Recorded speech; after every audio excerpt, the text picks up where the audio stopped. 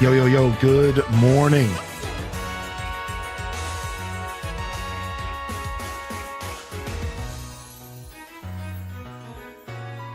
Yo, yo, yo, yo.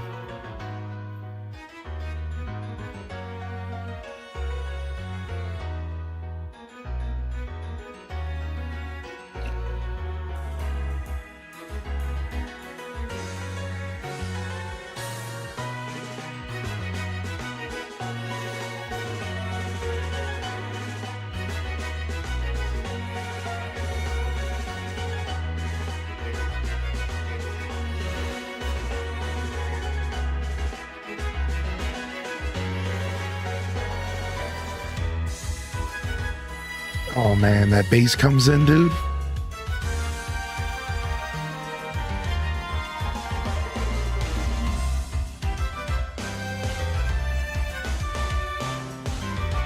This is the new Gen 1 theme. In my heart, this Gen 1 music walked so Arceus music could run.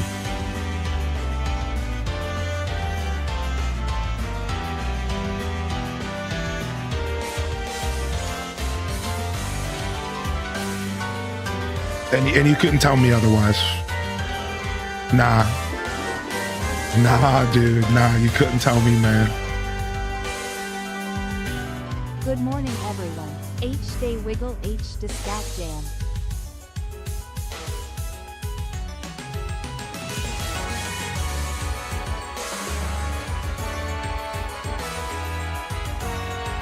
Oh, dude. Best music in the franchise. Don't even try to change my mind. It's unchangeable because facts are facts.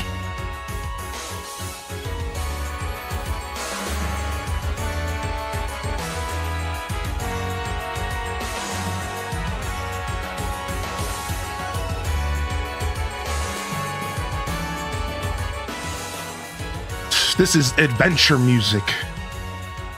This is what stood Arceus apart from every Pokemon I played for 10 years. This is epic.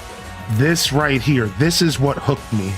Sitting in my room after streaming Arceus for 10 hours, and I would turn off the stream and I would turn Arceus back on. It would never even turn off.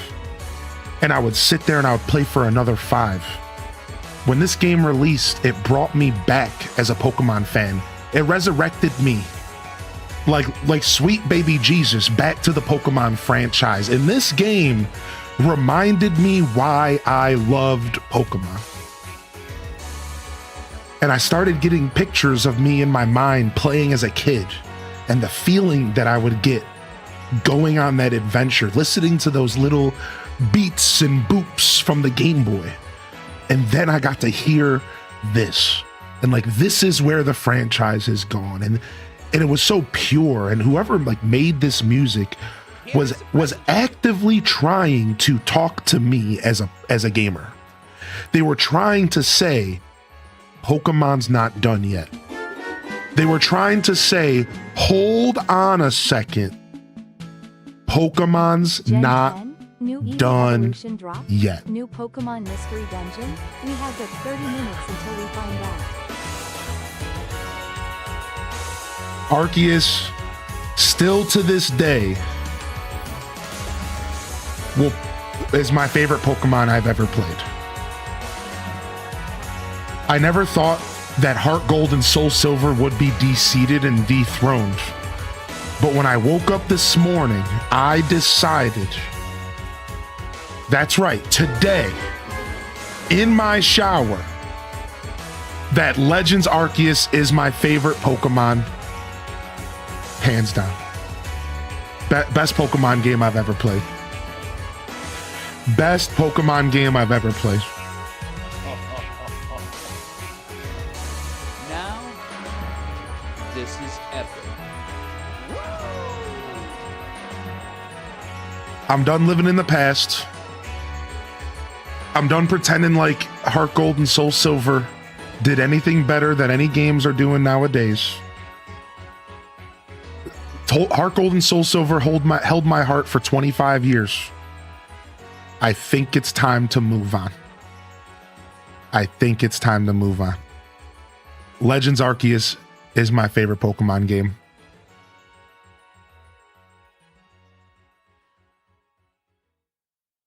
For sure. Welcome to the show, everyone. Happy Pokemon Day.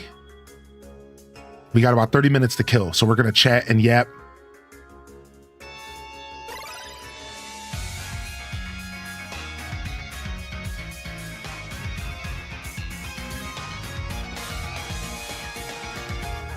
What's up, Angela?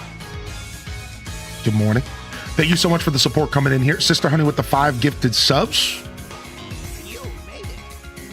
Legless, thank you for the 26-month prime. Thank you, Leafeon, with the 46. You really think an evolution? Sure. We don't have a flying Good Eevee. morning, Pokemon Pals. With what we think the name of Gen 10's gonna be, we don't have a flying Eevee. So like that would make sense. I still would prefer a Dragon Eevee though. Yo, Gilwen, thank you for the gifted sub. Thank you, Spicy Sinbun, for the 5 gifted subs. Can we get a round of love in the chat? Can we get some love in the chat, dude? Good morning, everyone. Can we get some claps in the chat? We got some energy in here for all of this wonderful support. Holy frick. I might have been doing the hottest Pokemon stream intro that's ever been done on Twitch, but that doesn't mean that y'all can't get hype when we get some support. I was just doing the hottest intro to a Pokemon day ever on Twitch. Don't mind me over here. We can still get love in the chat. Thank you, Pixie Skies, for the 5. Oh, well, that was yesterday, but thank you. Thank you, Saltiest Wife, for the 4-month resub. Thank you, Spicy Sinbun, for the 5-pack as well. Good morning, y'all. Good morning, Malachi. Malachi says on YouTube, Arceus has got to be the best original entry in Pokemon in the last decade. Bingo. Bingo. You know, I think if I truly did sit down and say, you know, a tier list of what are the best Pokemon games ever made, I don't think Arceus is going to topple the greats. I never said that. I just said for myself. I think Arceus, I'm going to allow Arceus to be my favorite Pokemon game. I'm going to let it beat Heart Gold, Soul Silver, because I'm in a new wave in my life and I'm not going to just be stuck in the past. I'm willing to acknowledge when something is great from the past, but also to move on and choose something else as my new favorite. I've realized that favorites don't have to be locked in for the rest of life, the same way that my VIP badges didn't need to be locked in forever. You know, and I realized that over my times, I'm like, I don't have to just lock into my favorite just because I chose it when I was a kid. Like, no, that's not how life works. I'm choosing new favorites. How about that? I'm going to choose a new favorite. I'm just going to try something else as my favorite because I think that's cool. I think that's rad. And I did the same thing with Zelda too. You know, I chose that Tears of the Kingdom was my new favorite game, my new favorite Zelda. And I can still look back and respect how great the original games are. And I would never put Arceus above Heart Gold, Soul Silver in a tier list. But I'm going to choose a new favorite, you know? Now, this is epic. Yo, thank you, Sammy Dot, for the 5 gifted subs. Cozy for 3. What a random amount. Why 3? I'm not questioning you. I don't know if I have an alert for 3. Thank you, UMT, for the gifted, and thank you, Nerve, for the gifted as well. Thank you, Lucinda, for the 100 biddies. Thank you, Fuzzy Dimples, for the 18-month primer. Thank you again, Sister Honey, for the 5-pack, you legend, dude. Appreciate y'all. Appreciate y'all. Welcome to the show, man. Good to see y'all. Happy Pokemon Day. Nah, no bingo today. I thought we did. I was gonna make one for 3. I have one staged. I haven't done alert work in a little while, but I had one staged. What's up, Lovely? Thank you for the 5-pack as well, Lovely. This chat's popping off in the morning, dude. Thank you so much, y'all. I guess we're still celebrating our 6-year partner anniversary, huh? We're hyped for Pokemon, dude. We got Wait, there's drops? Wait, what? There's fire red, leaf green drops. I was just in this category for funsies. Wait, I was just in this category because I think I'm playing after the presentation. I'm gonna go look it up right now. Let's see what they're doing. You know, oh wow, they have drops in the trading card game. They have drops in Scarlet and Violet. Is it a badge? It's a badge. It's a Pikachu badge. Oh, it's a 30th Pikachu badge. They have it in Pokemon Unite. They have it in TCG Pocket, I think. They have it in Pokemon Go. They have it in Legends Arceus. It's all the same. Oh, it's all the same. So no matter where you are today, you're offering the drops. Now that was clever. Now what a smart idea. No matter what Pokemon category you're in, it's all the same badge. So they're just saying, here, no matter what you're doing today, it's all the same badge. So you could just be there and be here and be excited. Like, that's cool. It's not exclusive to one or the other. It's just, here's a cool badge. Let me turn down our jams. I know, I'm sorry. I know the music was loud. I'm sorry. That's Legends Arceus music is very dynamic. It goes up and down. It's all over the place. So. Cool. Yeah, you can get yourself a little Pikachu badge. Oh, there it is. Cozy's got it. Pikachu 30. Instead of his cheeks being red, it's a 3 and an O, but you can't really tell on Twitch. But yo, thank you, Calico. I saw your picture you shared in the Discord. You were reminiscing on Stardew Valley, the concert. Yeah, it was one of my favorite moments of the year as well last year. If you ever get that framed, let me know. I think I want to do the same. Thank you, Fuzzy Dimples, for the gifted. So wait, what do you have to do to get the badge? I didn't look that up. I'm sorry. What do you guys just hit the gift a sub to get it? Sub or gift. So probably no primes. Okay. Yeah, tier 1 or gift, no primes. Yeah. Thank you, Fuzzy Dimples. Thank you, Ash. Thank you, Sweet Nonsense and T-Guard for 13. Thank you, Calico, for the gifted, and Anonymous Gifter for the gifted. Thank you, Armazale, for 100 biddies, and Dual Master D for the gifted as well, as Lovely H for the 5-pack. Sammy Dot, thank you for the 5 as well, and Llama Mama and Crystal Alpaca. Holy frick. Thanks, Twitch. Good morning, I guess. Did y'all watch the concert in the live chat last night? Did y'all watch the live concert in Soho? You know, I randomly woke up because I was really hot and I caught the very end of it, and I got to say happy 10 years to Concerned Ape in the live chat. Concerned Ape was in the live chat for the live concert, and I woke up right at the end of it, and I got to say goodnight to him. I was like, hey dude, thank you for 10 years. I don't think he saw it because there were so many people, but I caught like the very tail end of it. Also, M Online, to answer your question, we shared our thoughts about Clint and Sandy, and we thought Clint was trolly and perfect, and we thought Sandy was expected. A lot of people expected Clint. I know, like Silverblink, our moderator, did, but I only expected Clint as a troll, but I wasn't sure if he was going to give the people what they wanted, which was the wizard, or if he was going to kind of troll the people a little bit. So I think he did the right thing. He went down the middle. Sandy was what the people wanted, I feel. And I feel like Clint was the troll. So yeah, the video should still be up. It's under Fan Gamers YouTube. Go look up Fan Gamers YouTube. You'll find the concert. Thank you, Ham Labs, for the 2 gifted subs. Thank you, Sam Squatch, for the gifted sub. Thank you, Chell Dog, for the gifted as well. To Ruby and M Online and Big Fuzz and Brielle Basor and Armazale with the 5-pack, and Angela is an angel with the gifted, and Floral with the 6 months. That's a gift of me in a loincloth, and Pine Crossing with the gifted, and Starbrows with the gifted. What is happening?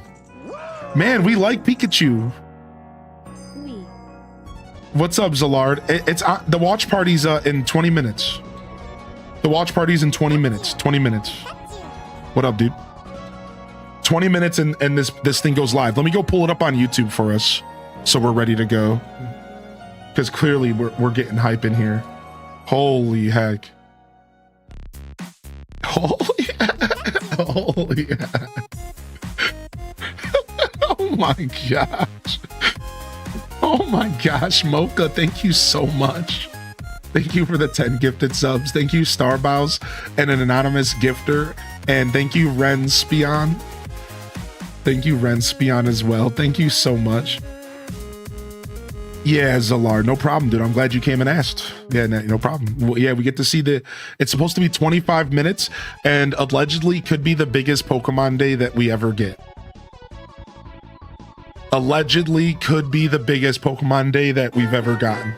That's a lot. A lot of people feel very confident that this is going to be a spicy meatball. I think that's copium. I think you're probably right. But I think it's going to be fun. You know, no matter what, I think it's going to be exciting. That intro did it. Thank you, Sister Honey. You know, I kind of scripted that intro a little bit. By scripted, I mean thought extra hard about it before I went live. But I knew what I was going to say, and I had something in my heart that I needed to drop about my feelings towards Pokemon and Arceus and the music and just what it does to me as a Pokemon fan. And I meant everything I said, man. It really did bring me back. It reminded me why I'm a Pokemon fan. It reminded me why I love these franchise. And I was a lost fan. Before Arceus, I was lost. The gift sub they got from Anonymous. Yeah, I think that means Fire Red and Leaf Green comes out in 20 minutes. I think so, yes. We don't actually know. They said it comes out today, but it's not out yet. I tried playing it. I just tried playing it on my Switch. It's not out yet. So I think what's going to happen is they're going to activate it as soon as the Pokemon Presents is done. Yeah, I think what's happening is they're going to activate it as soon as the Presents is done. I did play Scarlet and Violet. Yeah, we played all of it. We did the DLC and everything. We did a good amount of Scarlet and Violet on the channel. I would say the only thing I didn't do that I wanted to do in Scarlet and Violet was more shiny hunting. But we did competitive. We did some shiny hunting. Like, we did everything. We really did do the whole experience. Again, I could have shiny hunted more. I kind of got bored of it. You know, I've never really been a big shiny hunter, so I do get bored fast. What's up, Little Lion? What up, Little Lion? Good morning, Beth Chu. Thank you for the gifted sub, that baby, the Pokemon fan. Good morning, Pokemon fan. Thank you, Sub Etheric, for the 16. Thank you, It's Taco, for continuing that gifted sub and helping me keep my 70-30 split with Twitch. Thank you, Tina Bina. And thank you, Rachie, for the 5 gifted as well. Thank you, Tina. Good morning.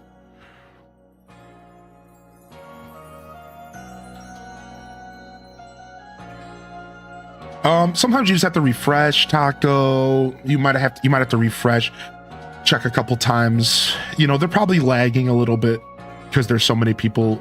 So, you know, it takes a second, but it should show up. I never got to play the remakes. I'm excited. Played every other one though. Oh, really? Nice. It'll be your first time playing Fire Red Leaf Green, dude. You're in for a treat, man. Thanks, Link. You're the hero of Hyrule. This is like the classic Pokemon. Like Fire Red Leaf Green is like epic. Like, these are classic games. These games are really well done. Finally, peace returns to Hyrule. They have a demo for ZA now? Oh, wow. Thank you, Ash. Finally, peace returns to Hyrule. Yo's in the chat. 36 months. Thank you. Good to see you, Ash Bash. I can't focus on my job. I'm too excited. Aw. What up, Top Cat, dude? Good to see you, Chell Dog. Hope you're doing well, Top Cat, man. It's always good to see you rolling into the stream, bud. Thanks for sticking with us all these years. Take a gifted sub on the house, man. I haven't played Fire Red Leaf Green in 15 years, man. The more time has gone by, the more excited I am to play these games. The more time it goes by, I really am like getting stoked. I think it's gonna be fun to poke around Leaf Green. What up, Cero Nacho? Thank you, Blue Wave, for the 5 gifted subs. Thank you so much. What up, Blue Wave? Oh my gosh, this might be the biggest hype train we've had of the year and of a long time. Thank you, everybody. Holy heck. Why must work meetings be at 9 a.m.? Yo, give me your boss's phone number. I'll handle it. Now, Listen, This is If you ever schedule another meeting at 9 a.m. ever again, I swear to you better so help me. You better change that meeting right now. Oh, Irish, I'm not sure how like a recurring month is going to work with that. That's a really good question. Recurring months are a little bit different for sure. It might work if you have your resub notification, but yeah, that's a really good question. And tell him to cancel my meeting too. I did see that Resident Evil Requiem was doing pretty well. I did see that, yeah. I expected that game to do really well, and I expect it to continue doing well. Didn't it release on the Switch? Switch 2? Yo, thank you, Koala, for the 2 months. Thank you, Anonymous, for the gifted again. Thank you, Anon. Happy Time Zone and Thank you, Pokemon Tara, for the Legends biddies. business. Thank you, Miss Beans Gaming. Can you call my boss and tell him to cancel my meeting too? I got your back. Send me his phone number. Cero Nacho. Thank you, Bird, with the 5-pack. Blue Wave with the 5-pack as well. Thank you, man. Yeah, Switch 2 stuff. Switch 2 stuff is coming out. Nice. Or it did. It came out today. That's so cool. It's so cool that the Switch 2 just got a brand new AAA, like, next generation release. That's why we paid for our Switch 2. That's why we bought our Switch 2. Now, I'm not a Resident Evil fan, but like that's why. Like that's the whole reason why most of us wanted a Switch 2 is because we want to be able to choose to buy a new game that comes out. You know what I mean? And I know like we've been getting inundated with a lot of old games, but I think over this generation we're going to start to be, you know, pleased with getting some releases right on day one. Like that's pretty cool, man. It is pretty hype in here this morning. Good morning, Pog. Can you call the teacher I'm subbing for and tell her to go back to class? You better get out of that bed. I don't care how sick you are. You better. All right, we better get the Pokemon stuff on the screen. A little 3-inch Mew. A little 3-inch Mew desk buddy. Here, let's jump over. Happy Time Zone and happy Pokemon Day, everyone. H-Day Hype 3, H-Day Hype 3. And let's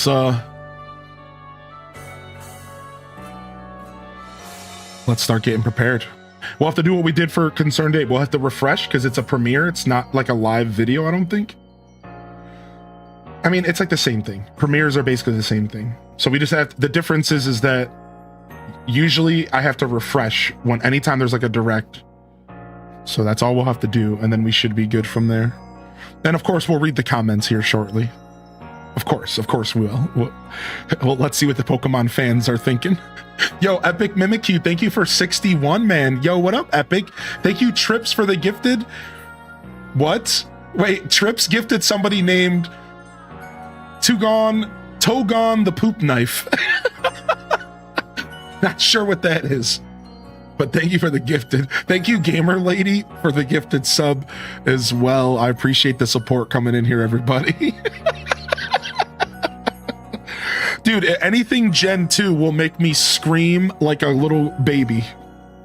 Anything Gen 2 will make me scream like an actual child. I'm right there with you. I'm not sure what to expect today, but I think it's going to be fun no matter what. Here is a present for you. All right, let's rip a pack. Let's rip a pack. New pack's out. It's green screening.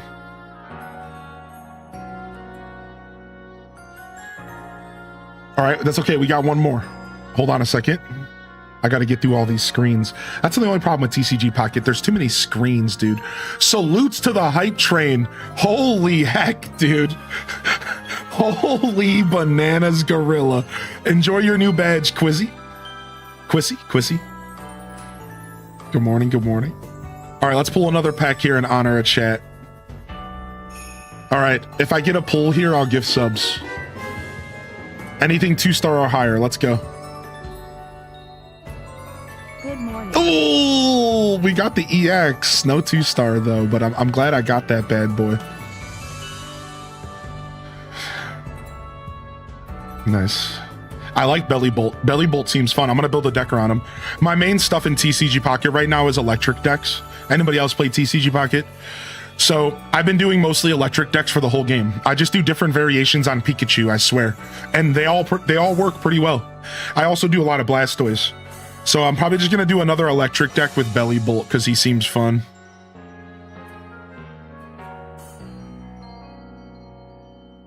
TCG Pocket. So it's like a miniature version of the card game for Pokemon. It's free to play with like a ton of microtransactions, but it's pretty playable as just like a collector's app, free to play. So if you don't really get into the battling competitively, you'll never have to open your wallet unless you just really like collecting cards, you know? So it's actually like not too bad of a game, I feel. And I've been playing it since release, so I have fun with it. At least you aren't running meta. I never run meta unless it fits my what I want to do. Yeah. Yo, good morning, Euphoria. How you been, buddy? Yo, what's up, Contemplate? Yo, thank you so much, everyone, for the love in the chat. Can we get a round of clappas out there for not just clappas for the hype, but clappas for all of you. You're clapping for yourself. Just claps around, not just for the support, just for you in general. Thanks for being here. Thanks for getting energy in the chat. I really appreciate that. I know I try not to ask too much of all of you. And I think at one point, I used to make a point not to ask stuff of my community. It was a conscious decision. I used to say to myself, I would watch streamers that would be like, hey, can we get some of this in the chat? Or can we get this? And I used to say to myself, I don't really want to ask this of my community. I would rather just let people do whatever they want to do. And over these years, I'm starting to become a more fleshed out creator, if you will, even though let's not use fleshed out to describe humans, weird. And I learned that it's nice to try to help lead the ship and to call out for some energy and to call out for a little bit of support for the supporters and to ask, hey, can we welcome the community in here? And y'all have received it so well. And y'all have not made me feel bad or weird for asking. And I just want to say thanks for that, because I actually had to step out of my comfort zone to do that. I really did. I know that's a little weird, but for me, that was me stepping out of my comfort zone. And it's worked out and it's been working well. And I hope I do a good job, and I hope I never, ever make you feel like you're expected to do anything here. And that's the point that I'm trying to make with too many words. You're never expected to do anything here. But anything you can throw in the chat, any extra, that's cool, man. Thank you. Thank you for those that do jump in the chat, But please don't put those expectations on you. That's not what this is about.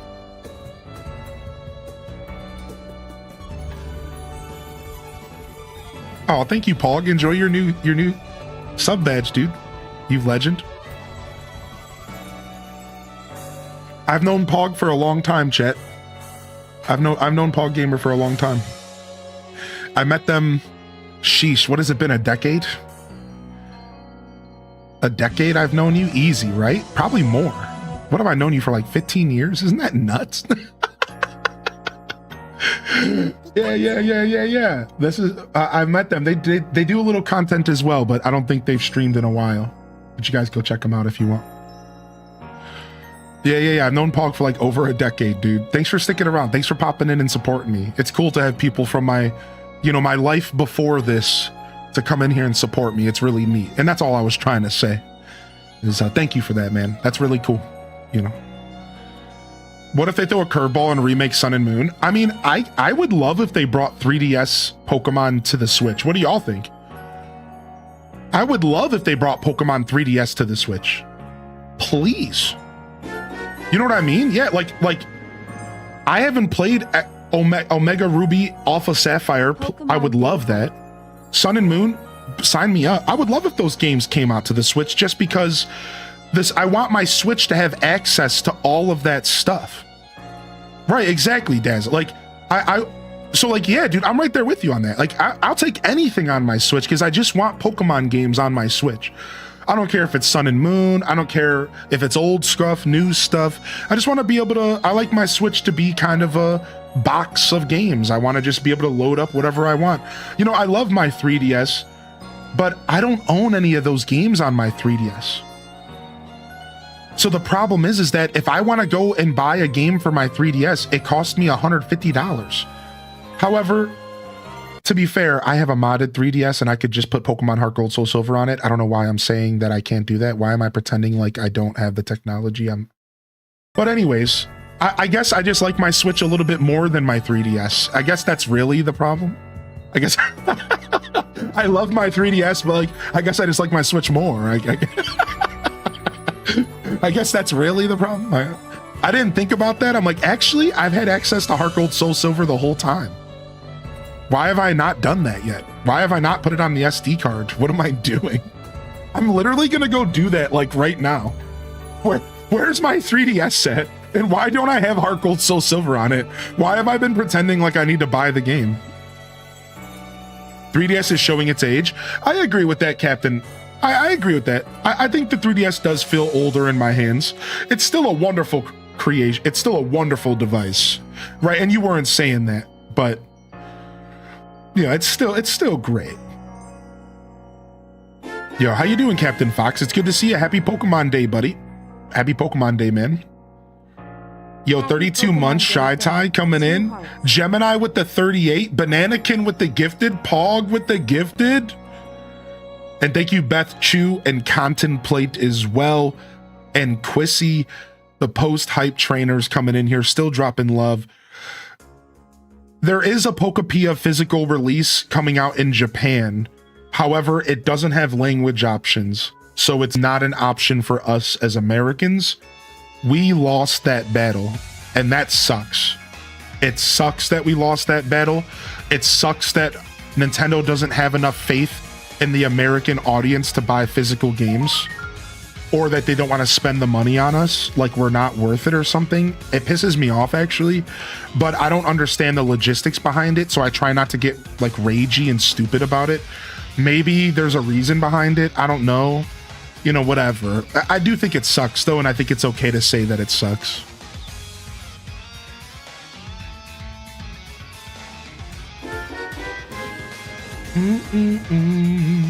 Bam, bam, bam. Thank you, DM. Happy Pokemon Day, fam. H-Day cheers. I'm going to get back to Twitch slowly. Of course, I'll always be here. I've really enjoyed watching you grow this beautiful community. Aw, thanks, Pog. That was very kind of you to say, dude. Thank you, Flo Dunny, for 42. Gaming with Ash, thank you for 5 months. Wait, are we 3 minutes out? We're 3 minutes out. We got to read the comments. Okay, let's go. Let's go to comments real quick. How do I pull up the chat again? Let me just refresh. Thank you, Flo Dunn, for 42. We are going to pause the alerts for the event. All right, you guys ready? Let's go. Let's see what the chat's saying. Let's wait for the chat to actually go here. It's lagging. It's still loading. You know it's still loading because the chat's not moving. Okay, now it's going. Now it's going. Here we go. What up, Cooper? All right. Let's see what the Pokemon fans think.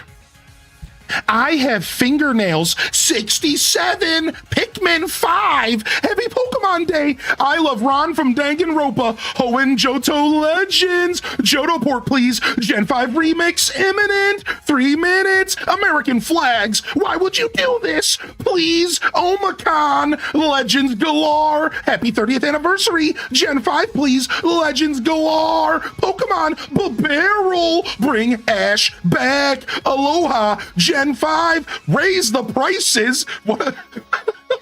I hope his username was Cucklord. Bidoof, New Pokken, Mega Flygon, lower the price. Happy Pokemon Day. This could have been an email. Charmander. Yes, it's almost here. Bug starters. Keep spamming 07 676767. Real Acanth. Ash better come back. Bro, 2 minutes. Legend ZA Megas get abilities and champions. I'm here for GTA 6. Golden Sun 4. Corny comments. No. Yeah. What have you done? Typhlosion, Pokemon Day.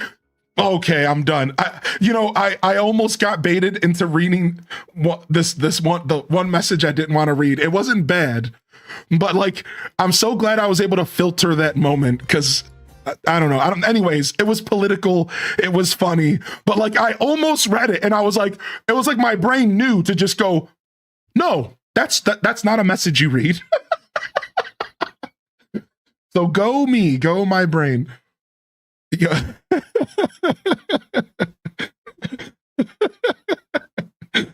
All right, nice. There you guys go.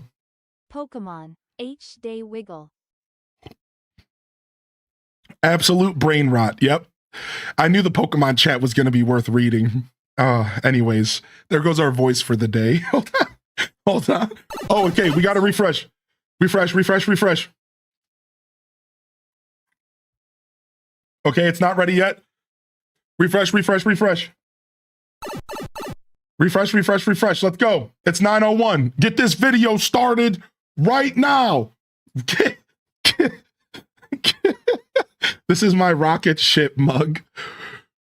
A lot of people comment that it's like Olimar's. It's like Olimar. Late. Yeah, it's either because there's so many people waiting or it just takes a second. Look at the silence is deafening. Can we get this video? What is happening? 9:01. Let's go. What's happening?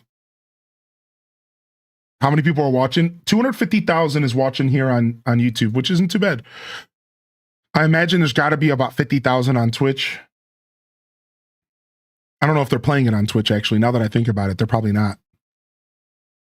Intern forgot to press play. I think these premieres auto start. I thought they auto started. YouTube can't handle it. Oh, here we go. We're in. All right, we're in. Auto play video. Okay, everyone, we got a minute. We're in. We're locked in. We're in. All right, we're in. Everyone take it. Breathe. Everyone breathe. Breathe. It's okay. We have 30 seconds. Also, this is going to mute my VOD, so let's not listen to that. That's happened to me before. The stupid countdown time music mutes my VOD. I hate it. Oh, wait, I don't want this chat up. Get this out of here.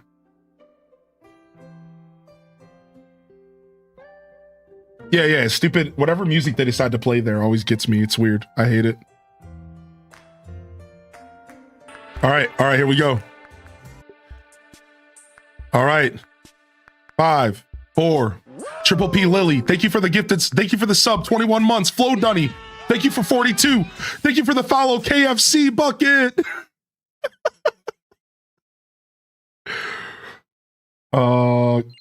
Ooh, Game Boy. Ooh, the classic stuff. Oh, I like this. Yeah, they're doing the like evolution of Pokemon. Yeah. To be fair, I do like seeing this kind of stuff. I'm gonna turn it up.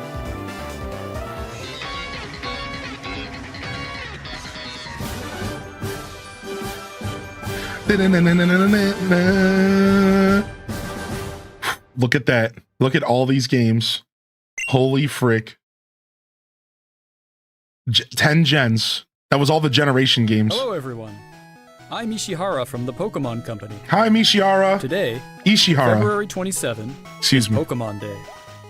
This is the date the Pokemon Red and Pokemon Green games were first released in Japan, Crazy. marking the beginning of the Pokemon series. Crazy.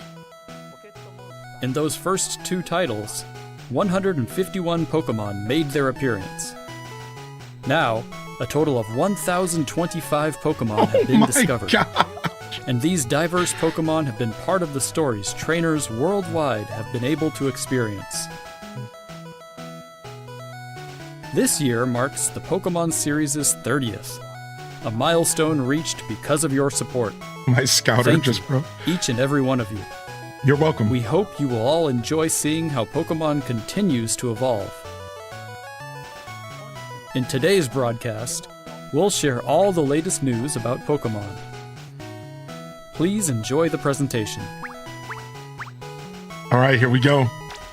Pikachu, deliver us. Send us, Pika. What's first, mobile games, or are they going to start hype?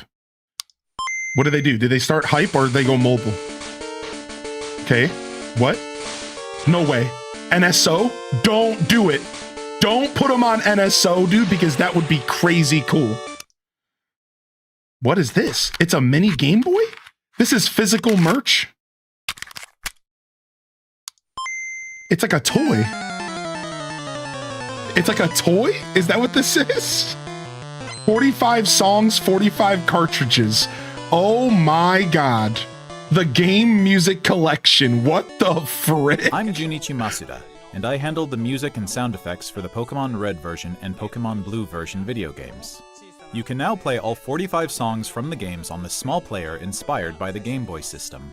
We took particular care to make the audio sound just like Game Boy. Oh, I like that. So I hope you enjoy listening. I do also like the sounds of Game Boy. I'm not gonna lie. Like, that almost sold me right there. Because I love the original sounds of Game Boy. That like almost sold me Pokemon there. Trainers, and happy Pokemon Day. I'm Chris Brown from the Pokemon Company International. Ooh, unfortunate and I'm name, thrilled buddy. To share news about the 2026 Fortunate. Pokemon World Championships, which will be taking place alongside our new fan experience, Pokemon XP in San Francisco. The 2026 Pokemon World Championships will once again welcome nearly 3,000 competitors from all over the world. Competitors in the video game championships will battle for the first time in Pokemon Champions. Yes. While their Champions. fellow competitors will battle in the Pokemon trading card game, Pokemon Go, and Pokemon Unite. Okay. Each of the final matches of these games will be held at the Chase Center, an arena that's 3 times the size as last year's finals. Ooh, okay. Years ago, we started on a mission to create the most exciting Pokemon event for our competitors and their families. As the World Championships evolved, we saw an opportunity to expand even further and deliver a one-of-a-kind experience where trainers around the world can come together in celebrating their fandom. As we celebrate 30 years of Pokemon, we invite all of you to the inaugural Pokemon XP event. I bet you Fans this of guy's all favorite ages Pokemon is expect fun Dunsparce. activities, including interactive exhibits, pin trading, cosplay showcases, unique panels, hands-on workshops, exciting partner collaborations, and of course, visiting the Pokemon Center pop-up store. To celebrate this new experience, today we're giving you a first look at a truly special piece of art illustrating Pokemon XP alongside the highly anticipated World Championships. Cute. I thought I'd let him do his Joining thing. us in person I don't want want to interrupt him too much. Or from home on our live stream. We can't wait to see you this August. I think we get a champions drop Thank you, today. Pokemon trainers. I think we get a champions drop today. I'm predicting. Let's see. It's already been a while. It's a 25-minute thing. We got about 20 minutes left. I'll be honest. I'm actually least excited about TCG stuff. I like TCG Pocket. I will be honest. TCG stuff is a snooze fest for me. Of course, I'm not going to yuck anybody's yums, but I will be like trading card stuff is kind of a snooze fest for me. I'm not going to lie. Because I just don't collect the cards and I don't play the games, you know. But I do like TCG Pocket, like that's fun.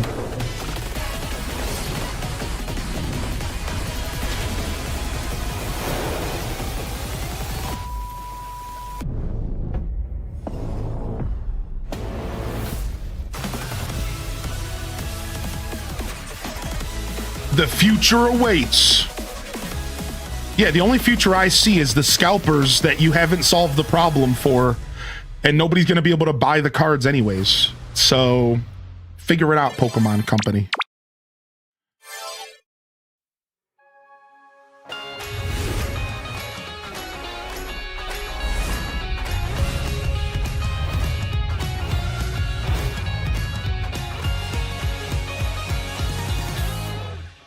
A huge range of Pokemon. Yeah, that have Pokemon appeared Go's in 10 years Pokemon old. Go so far Isn't that will insane? return. Isn't that And there's insane? a 2-day Pokemon Go tour event starting tomorrow. We also have a promo code to share. Ooh, promo code Go Tour something. Frick, I missed it. We'll go back. All right. Pokemon Go mentioned it was really short. Okay, what is this? What is this? What is happening? Is this another mobile game? Is this Masters? This is Pokemon EX. Yeah, this looks like Master stuff. Yeah, EX Master. I'm a twinkling star! Stop screaming in my ears and move on from the mobile trash.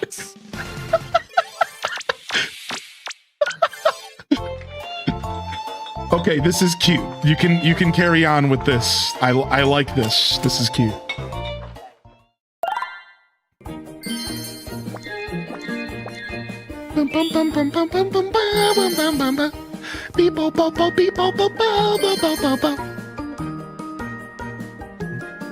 See, they kept Blastoise naked, so they have a pass from me. As soon as you start putting clothes on Blastoise, I have a problem. But keep them naked and free like Tommy Pickles. And we're good. Pokemon Sleep. Still the goofiest concept for a game ever made. You want to play games while you're sleeping? People like Pokemon Sleep though, man. It's such an insane concept. Like, only Pokemon Company could have ever pulled off the game that you play while you're sleeping. You know what I mean? Like, that's a Pokemon exclusive thing. No company's ever gonna do that again. Like that's insane to me. Like, okay, what's next? Okay, Pokemon Unite. Pokemon Day, Zapdos, Moltres, and Articuno yeah, Mew will and be Sleep. joining the fray. Ooh, the three legendary magnificent birds. power of the three legendary bird That's kind of Pokemon cool. comes together. That's cool. Like, I don't play Unite, but this is cool. Battle. You can participate in the event to unlock their Unite licenses. And even more Pokemon are scheduled to be added. Oh wow, my boy for Don't Alligator. miss what's coming. Nice. I played Unite for like an hour or two. It was fun. I never got into it. Yeah, they call them licenses in that game.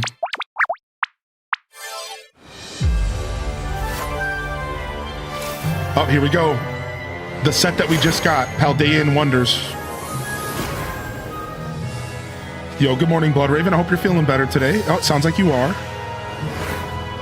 I don't mind this set so far. The competitive battlers aren't liking it, but the collectors are.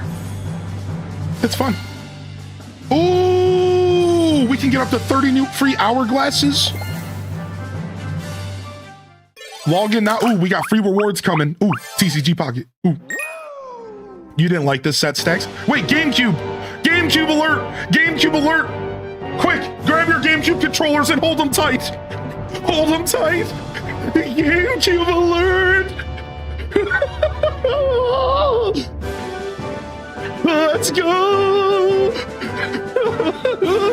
Let's go! I'm fist pumping! I'm fist pumping! Yes! Yes!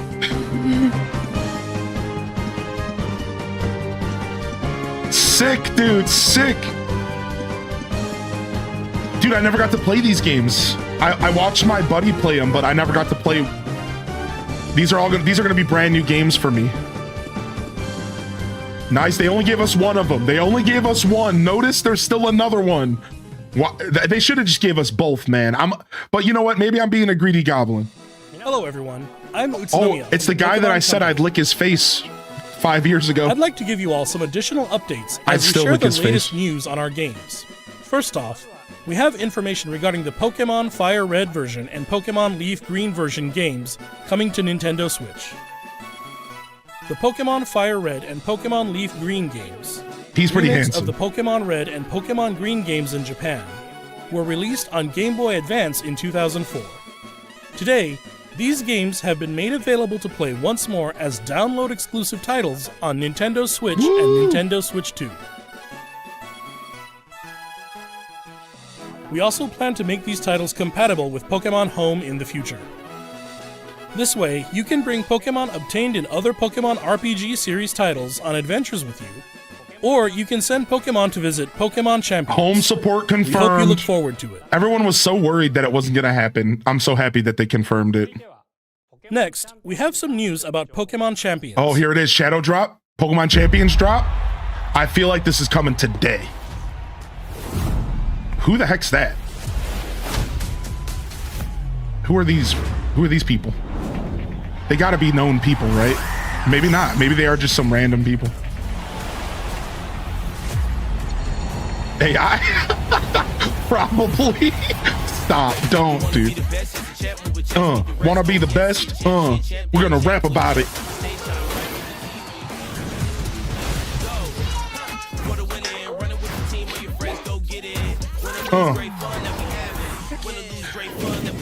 Yeah, we're gonna have great fun, and we're gonna rap about it. Yeah.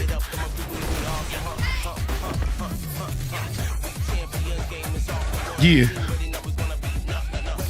Wait, companies still do raps for commercials? You gotta remember that Pokemon and Nintendo are like 10 years behind in marketing. They don't know what's happening. Oh, they're showing Legend ZA Pokemon in there. Ooh. They're showing Legend ZA Pokemon in there. Ooh. You think we need more of this? I'll give you that. I think it's fun. April 2026. April 2026. Is that what they said? Is that what I just read? Not a shadow drop, but we did get a soon release date. Oh, it was her parents. Her parents were playing. Next up is news about the Mega Dimension Time to go DLC down, little for the rag. Pokemon Legends ZA game. That's The newest real title life. in the Pokemon series. That's Please take a real. look at this video. You come home, the parents are like, time to go down. All right, I missed what this is, but it's ZA. Is it another DLC? How can they sell us another DLC? This game, I love this game, but what else could you do? What else could you do? I feel like they've tapped the world. You gotta add another area, right?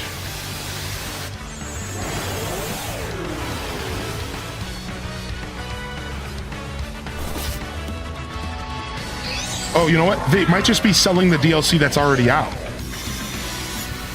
This just looks like the same DLC, right? None of this is new yet.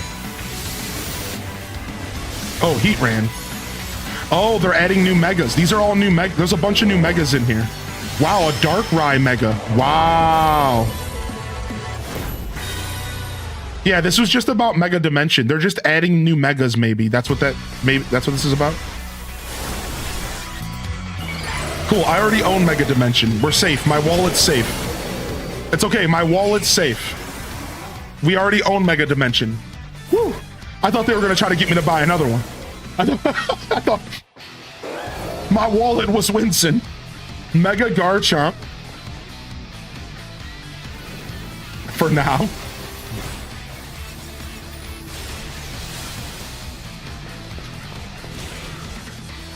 I mean, Mega Garchomp does look good in this game. It's a lard. I'll be honest, like, he does look good. That's cool. People love Mega Garchomp. All right, they had to do an ad for ZA, I guess. Like, that makes sense. It is a new Pokemon game. A little weird. I was expecting new stuff. Mega evolution of Garchomp, Mega Garchomp Z, has been discovered. Ah, it's because it's a brand new Mega. This I didn't mystery realize gift that. will become available for the Pokemon Legends ZA Mega Dimension DLC after this presentation concludes. Yeah, this is After just claiming this about a gift, new Mega. You'll be able to detect a special hyperspace Yeah, distortion this makes sense. where you can encounter Mega Garchomp Z. You can obtain a Garchompite Z stone by winning a battle against Mega Garchomp Z in the special pocket of hyperspace. Cool. Next up, we have some news about Pokemon Pokopia. Pokopia. So it's not Pokopia. It's like Pokopia. I don't know, man. They keep changing up the wording on me. All right, let's go. What is this? Are we going to see Ghost Pikachu? Shh, chat. Shh, shh, shh. Chat. Quiet. Everyone, shh. I'm trying to pay attention. Wait, why are they playing Daft Punk? Wait.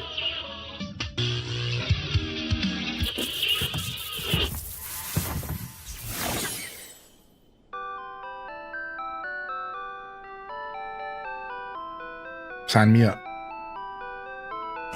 Rotom Stereo. Wait, Is so that curious-looking stereo? No, a wait, this is Rotom? sick. I know what this Did it is. get enticed by the music and hop inside? Wait a second. It's really energetic and seems to go by DJ Rotom. What happens if you give it a CD in the game? Yes. We're gonna, yes. Yes. Yes. We're gonna be able to listen to the old school music in With a Pokopia. variety of music. Yes. Ditto and the others are grooving to the beat too. Let's This is listen sick. to DJ Rotom's Animal specially Crossing, selected tracks take while I notes. introduce you to the world of Pokemon Pokopia. Animal Crossing, take notes. Ditto first encounters Professor Tangrowth in a wasteland that was once a town. It seems like Ditto is working alongside other Pokemon to develop the town. Wow, they're sure fired up. They're just gonna show us the beginning of the game again. Oh, we haven't seen Of wheat course, yet. you can't give your all on an empty We haven't seen stomach. carrots yet. Oh, red bushes. Oh, new It looks stuff. like Riolu wants something to eat too. Oh, Riolu revealed. We haven't seen How him do you yet. cook? Oh, they're showing cooking off. Oh, hello. Oh, hello. Oh, I'm pretty excited about this game, Zillard. A lot of us here are. This game's gonna be a blast. That's Silhouette. Oh no.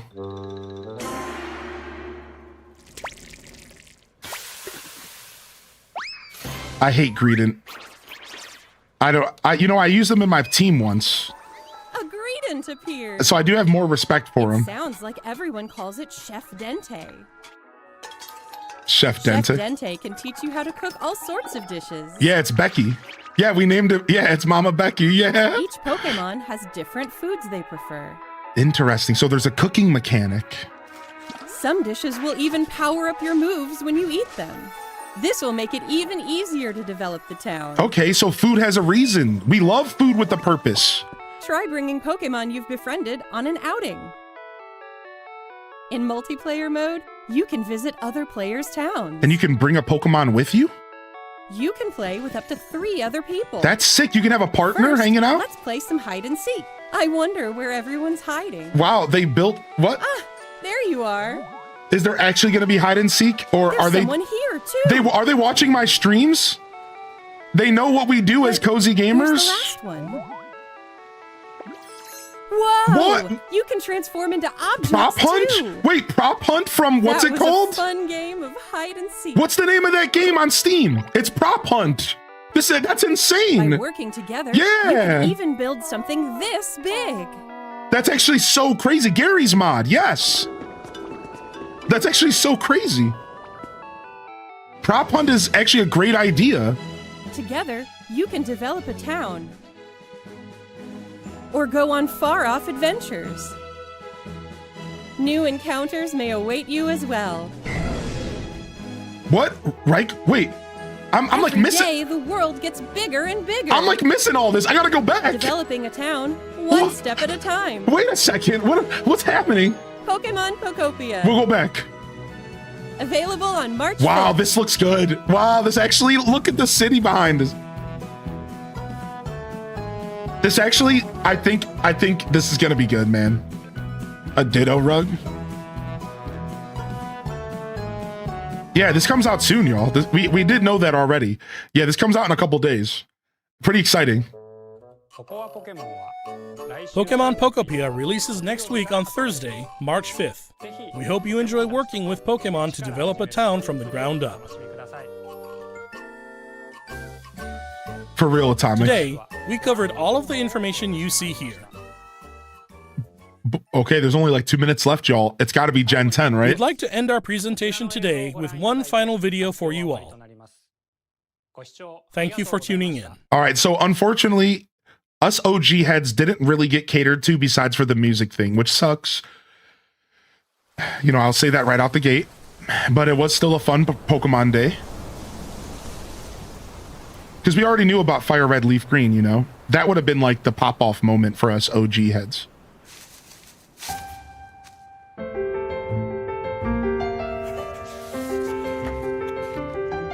This has got to be Gen 10, right?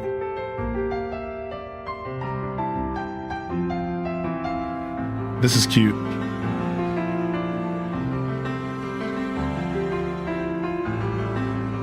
No way, are we going back to the Kalos region?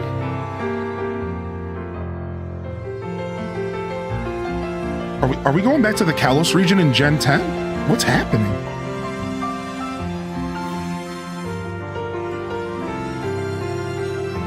Whoa, what a cute Pikachu.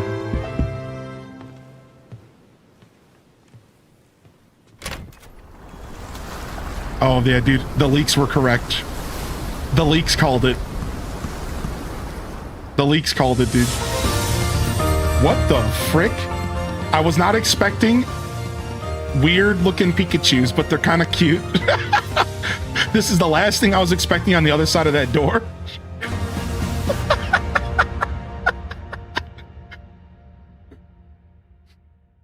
Swagachus.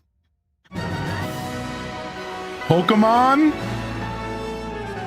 Wow. This doesn't look bad, chat. If this is gameplay footage, this doesn't look bad so far. Uh-oh. Are they cooking? Are they gonna cook? Are we gonna get... Dude, I am so worried that they're gonna take away some of the Scarlet and Violet features. I hope that this game builds on SV. Okay, they're already showing out, maybe out of context catching, out of battle catching. So, I mean, it seems like they're building on Scarlet and Violet. They're building on everything they've been learning with the legends. I feel good about this. The new starters. The new starters. Here they are, y'all. Which one are you gonna be? Oh my God! The bird. I think I want to be the bird. Bro, he's cute, dude. Oh, Pombon. Oh, he's a gecko. I like the gecko. I like the gecko.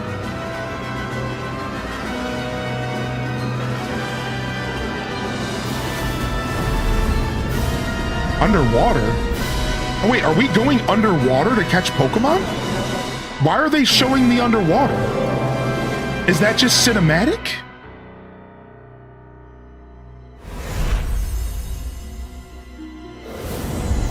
Pokemon Winds and Pokemon Waves. So allegedly, these are set in the Philippines, everybody. I know we waited to talk about that for a while, but allegedly, these are based off of the Philippine regions. That's right, the Philippine regions are getting represented in Pokemon, we're pretty sure. We're fairly certain that these are based off of the Filipino islands. And that's why, like, Midge in our chat, I saw him pop in. Yeah, we're pretty sure that we are getting Filipino representation in the game, and they're going to be doing it based off of that region, which is pretty cool. We'll have to see what they end up doing. But they usually do a really good job representing the locations properly, right? Like, they do a pretty good job. Like, I think so. So I think that feels pretty good. Switch exclusive. Yeah, Switch 2 exclusive. Y'all saw that? Y'all saw that? Switch 2. We kind of told y'all. Here's the thing, though. Did y'all notice something at the bottom of the screen? 2027. Even I expected this Christmas. We might not see this until Christmas 2027. We might not see this for another year and a half. I was expecting this year, dude. There's a chance we don't see this for a year and a half, because the reason I say that real quick is because most Pokemon releases are around Christmas. Is that fair, everybody? Most Pokemon releases are fall or Christmas. I don't think we've got a Pokemon release out of those months. That's why I'm saying there's a really good chance we don't see this until next year at the end of the year. I was not expecting this to take this long. This is a good thing, though.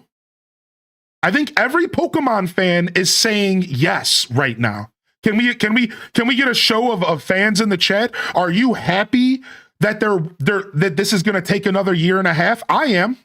I think all Pokemon fans are like, yes, good. Please cook on this game. So, like, this is really, really good news. I think obviously we're going to get something in between. I think so. I think we're going to get something before then. I think we're going to see Legends Galar or we're going to see like a Let's Go or something, or like, I think we're going to see something before this game comes out, in my opinion, because I don't see them ignoring Christmas this year. If you ask me personally, I don't think they ignore Christmas this year. So I think we see a port or a remake or something at the end of this year to hold us off, because Legends EA is already done. You know what I mean? Like, that game came out last year. People are already over it. So I think we see something else this year outside of Pokopia that comes out towards the end of the year. A spin-off, a mystery dungeon, a snap, you know, a remake, a port, something comes out at the end of this year. And then from there, we wait until Winds and Waves. That's my prediction, because there's no way they skip out the rest of the year for Pokemon games. There's no way. All right, let's go back. I don't know if I want to go through the whole video again, detailed thing, but let's quickly go over some of the stuff that people missed. Does that sound good? So I'm going to just put some tunes quietly in the background in case we need them. Give me just a moment here. And let's just grab Pokemon and Chill really quick. Just in case we need them. We might not need them, but just in case. All right, and let's go ahead and just, for those that are just tuning in, the first announcement that you missed was this insane idea of giving us old school Pokemon music back again. All right, oh, you know what? I might have to go to the video real quick if the video is up on their YouTube. Sometimes it is, sometimes it isn't. You have to give it a second. Usually they don't let you watch these live videos like too much after the fact. You have to like find the presents. Here we go. Here it is. Here's the video. Got it. All right. So first off, they announced a new sound device that plays all the original Pokemon games. Real quick. I don't even know what a hit clip is, but the chat does. But this is cool. And I'll tell you the thing that sold me on this, even though I don't know if I'm going to buy it, because I don't really need more tchotchkes in my house. But they said that they did everything they could to match the original audio of the Game Boy. And for me, this is cool. So I like that. So sure, I don't know if I'm gonna buy it, but I do like that they put the effort there. I think that's neat. Next up, you know, homie Chris Brown came on stream and he talked about Worlds this year and how it's going to be in California or something, Anaheim. And it's going to involve Pokemon Legends, or sorry, Champions. Then they talked about Pokemon, let's see here. Pokemon TCG getting a new set that's going to bring back more Mew and more Mewtwo. So TCG heads, get out there ahead of those scalpers. Then they announced Pokemon Go having a 2-day Pokemon tour with a new code that you can get. It's called Go Tour Kalos. You can get it right now. Okay, this year is San Francisco. Thank you. So go ahead, Go Tour Kalos. Go get your Pokemon in Pokemon Go. Then they announced stuff for Pokemon EX if you're still playing Pokemon Champions, and I know some of you are. Then you have Pokemon Cafe getting some weird stuff. I'm sorry if I'm going through the mobile stuff fast, you know, whatever. You can just go check it out. I'm not sure what these games are even doing half the time. Then we have Pokemon Sleep getting some new a Mew. Mew is showing up in Pokemon Sleep. And then we're getting the 3 legendary birds in Unite, which is pretty hype. All right, so that's like pretty interesting. The birds are pretty epic, right? Then they talked about TCG Pocket getting a bunch of events. So you're going to be able to get 120 hourglasses over the next couple days, and which is pretty cool because I need it because I'm broken game and I need to pull some packs. So I'm locking in on TCG Pocket. Pretty happy about that. Then we had a big drop. I grabbed and held my GameCube controller like coddling it like a baby when they announced this.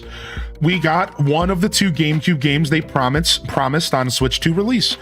Cool. I was honestly expecting both, but I guess they want to just continue trickle feeding us.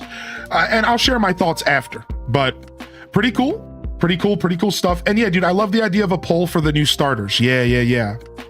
So then they officially announced Pokemon Fire Red and Leaf Green. And while I do think, again, I'll share my thoughts after, but I think that they shouldn't have announced this early. I think it was kind of silly.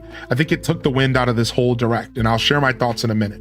However, the cool thing is that they confirmed that we're getting home support during this. which is super rad. So home support for Fire Red and Leaf Green makes it to where even if you don't really care for these older games, playing it is still worth it as a modern day Pokemon fan, because you can get access to Pokemon that are maybe not so easily accessible right now, or maybe you just want to go on an adventure with the Blastoise and then transfer them all the way up to champions, which is pretty epic, right? So you can go ahead and do that.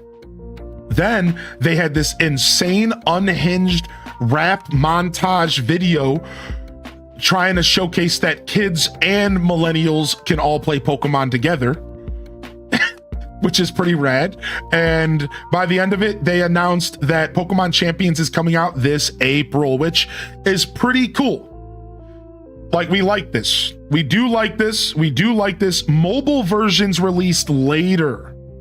So funny enough, the Switch edition comes out first, and I'm okay with that because I own a Switch. Hey, so mobile users will have to wait.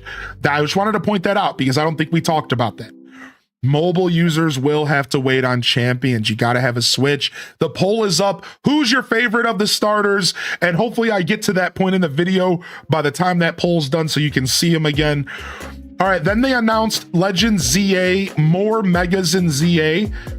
And that's cool, you know, whatever, for the DLC that's already out as well. And then this is really neat. I'm going to be watching the whole Pokopia session again. But they announced that you're going to be able to listen to old school music while playing Pokopia, which is amazing. And we'll come back to this. We'll come back to the Pokopia section in just a moment, but they showed off a little bit of Pokopia and it looks really good. We're going to come back to that. And then I just want to quickly show off this massive Ditto that people are building. Very Minecraft. I saw the chat commenting on that. Very Minecraft. I do agree with that statement. This is very Minecraft for sure. And I think we all understood that this was Pokemon's response to Minecraft, to Pal Worlds, right? I think we all understood that that's what this game was, right? It was Pokemon's response to Minecraft, Pokemon's response to Pal World, Pokemon's response to the cozy gaming market. So I don't think anybody should be surprised to see that this game is very Minecraft adjacent. Because, like, you have to realize Minecraft is still one of the biggest games in the world. Like, I think it is. I think Minecraft is probably still the biggest game in the world right now, like, and on planet Earth. I go look it up. It probably still is. So you have to realize, like, of course, they're going to eventually try to do the Minecraft thing. Yeah, it's 100% the most sold game of all time. That is a fact. I'm just not sure if it's still the most popular game, right? Maybe Fortnite's beating it or something. You know, I'm not sure. Yo, welcome in here, by the way, Rio Keen, Nembo Tavi, Lao Boys, again, Captain Fox and Saidi. All right, and then quickly, let's keep going real quick. And then they showed off the brand new Wind and Waves. I'm going to show the starters off so you guys can vote real quick. So we present to you all the starters so you can vote. We have Brout, the little bird, which kind of reminds me of the owl, right? But he looks way cuter, actually. Even though I love the owl from Sun and Moon. Am I thinking Sun and Moon or I'm thinking Sword and Shield? No. Sun and Moon, Rowlet. I'm thinking of Rowlet. So this looks cute. Kind of reminds me of Rowlet, but like its own vibe. Kind of cool. It's definitely an angry bird. Now this dog is really looking extra cute. You got to admit, this might be one of the cutest Pokemon they've ever made in existence. Look at this. This thing is overly cute. I wonder what it turns into. If it doesn't stay on all fours, people are going to be pissed. This is what I'm going to say right now. If he doesn't stay on all fours as he evolves, people are going to be pissed because he's so cute right now that if they go to a standing position, he's gonna blow. So hopefully they keep him as a quadruped. Was it a quadruped? All right, and then last but not least, if you want to get your vote-ins on the Gecko, here it is. Now, I'm torn personally between the Gecko and the bird.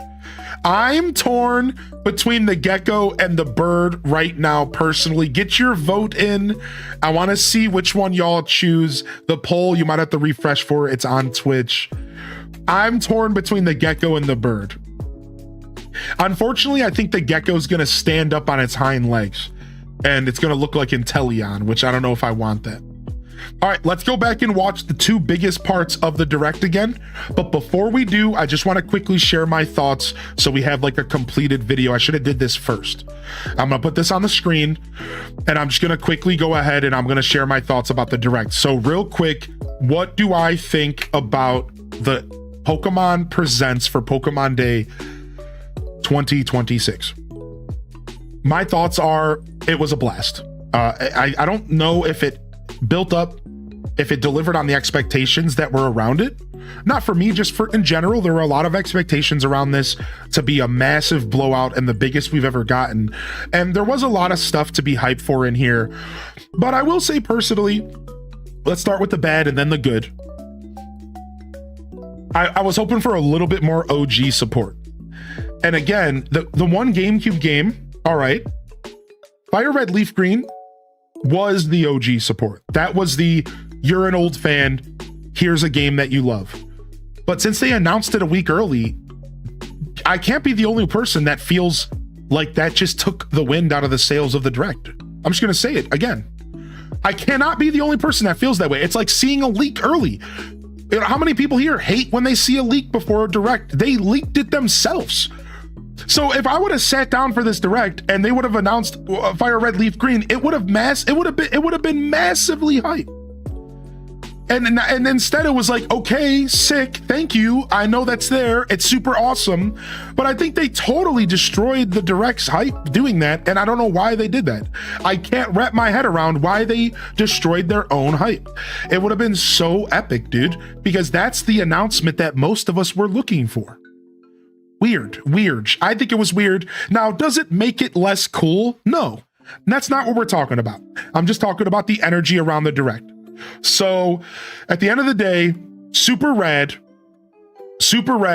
Fire Red Leaf Green, and then the other OG thing was the music device. And that's cool, man. I think that stuff's red, and I think they did some pretty cool stuff here. At the end of the day, I think that if I had to give it a number grade, I'd give this Direct a solid 8 out of 10. I think the reveal of Wind and Waves went over really well, albeit a little awkward. I think Champions getting a release date and one that is in spring is super epic. Fire Red Leaf Green dropping today, absolutely massive. Mobile support across the board. OG toys, Pokopia, and a little bit more about Pokopia. I think that I would have given it maybe a 7.5 out of 10. I'm actually gonna go back down a little. I'm going to say around a 7.6, 7.7 out of 10. And I would give it more points, but I feel like they tapped into stuff that was already out a little too much. We already knew about Pokopia, and while we knew you were going to talk about it, it's, you know, I'm sorry, but that's not like brand new Pokemon Day 30th anniversary material. Sorry, I'm just going to say it. Pokemon Day 30th anniversary material isn't a game that is coming out in 5 days that we already knew about. And when you're doing an announcement for 30 years of Pokemon, I'm sorry if this is maybe my fault, and it is probably, you can call me out. I was expecting a little bit more. It's 30 years of Pokemon. So I was expecting another remake. I was expecting another game wedged in there, another game announcement wedged in there somewhere. While I'm still going to give it a 7.5 out of 10, I'm not giving it the 8, I'm not giving it the 9, and I'm not giving it the 10 because the fact that Pokemon ZA showed up on the screen confused me. I get it. It's their current game. It's the game they're currently supporting. It makes sense. In fact, I think it's stupid that I would think that ZA wouldn't be there because, like, duh, it's their current game. However, ZA, like, that was a snooze fest, you know, like, ZA is great, but like, I don't care about more megas. Like, you know, like, whatever, man, that game came out in October. Like, I'm already kind of over it. Like, you know what I mean? Like, I don't know, dude. Like, I think ZA is great, but like, you know, like, so like ZA showing up was kind of a snooze fest, dude. Like, whatever, dude. Like, TCG, yeah, whatever, man. They're trying to solve their scalper problem, but they need to do a better job. Like, how am I supposed to get excited about TCG when I can't even find the cards? You know what I mean? Like, I think it's like a little weird, you know? So my point is that I don't think any of those announcements shouldn't have been there. I'm saying that wasn't enough to celebrate 30 years of Pokemon. Does that make sense? That's all I'm saying. I'm not saying that ZA shouldn't have been there. I'm not saying that all the mobile games shouldn't have been there. All that stuff was great. I'm just saying, like, that stuff wasn't enough to make it an epic 30th anniversary announcement. That's what I'm saying. Like, I think there should have been another game wedged in there. A little something else, man. Because I don't know, man. That's just my opinion. That is just my opinion. Again, you could totally blame me for building expectations up that were maybe unfairly built. I just assumed that 30th was going to be like a slightly bigger deal. You know what I mean? Like, and that's it. So that's my take. I'm going to drop it there. I still think it was a solid 7.7 out of 10. I think it was a blast. And I really do hope you all enjoyed it, watching it alongside me. I hope you enjoyed my commentary. I really did enjoy it. You know, I really had a blast. So I did keep up with leaks, and that did kind of kill it for me. You're right. See, Jonathan's right. Because I knew about Wind and Waves, there was a little teeny bit less hype there, but I want to make it clear, leaks don't ever remove my hype on that level. Seeing Wind and Waves was still immaculately hype. Seeing Leaf and Green, Fire Red was still hype. I only commented on that stuff taking the wind out of the sails, no pun intended, of the direct, because from a marketing perspective, right? From a marketing perspective, I'm just talking from like an analytical perspective. It's like, why would you take the energy out of the direct that way? That's like, I'm just talking from a marketing perspective. Like, for me personally, it was still a lot of fun, you know? I couldn't avoid the leaks. It was all over YouTube thumbnails. Yeah, you just had to not go on YouTube. All right, so now let's go ahead and watch the two trailers again. That really got me juiced. The Pokopia stuff is really interesting, and it's starting to unfold into a potentially really great game. And let's go ahead. Let's go ahead and see what this is about.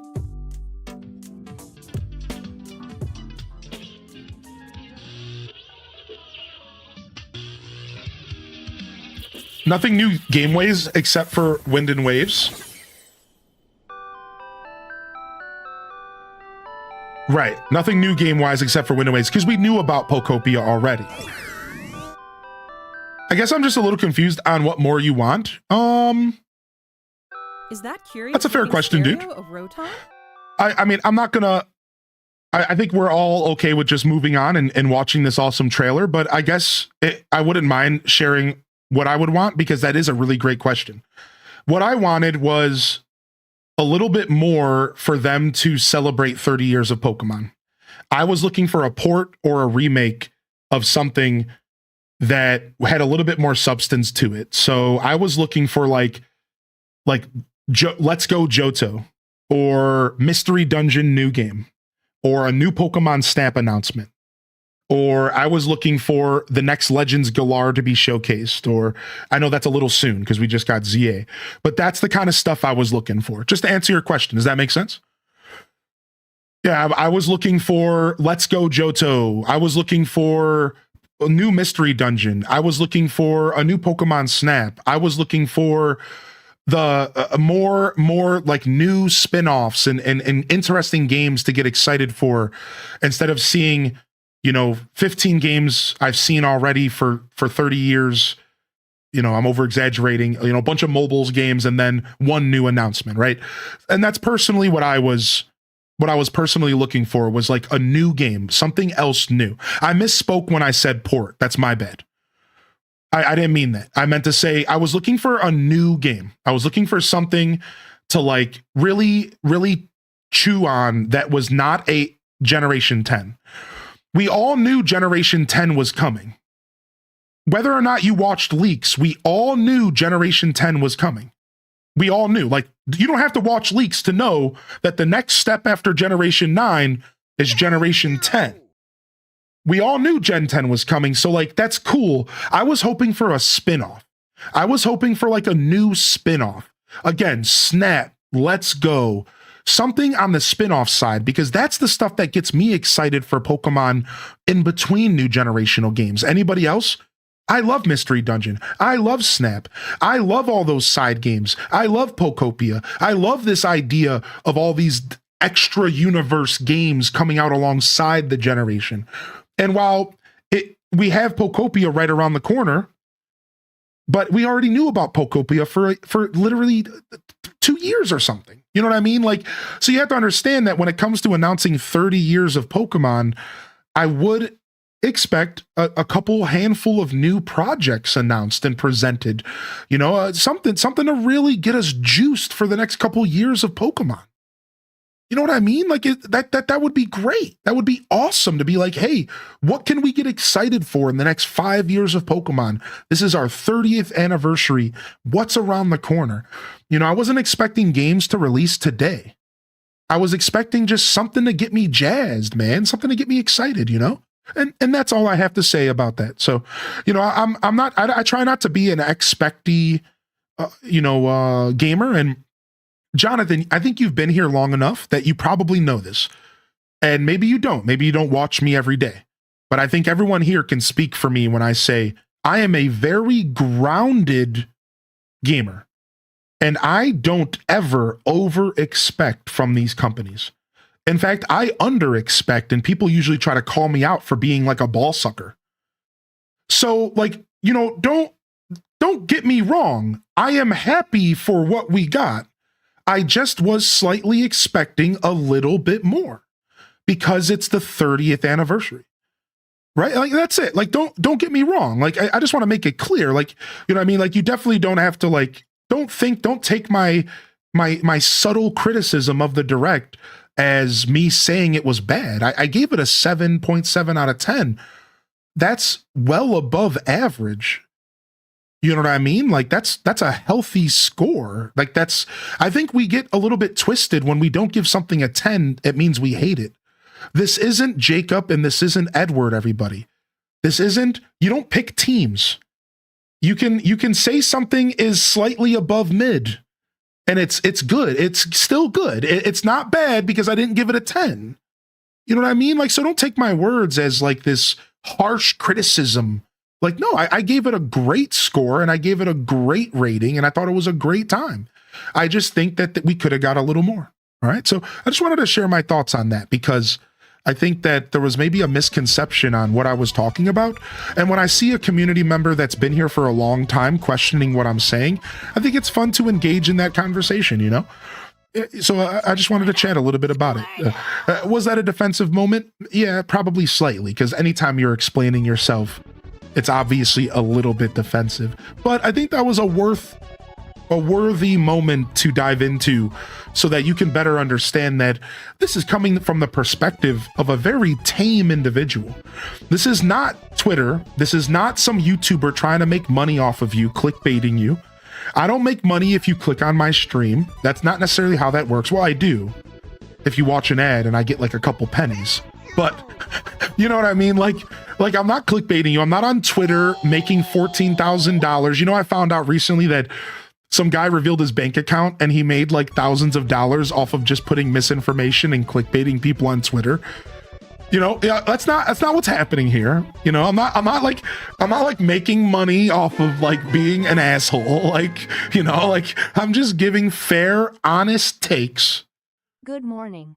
About the gaming space. So, you know, I just want to make that clear. Dude should be in jail, you know, but he's out here cashing in. Yo, I want to say thank you to Katrina. Make sure y'all get your badge. They're giving away a 30th anniversary Pikachu badge. Then get your badge, Katrina. Fat Cat Plush, get your badge, and an anonymous gifter. Thank you so much as well for the gifted. Thank you, Just Jackie, for 34.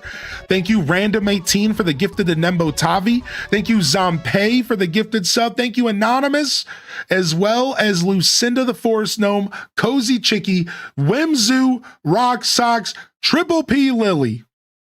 Holy frick, y'all are popping off today. Here is a present for you. Holy heck. All right, let's watch this. Did it get enticed by the music and hop inside? I was just curious what more you wanted. Yeah, which is fair. What happens if you give it a CD in the game? That's why I wanted to answer, because I knew you were just being curious, Jonathan. You know what I mean? Like, that's why I wanted to reply, because I was like, I know he's just being curious. You know, I should actually explain my thoughts thoroughly on what I was expecting. Right. And so that's why I wanted to chat about that for a second. Dude, why is it not letting me do this? What the heck, man? What the heck, dude? Oh, Starbow's already gifted him a sub. I wanted to gift you a sub. Stop it. I mean, thank you.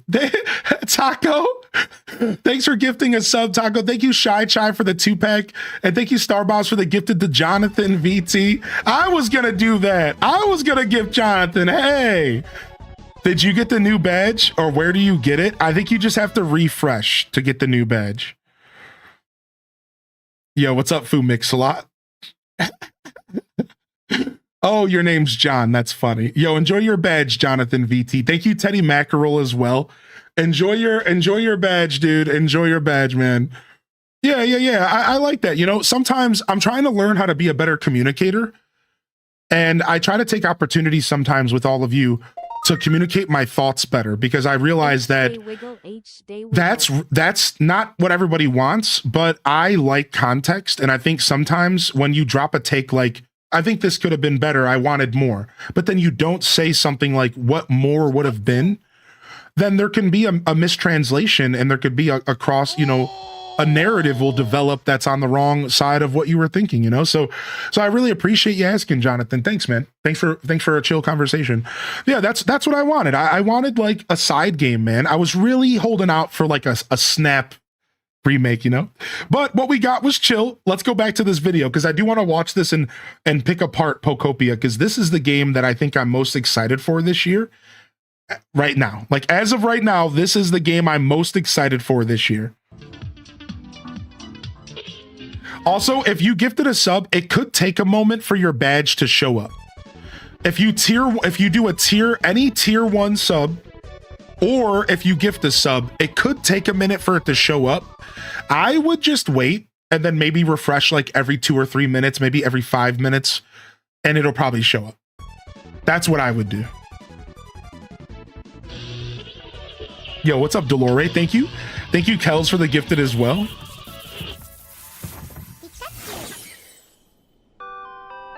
Yeah, this game looks really creative. I agree, man.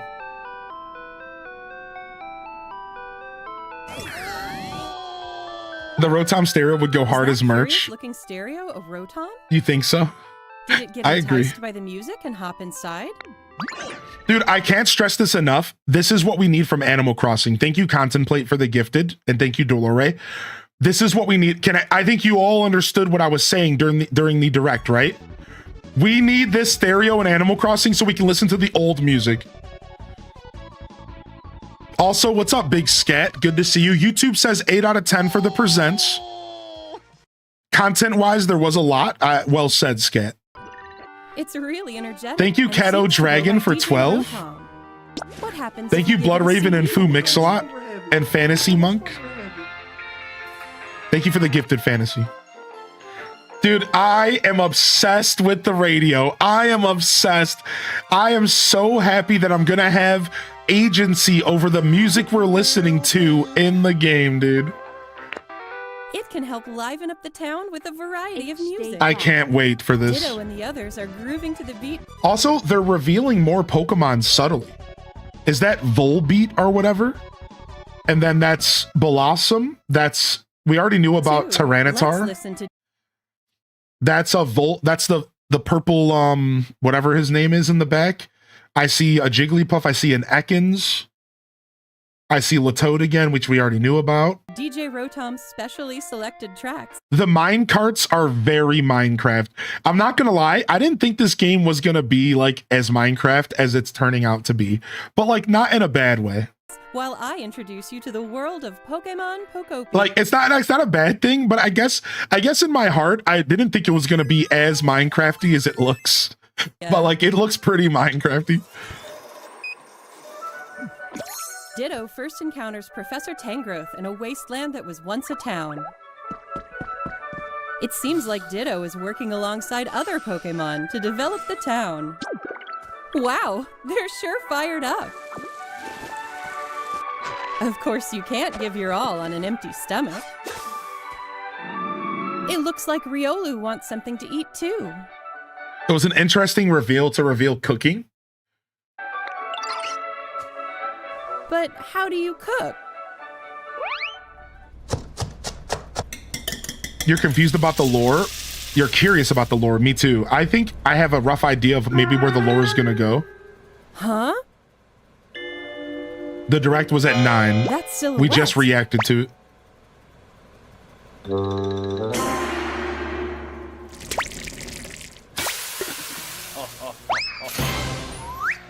It does look like Dragon Quest Builders. It's the same company, Stan. Yo, thank you, Bucky, man. Thank you, Bucky. You don't have to do that, man. Thank you so much for the support, everybody. I know you guys are gifting partially to get yourself that awesome badge, the Pikachu, but also you're supporting me. And seriously, thank you so much, everybody. I did not wake up this morning and say to myself, you know, like after 2 days of celebrating my partnership, I wasn't actually going into today to celebrate a third. Like, thank you so much, everybody. Do you think games are scared to drop with GTA? I think there's a little bit of that happening, but I don't think Nintendo's afraid of GTA, if I had to guess. It sounds like everyone calls it Chef Dente. Chef Dente can teach you how to cook all sorts of dishes. Don't worry, Crypticast. None of us knew that there was going to be a Pikachu badge today. Also, Guck Das, thank you for the 34-month Prime. And I did read your message, by the way, Guck. I apologize. There's a lot going on. I didn't get a chance to directly interact with it. But I did read your message, and I hope you're doing well today, man. You know, Pokemon is not for everybody. And I just want to make this clear. You guys are welcome to criticize Pokemon here in our community, and you're welcome to criticize games. And I want our community to be open to seeing the criticism of others. As long as people aren't overly being critical or they aren't talking down on us as gamers, I don't care. I want you guys to be able to share your thoughts here, and I want you to be comfortable here to say, man, this game looks like trash. Like, that's fine. Like, I really do want to develop a community where we are comfortable seeing those types of messages, and we don't feel bad when somebody says this game sucks, because that's just their opinion, dude, and that shouldn't really take you down from your opinion. But I know sometimes it can be a little overwhelming. So I just want to say this because I do want to start moving in the direction of our community being, you know, more welcome of that, more than it's ever been. I think we've always been welcome of that, but I think that sometimes we feel a little bit off when we see, you know, that one person in the chat who's like, this fucking sucks. And you're like, oh, right, that kind of hurt, you know? But like, I just want to be clear. This is that stuff is welcome, all right? Like, you are welcome to be yourself here within reason. Just, let's just not ever like talk down on others, you know what I mean? So that being said, I did see your message, Guck. And I hope you're doing well, man. I'm sorry to hear that you're not quite feeling the Pokemon stuff right now, but I do see you gaming every once in a while. I think we have each other on Steam, don't we? I think so. And I see you gaming every once in a while. It's pretty cool. Thanks for thinking of me today, man. Thanks for popping in, dude. Thank you for the 17 months dynamic, 6 in advance. And thank you, Lizzie J, for 59, you legend. Thank you so much. What's up, Tiger? Good to see you today as well, dude. Trailer only showed a handful of old Pokemon. Yeah, you're right. I wonder how many new Pokemon are going to be Pokemon Day H. Desnies. in the new, yeah, right. They'll probably be revealing them slowly. Yeah, I think Dazabound's got it right. So like, they'll slowly reveal the next generation's Pokemon, and it'll probably be anywhere between 100 and 200. Usually it's like around 100 new Pokemon nowadays, right? Will I get my Pokemon badge? You will. You will. You just got to refresh a little bit, and you get it, and you keep it forever. You keep it forever on the platform. Thank you, Dynamic. Thank you so much, Forrest Korok, for 44. Good to see you, buddy. And thank you, Nard Villain. I love that name. Thank you, Enchanted, for the gifted to Nard. All right, let's keep going. Right now, for those just tuning in, we're just picking through the video, and we're going to talk about some of the stuff we're seeing. All right, that's all we're doing right now. We're just kind of picking through the video, and we're kind of yapping around it, all right? So, but I'm trying to kind of pay attention to some of the details from Pokopia, because this is the game I'm most anticipating right now for Pokemon. So I'm sure a lot of you agree. Each Pokemon has different foods they prefer. Thank you, Oz, for the gifted homie. Thank you, Klutz Gamer, Some for the dishes 5 will months. even power up your moves when you eat them.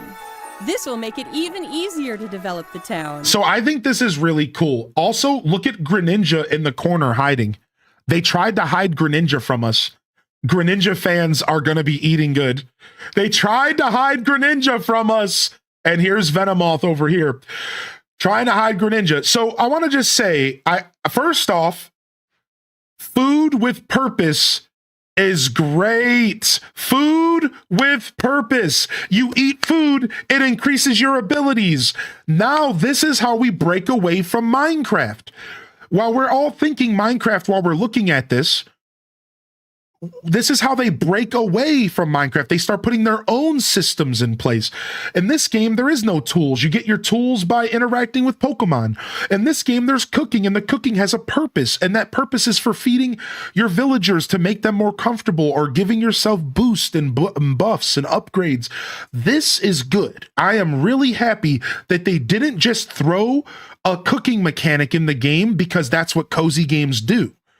They put a cooking mechanic in the game with purpose. That is a good sign for this game and how it's going to feel playing it. Also, Sprigatito here. Sneaking Sprigatito in. Sneaking in the lamp.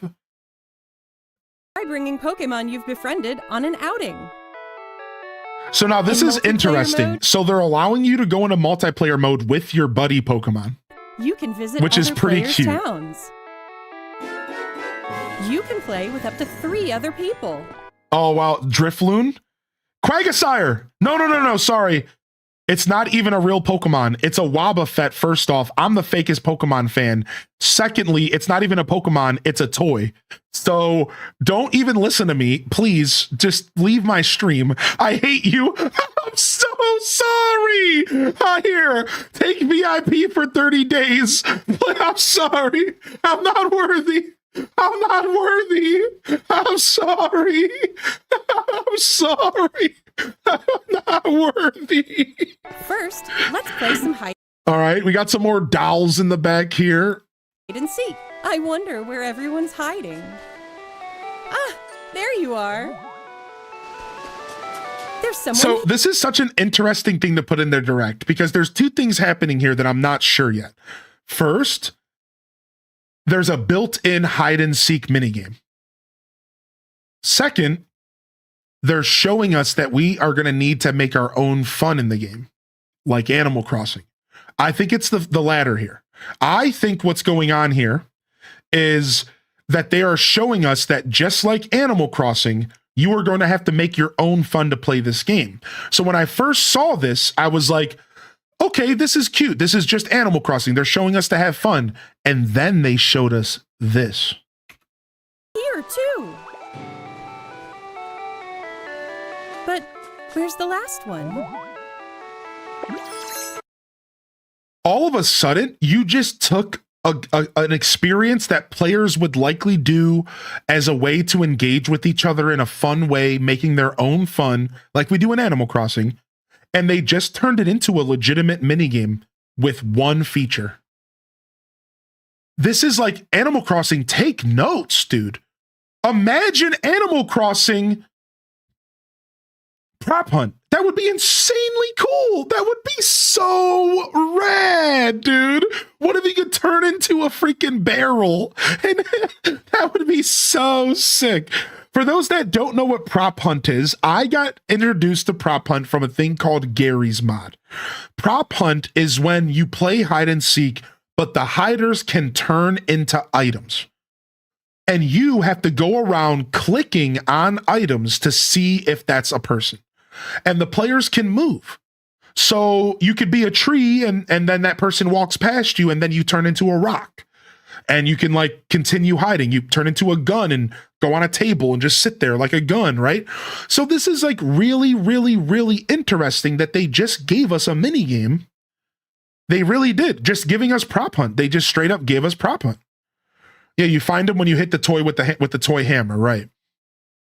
So like this is sick. This is so sick. Like this is going to be fun, man. I love that they're thinking about people playing the game together. And they're giving us a little something to do right out the gate. That's like a very promising thing. Right? Whoa! You can transform into objects too! That was a fun game of hide and seek. Then they showed players building a massive Ditto, and this is when everyone said to themselves, oh, we're literally playing Minecraft. Working together, you could even build something this big.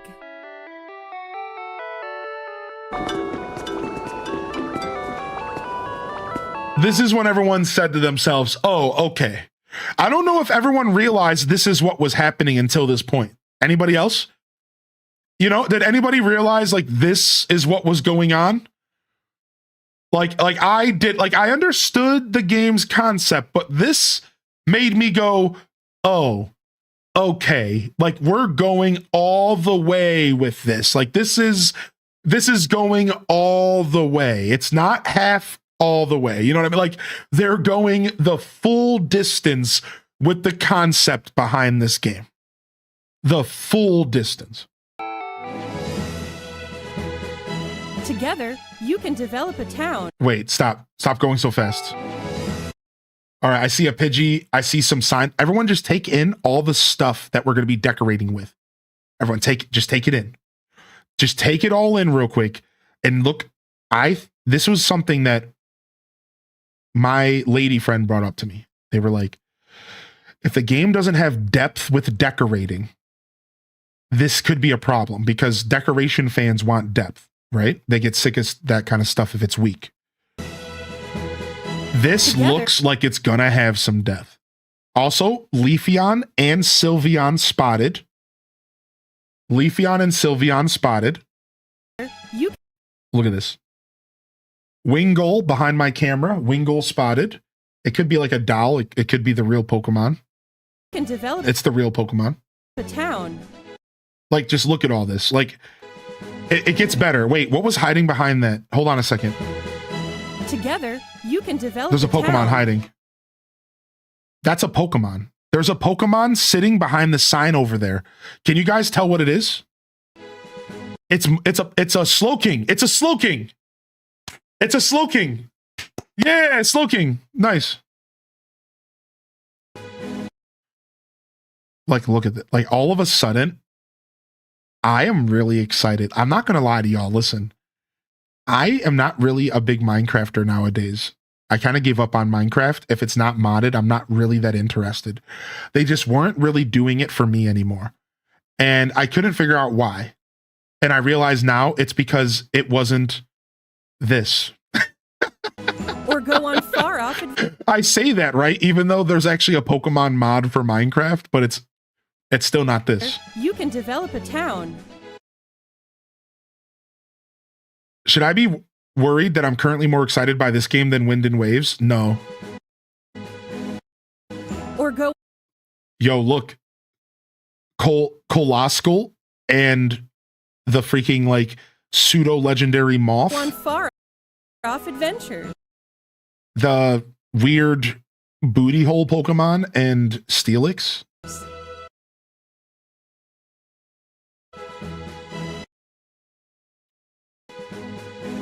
Or go on far off adventures. Magmar's in the background. Dang it, dude. What's behind the character's head? There's a Pokemon behind the player's head that's hiding. Can you guys make out what it is? I think it's a Pokemon.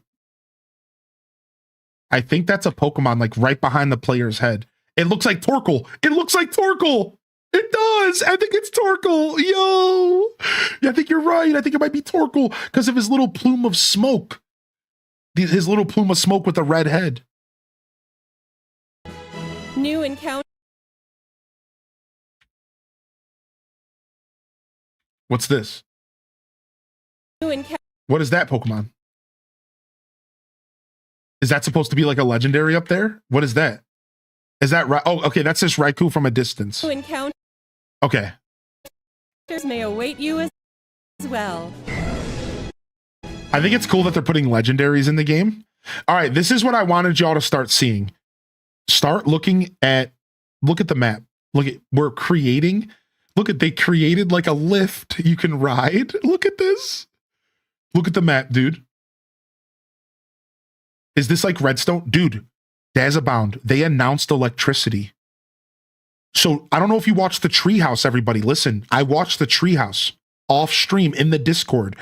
There's electricity in the game. There's Redstone. There's a full electricity network in the game.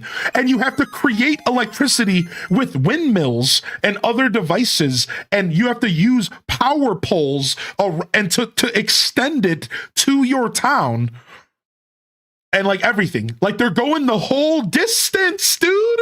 They're going the whole distance, dude. They're doing the whole thing, dude.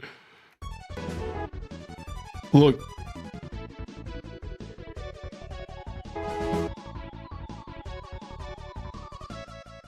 Yo, Graveler mode, we can roll. Yo, thank you, Baxter. Every day, Look at Graveler mode. the world We're rolling. gets bigger. and Magnemite bigger. mode? Oh, what does Magnemite mode do? All right, here we go. This is what I wanted you guys to see. Look at this. They're starting to show off what the game might look like when you fully decorate. This is what I wanted you, like, this is what the game might look like when you fully decorate, if that's the kind of stuff you want. If you are a decorator, also, War Turtle confirmed. I think Pseudo Widow might be back there. I'm not sure if that's a real Pseudo Widow. Also, Piplup, Vaporeon, and then the little Tetsugiris. Develop Well, here's another little like Hobbit hole, and then we got a Munchlax confirmed. Sprigatito, Greedent. developing a town. We got a Vulpix, a Torkoal again, a Quilava, a Charizard. So they're definitely confirming mid-generation stuff. You'll probably just find them in the wild. I still don't know if this game's gonna have evolution. They haven't revealed it yet, and I think that's on purpose, or it's because it's not in the game. What do y'all think? Do y'all think that they haven't revealed evolution because they're kind of hiding it to be sneaky, or do you think that the game just doesn't have evolution? I'm curious. Like, it would make sense that it doesn't have evolution. Like, it would make sense. You just get all the Pokemon in the wild and you bring them home. But it would be kind of cool if there was evolution. But I have a feeling it doesn't have it, right? Yeah, you just find all the different forms in the wild. Evolved forms are just going to be more rare. Exactly. I think that's how the game's going to go. Is evolution cozy? Right? I'm not sure. Because at that point, you would need an experience system. You know what? The more we talk about this, it doesn't, how would they even do evolution? What, comfort level? At that point, you have to add an experience system and stuff, right? And like levels and stuff. Like, you don't have to. Don't get me wrong. You don't have to. But like that's my first thought. I guess the evolution system could just be based off of like the show, like whenever they feel like it. You know, just like, oh, your Pokemon's comfortable enough now. He's evolving. Do you want him to? And then you say yes or no. One step at a time. A Pikachu fan club, and there's Raichu. Look, they're showing the new Pikachu form. Look, they're showing the new Pikachu form off in here. Oh wow, sneaky, sneaky. Let's go back and look at him again. Let's go back and look at him again. He's rubbing his cheeks. Like that scene from Billy Madison with the guy sudding his buns. Just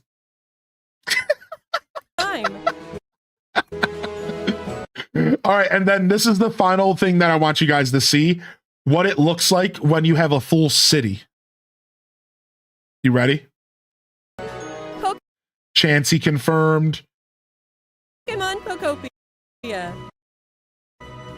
I see Tyrogue. It has some Animal Crossing vibes, the houses do, and I'm so happy. They literally went full Animal Crossing with the houses and the roof tiles. They knew exactly what they were doing. Like, they're such scumbags. Oh, wow, I saw a Kilowattra in the back. Is that what that was? Pokemon Pokopia. Yeah, Kilowattra all the way in the back above my head. Meowth. I see a bike. Do we have it confirmed that we can ride stuff in this game? No, we don't. I'm thinking of Star Sand.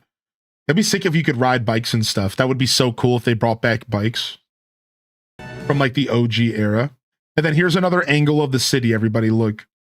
Available on March 5th. Heracross, and oh my God, look. Look. Charger bug confirmed. Charger. My little bug bus comes home. My little bug bus. I'm going to give him the best house. I'm going to make him the most comfortable little bug bus that's ever bug bust. All right.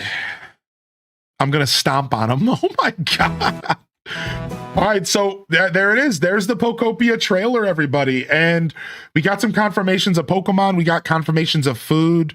And let's go ahead and watch the Wind and Waves trailer. And let's watch the Wind and Waves trailer from the beginning, even though it straight up is like trying to debate us into thinking it's like a new show or something.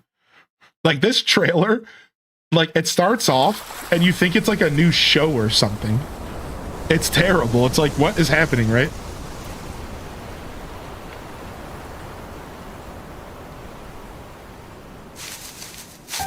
I want to know what these Pikachus are doing. These Pikachus kind of look like AI, but I hate to say that, but like they did.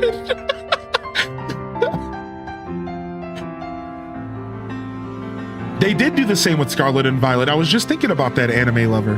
I was just thinking about that.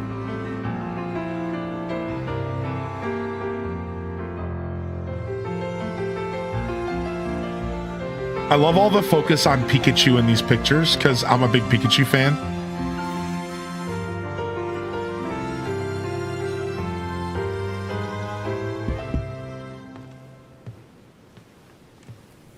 The intro also looked like AI. Like, yeah, a little bit, I know, right? It is a cute montage. It's funny. Yeah, it's hard to say nowadays, you know?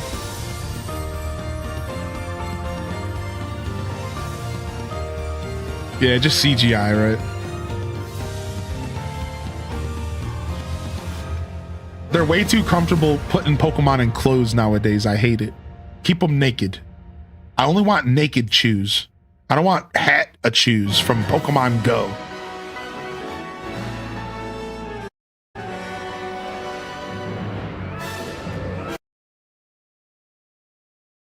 Here we go.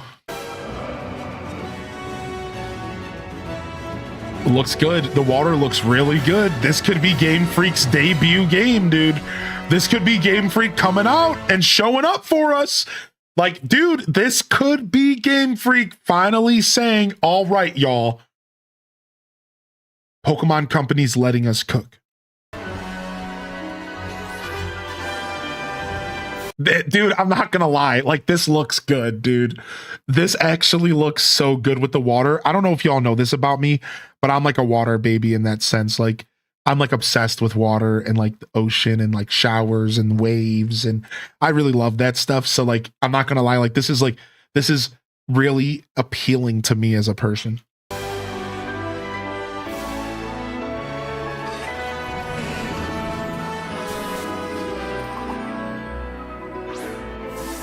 I love that they showed that interaction because I feel like they're 100% trying to say we're building on top of Scarlet and Violet. Anybody else taking that from it? Anybody else like that? They're trying to communicate with us through this trailer that they are building on top of Scarlet and Violet. This is an open world game again, and they're going to continue to expand on what they created in Scarlet and Violet. And I said to y'all, back in Scarlet and Violet, that's all we needed. Right, exactly, past Hylian. Exactly, like that's what we said in the past. We were like, all they need to do from here, when we were playing Scarlet and Violet for the first time, and everyone's mad, you know, the game looks like trash. We were being normal here, and we were saying to ourselves, all they need to do is use this as a starting point. We were like, this is good, but it could be a lot better, and this should be the starting point. That's what we said. We all were like, if they could just take this idea and advance it, we are in the money as Pokemon fans. And I'm going to be real. This looks like exactly what I just said. Scarlet and Violet, but better.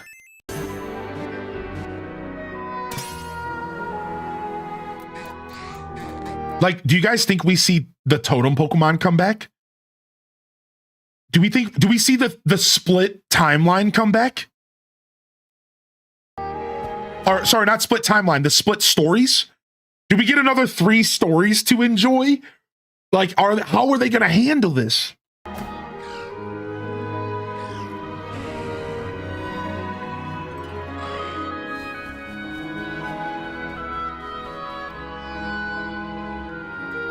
And then the starter reveal.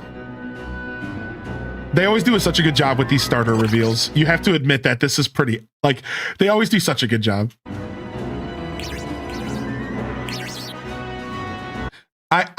You guys ruined this for me. It's literally an angry bird. I can't unsee it. It's literally an angry bird.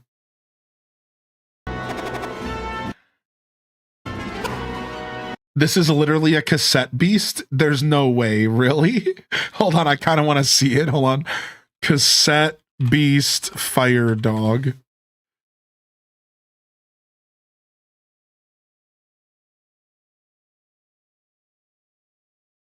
Like this? Are we talking about, oh, like this maybe even? The hot dog over here? Like this thing maybe? Are we talking about like this dude? Maybe this little cutie right here? Or is there another one? There could be another one. There could be one that like, I don't know. You said it's the same name? Did you say it was the same name? Let me see. Practically the same name. Cassette Beast Bomb. Yeah, Bomb. Close name. I just wanted to see what you were referring to. I'm not trying to like challenge you or anything. I do disagree though. I don't think it's close enough for a lawsuit, but this is getting there. This is starting to get close, you know, like I see where your brain is going. It's very different though.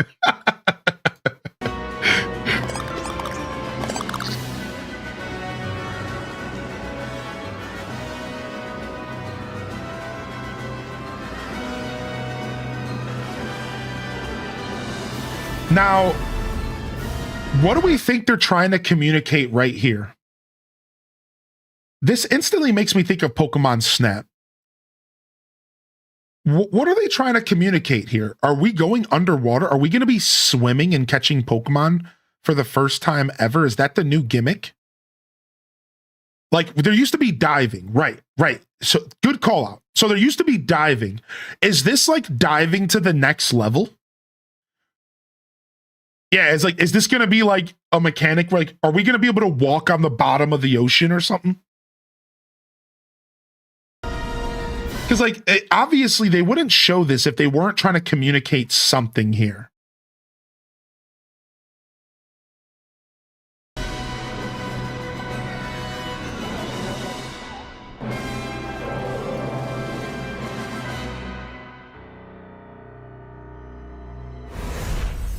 Yeah, we face a gym in the ocean.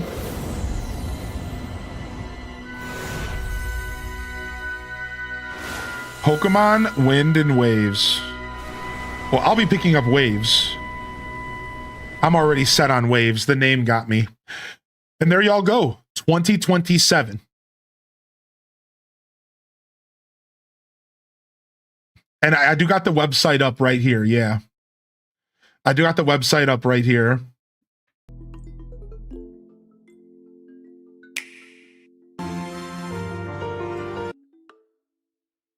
Oh, look at this. They're showing, like, we're getting to see some pictures of the game. Look at this. We're actually getting a chance to see some of the textures of the game a little close. Like, these all look like gameplay footage, dude. From the video. These are all from the video. These all look like gameplay footage, though. I'm going to be real. It looks good. You know, performance and what a game looks like are two different things. I'm not going to just be like, okay, game looks great. It's going to play great. Everyone go buy it. Like, that's not what I'm saying. I'm just saying that the game looks good.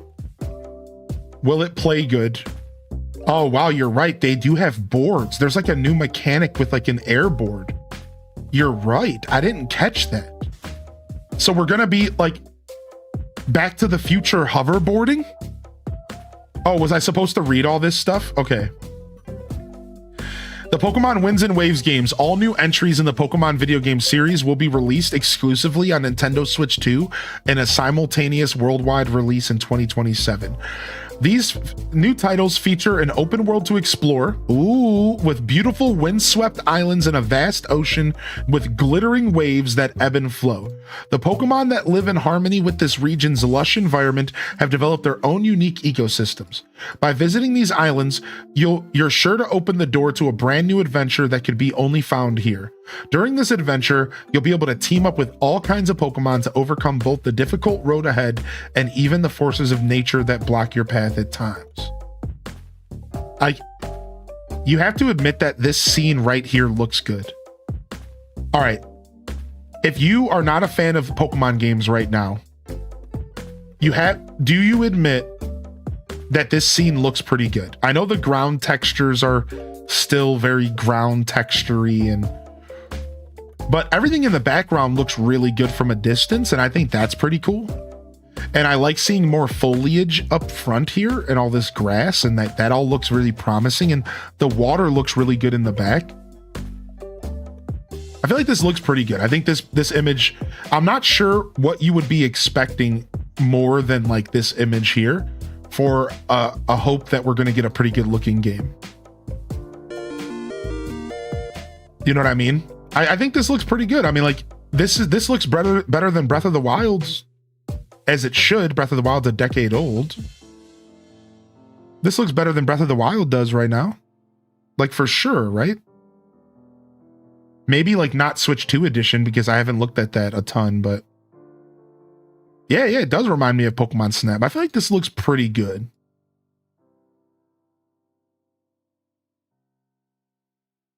If the draw distance is good, I'd be really happy. I could see pop-in issues where things randomly appear in front of you. I'm wondering if...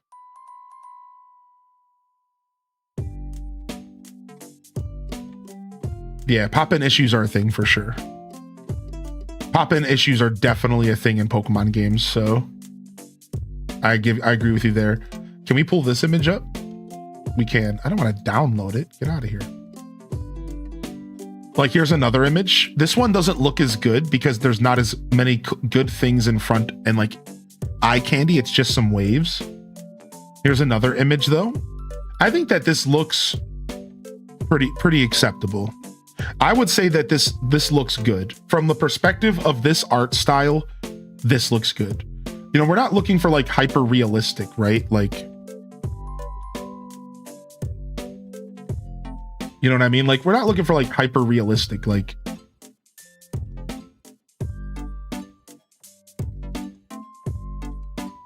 I think it looks better than this.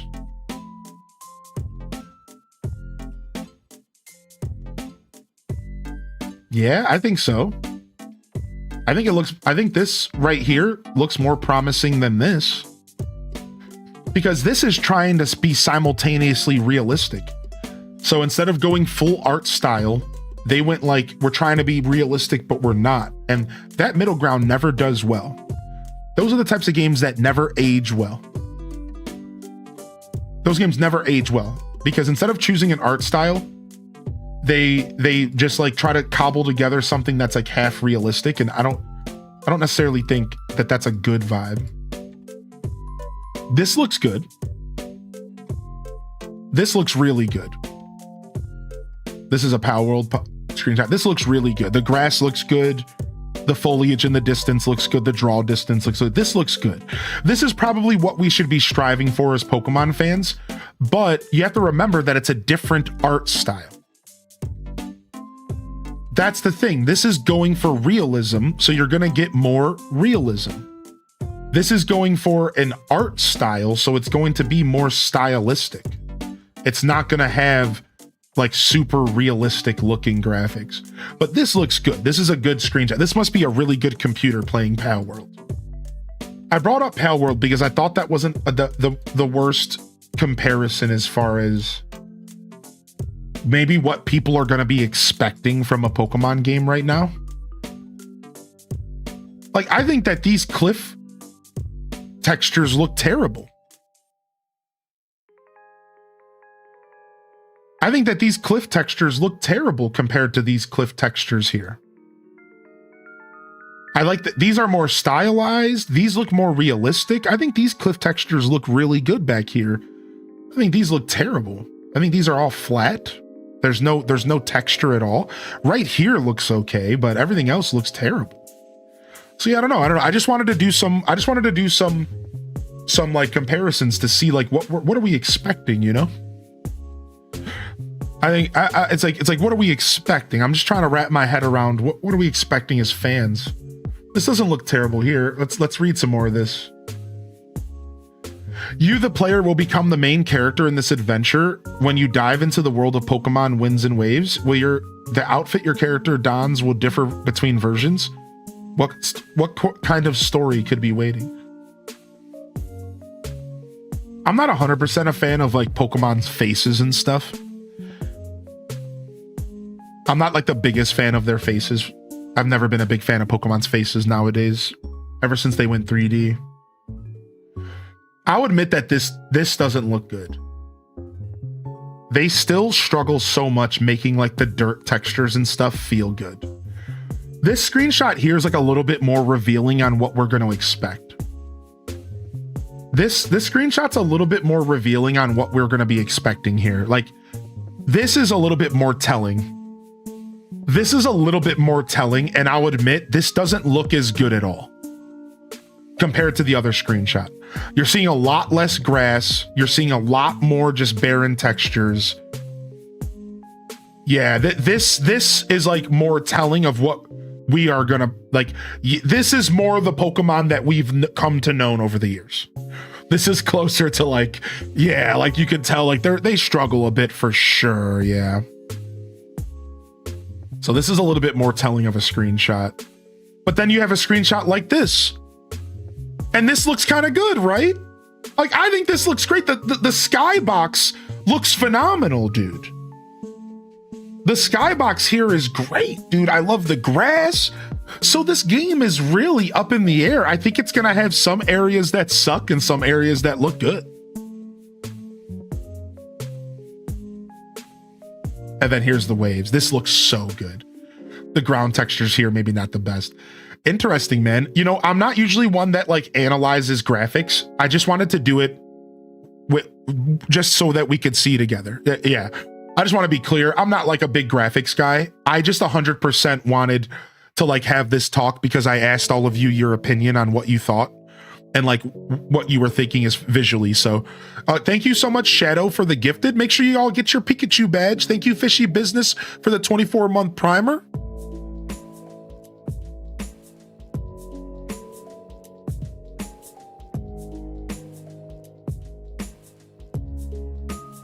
This is really interesting, a turn of event here.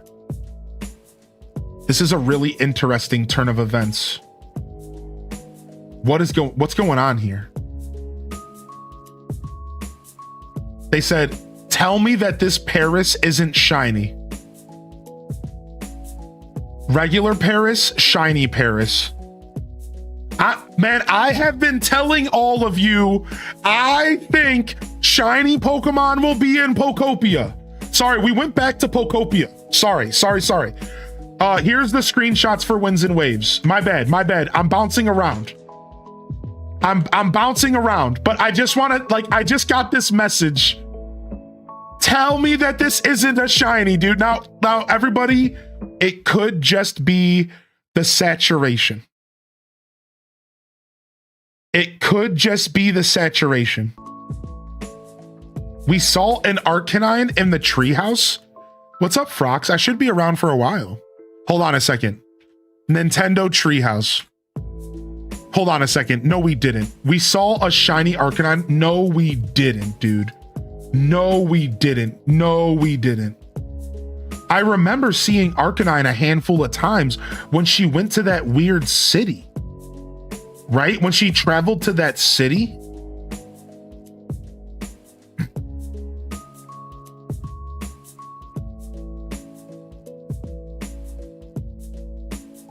And he was like hanging out outside. That's not a shiny Arcanine, is it? No. No, that's orange. Is it? Is the internet saying that that's shiny? No. Shiny Arcanine is very yellow.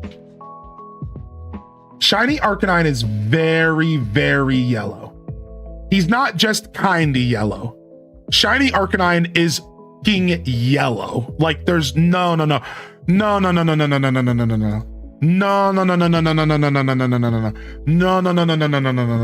Sorry, that is not a shiny Arcanine. Shiny Arcanine is super yellow. I don't agree with that. I could be wrong, but no. This does look like a shiny. No, you're okay, Colby. You're fine. I know I said no a bunch. I'm just being a dork. Yeah, it's not that big of a deal. You're fine. It was totally worth investigating. It was worth investigating. Yeah, I'm just being a dork. No. Yeah, I'm just being a dork. Yeah, look at this. Look. I think that this is a shiny. I agree with this. I think we're getting shiny Pokemon in Pokopia. Listen, if we get shiny Pokemon in Pokopia, I think that game's going to take over. Let me ask y'all a question. Is there shiny Pokemon in Pokemon Minecraft? Is there shiny Pokemon in Pokemon Minecraft mod? Is that a thing in Pokemon Minecraft mod? I think it is. Yeah, I think it is. Yeah. There better be shinies in this game or else. All right. Whiplash. Let's go back real quick. The 3 Pokemon you can partner with are Brought, the Bean Chick Pokemon, Pombon, the puppy Pokemon, and Gekwa, the water gecko Pokemon. Choose one to be your partner and set out on a new adventure together.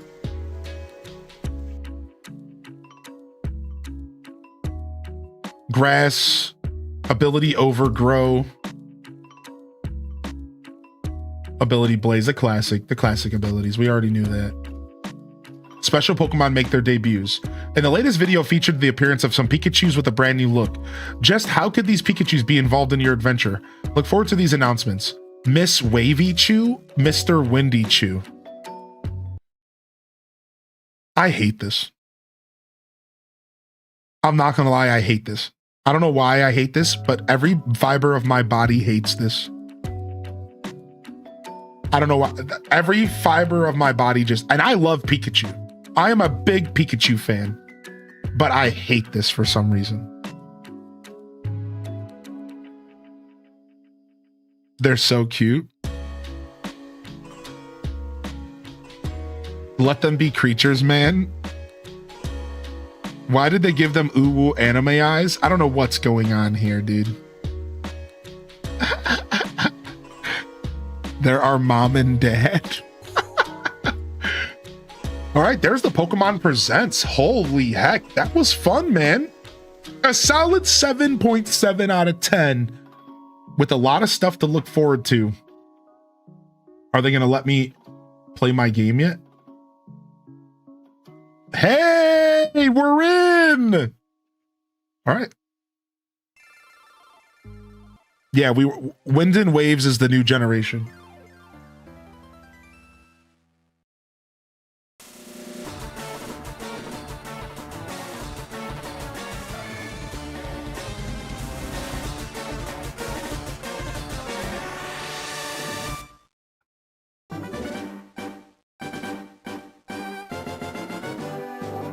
A Zelda question? Sure, whatever. Questions are always welcome. You never need to ask. I feel like this is going to be better played with my Super Nintendo controller for the D-pad. I just probably have to charge it. I probably have to freaking charge it because...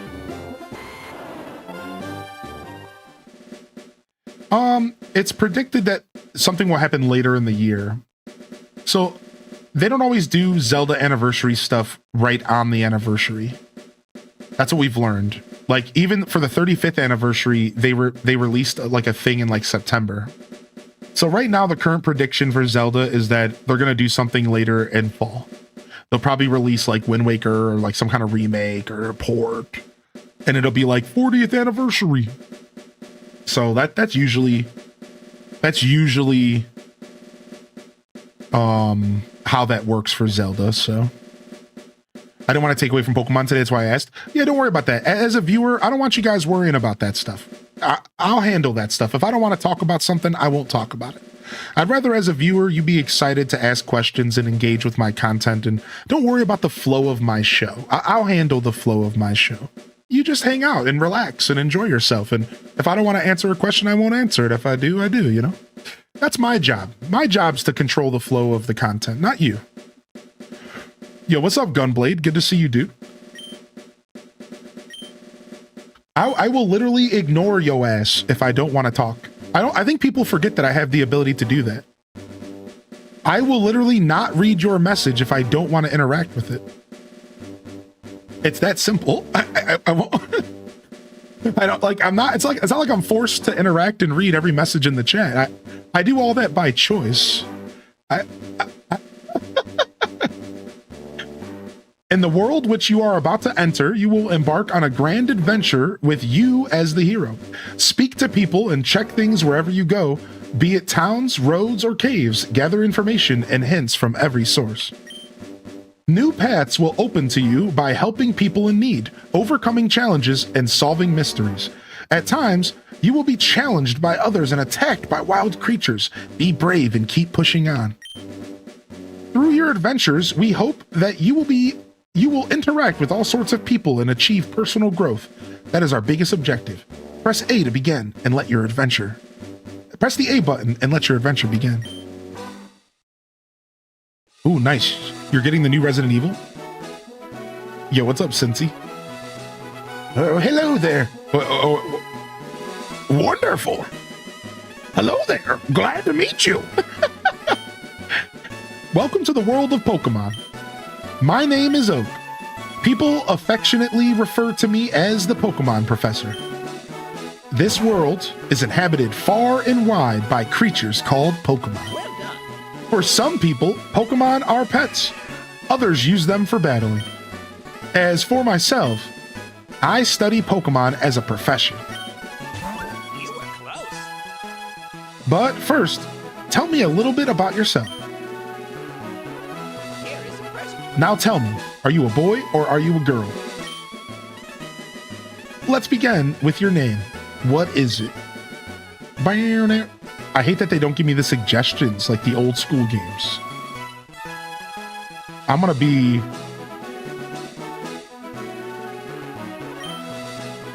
green. I'm going old school.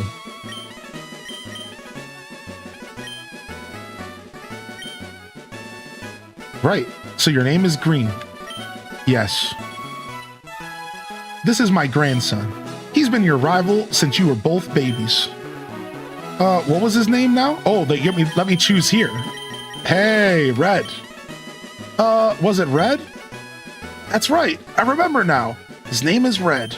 This is messed up because Red is normally... Wait a second. Wait, normally Red is me, and normally I'm Red. I just gave Blue the name Red. I'm crashing the timeline. I'm crashing the timeline right now.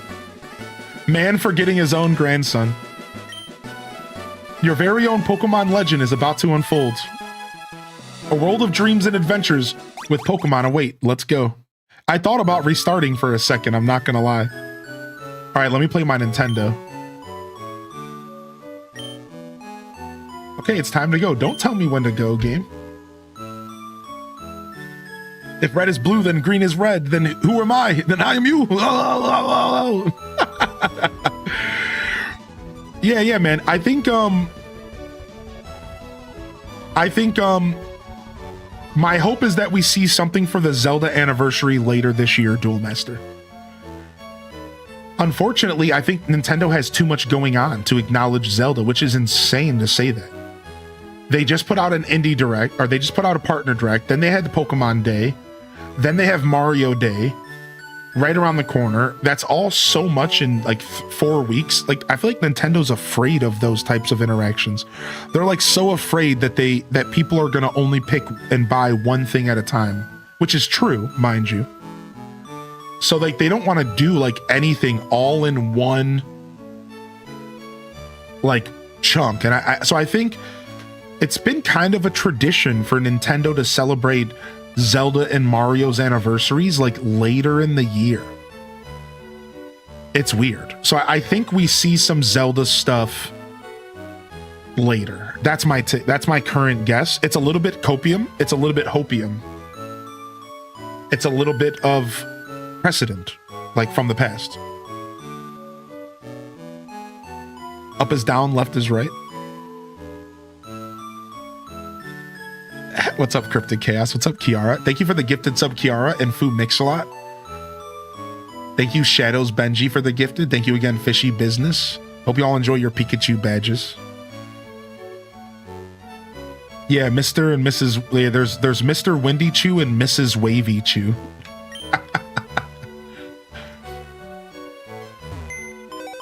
Yo, if I ever see y'all out in real life, I'm gonna wave at you. I hope you guys don't mind. Thanks to Edidus Maximus for my sub gift. If I ever see y'all out in public, I'm gonna wave at you. Is that okay? I'm gonna. All right, we got our free potion from the box. We got our free potion from the box. That's how you know you're gaming. You know you're gaming if you got your free potion from the box. That's how you know you're gaming. It's crammed full of Pokemon books. It's a nicely made dresser. It will hold a lot of stuff. Cool. It's a posted notice. If you're confused, ask for help. Press L and R. Ugh. Get me out of here. Ugh. Get me out of here.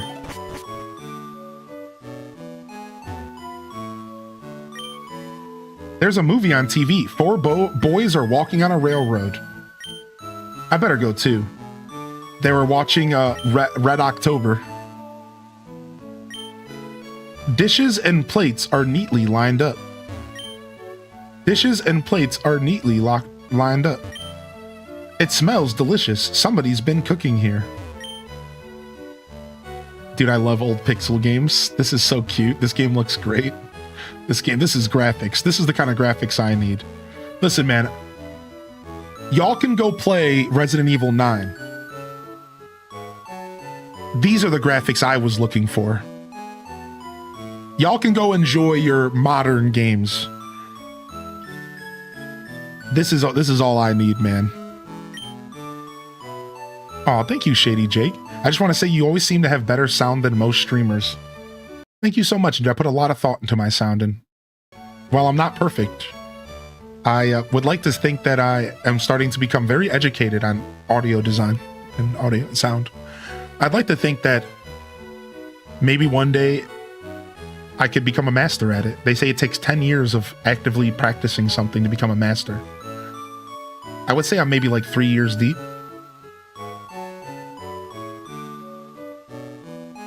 Right. All boys leave home someday. It said so on TV. Oh, wow. Great parent. Oh, yes. Professor Oak next door was looking for you. All boys grow up. Dr. Phil told me that. Dr. Phil told me one day you're going to leave home. Thanks. Hi, Green. My brother, Red, is out at Grandpa's lab. Yo, give me that freaking mat, dude. Give me that mat. Hook it up. Hook it up, hussy. The lovely and sweet Clefairy. There's a Pokemon on TV. It looks like it's having fun. Cute.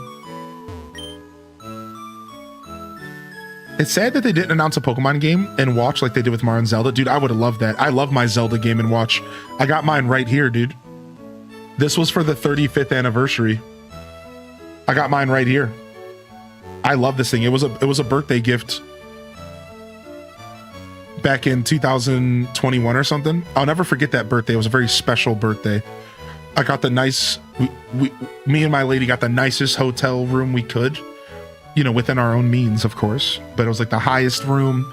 It was big. It had a kitchen and everything. And we just spent the whole weekend together. And then they gifted me that Zelda Game & Watch.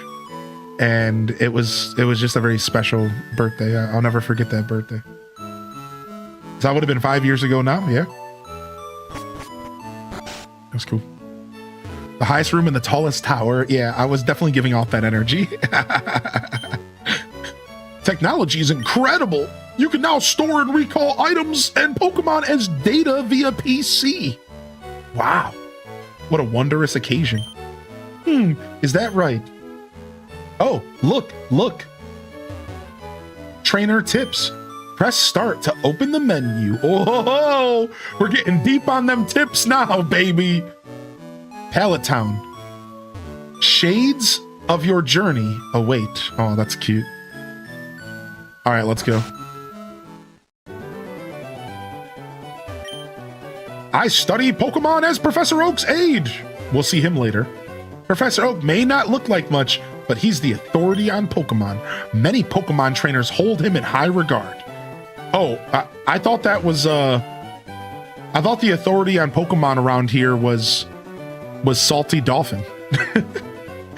I thought that was Salty. I study Pokemon as Professor Oak's aide. Bum, bum, bum, bum, bum. What? It's only green? Gramps isn't around. Oh, frick. We gotta go and pretend like we're going to catch a Pokemon. Yeah, what's up, Elliot? I dare you not to pick Squirtle. Deal. Hey! Wait! Don't go out! It's unsafe. Wild Pokemon live in tall grass. You need your own Pokemon for your protection. I know. Here, come with me. Look at those eyebrows. Look at them Oak eyebrows, dude. Homie's got some brows, dude. Oak's brows are thick, boy. Look at him. He looks mega pissed all the time. Gramps, I'm fed up with waiting. Red, let me think. Oh, that's right. I told you to come by. Just wait. Here, Green. There are 3 Pokemon here. Haha! The Pokemon are held inside these Pokeballs. When I was young, I was a serious Pokemon trainer, but now in my old age, I have only these 3 left. You can have one. Go on, choose. Hey, Gramps, no fair. What about me? Be patient, Red. You can have one too. You know that you're a terrible child when your grandfather chooses another child over you to go first. That means that you're an entitled little brat. And your grandpa's making you wait because you suck.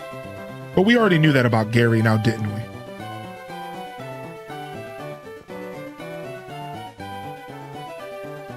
What's up, lovely H? He does get the advantage, though. You're right about that. Now, I want to say something here real quick. Can we talk about how a game where we play as Professor Oak as a kid would be the best thing ever? Can we just have a quick brainstorm about how Legends Pallet Town and experiencing Professor Oak as a young trainer would be the most badass thing ever? Like, not even playing as him. I'm saying, like, playing against him. Maybe I get to battle him. Maybe he wipes the floor with me. Young Oak. Yeah, with a U. Did you ever see the 4th Pokemon movie? No. Like, that's what I want. Young Oak. All right, so Charmander's the easy option, Bulbasaur's the difficult option, and Squirtle's the mid option. That's how it is for traditional, right? Charmander's the best option, Squirtle's mid, Bulbasaur's the weakest. We're gonna go with Bulbasaur. Which means I think we're gonna run a Flareon. That'd be fun. I think we're gonna run a Flareon. Be sick. Bulba's OP? No. I think Bulbasaur's the weakest in this generation. Like, objectively. I think he struggles the most. I guess it doesn't really matter. Bulbasaur's gonna rock Brock.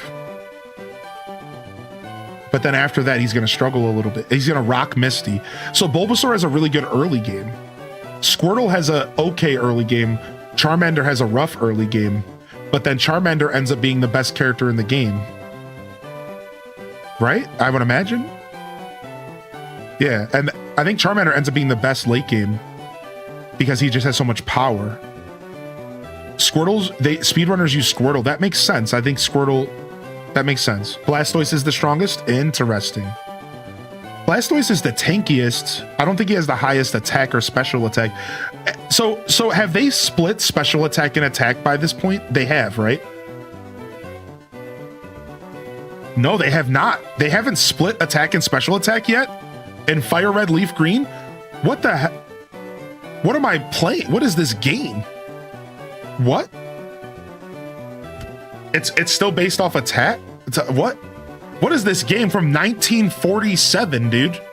In 1947, back in my day, the sleeper was undefeatable. You could put a Pokemon to sleep for forever. And back in my day, the special attack wasn't really a special attack, and the attack was the attack, and what is this old ass game, dude? Holy frick! All right, let's go with Bulbasaur. Wow, that's cool. Oh, Squirtle can learn Ice Beam, so he's the best for endgame. Wow, so Charizard doesn't get a dragon attack, does he? The easiest way to remember that is that evolution types plus dragon are all special. Everything else is physical. So water, grass, fire is special. Electric, not grass. What am I saying? So water, fire, electric are special, and dragon. So grass is physical. Interesting. Okay. Yes, I do want Bulbasaur, and we'll give him a nickname, and we'll name Bulbasaur after...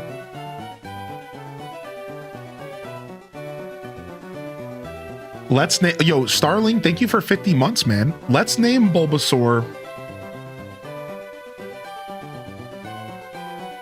Let's name Bulbasaur after...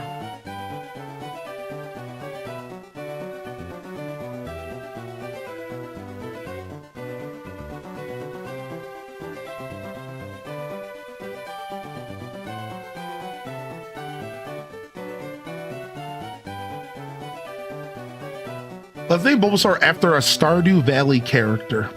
What Stardew Valley character is Bulbasaur? Oh, all evolutions. Thank you. So all evolutions are special types plus dragon. So, because Fairy's not in the game. So Dark's not in this game yet, but so Psychic, Ice, Grass, Water, Fire, Electric. Psychic. Yeah, Dark too. Oh, Dark might be in this game. Dark is in this game. Okay. Sick. Okay, cool. All right, nice. That's a really good way to think about it. Clintosaur. Name him Clint. Zelda plant. Wizard. Rasmodius. Oh, all right, I'll name him after the wizard. Rasmodius. How do I spell his name? What's the name of the wizard in Stardew? Rasmodius. That's a really good Pokemon name, actually. Like, that's actually dope. Like, this is actually a really dope Pokemon name. I actually am into this. Now, it might be better if it was like a psychic type or something, but I don't care. I think this is amazing. I might start naming all my Pokemon after Rasmodius. This is sick. Rasmodius. This is dope. I love this. I'm actually so into this right now. All right, Rasmodius the Bulbasaur. Rasmo for short. Seeker of the Arcane Truths. I'll take this one then. Red received the Charmander.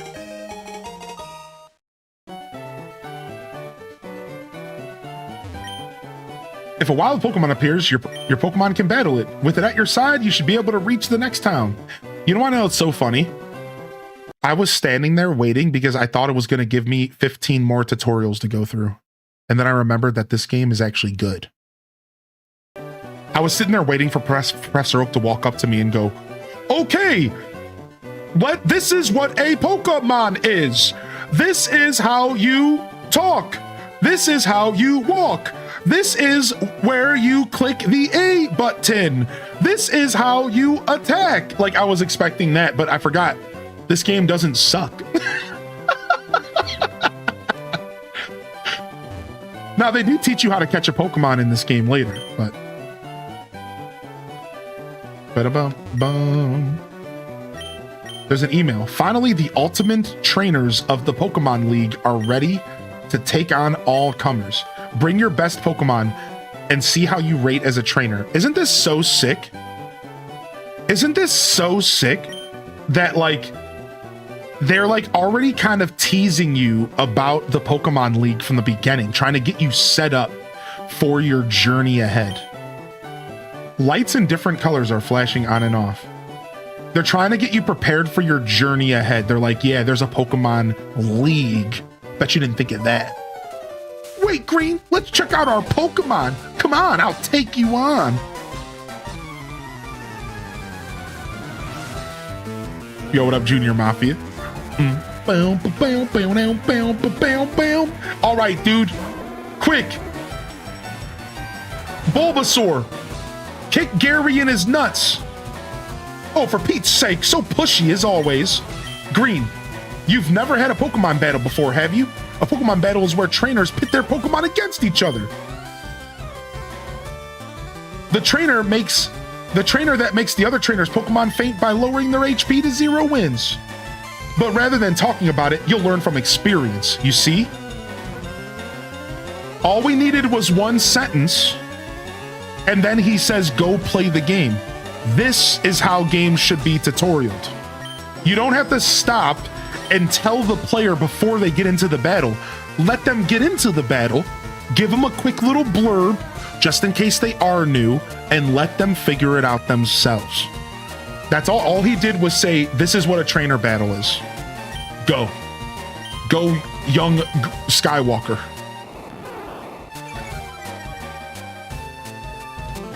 All right, we're growling. We're using strategies. Lowering the foe's stats will put you at an advantage. That's right. Ooh, he scratched me, but it didn't do shit because you suck, because you've been growled to the ground.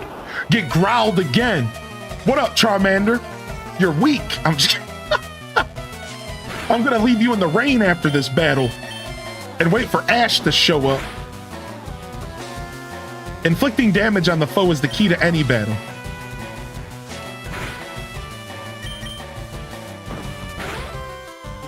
Shredded. Dude's beefing an infant Pokemon. Shredded. Get rocked, son. Now, my favorite thing about Pokemon Yellow is that this battle determines what Pokemon the rival have in Yellow. There's nothing like that in this game, is there? There's nothing like that in this game, is there? Oh, by the way, HDez. Nice. Yeah, I loved in Pokemon Yellow that Gary's Pokemon was determined by this battle. I really appreciated that about Pokemon Yellow. I love that. So for those that don't know what I'm talking about, in Pokemon Yellow, this battle determines the evolution Gary has on his team. So if you win the battle, you get one evolution. If you lose the battle, you get another evolution. And then there's another interaction to decide on the third evolution. So he could either have like any of the main 3 evolutions depending on how you interact with the beginning. It's really cool.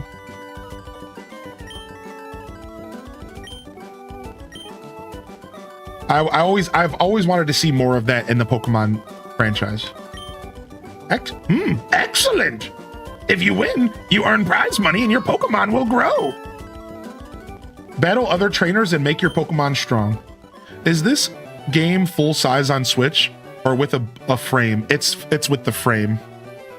Yeah, they didn't really do a glow up, which is like partially unfortunate, but I guess it's like, you know, what do we expect? It is like a game from 1942, but they didn't do the glow up. This isn't even close to a remaster. No, I think it did get a little cleaned up pixel wise, but yeah, they didn't do much. This is it. This is the game. This is what you like. It really could have just been an NSO drop or both. I almost wish they would have did both and let us choose to spend $20 or to just play it with our subscription. I think that would have been the best play, right? Just let us do both. I would have preferred that. Starry question. I placed an apple pomegranate tree to grow outside with 8 adjacent spots, but every night it says it couldn't grow. I even moved it multiple times. Is there a bug? Sounds like a bug, or you're underestimating the 8 spots around it. Try maybe giving it even more space. Yeah, maybe try giving it even more space and see if that helps. I'm in winter. I don't think trees can grow in winter. That actually might be it. That's a really good question. I'm not sure, but I don't think trees. I know regular trees kind of don't grow in winter. I'm not sure about fruit though. Crap, smell you later. I like his music. See you later, Gramps. Now let's go hit up dude's mom for some free loot, because even dude's mom doesn't like him. Even dude's mom doesn't like him. She likes me more, so she gives me a map. I'm the friend that she wishes that her kid was like. Green, I heard you had a battle against Red. I wish I'd seen that. Wait, does she not give me the map yet? Come on, give me the map, dude. Come on, Mrs. Oak. Wait, what's Gary? Yeah, his last name is Oak, yeah. All right, do I have to tell my mom I'm leaving? Oh, she's healing me. Nah, kid, get lost.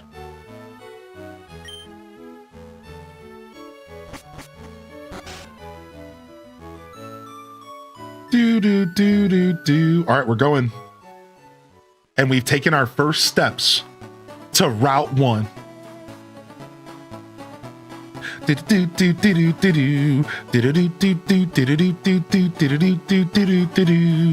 gonna send me back here with Oak's medicine anyways, right? So we're coming back no matter what.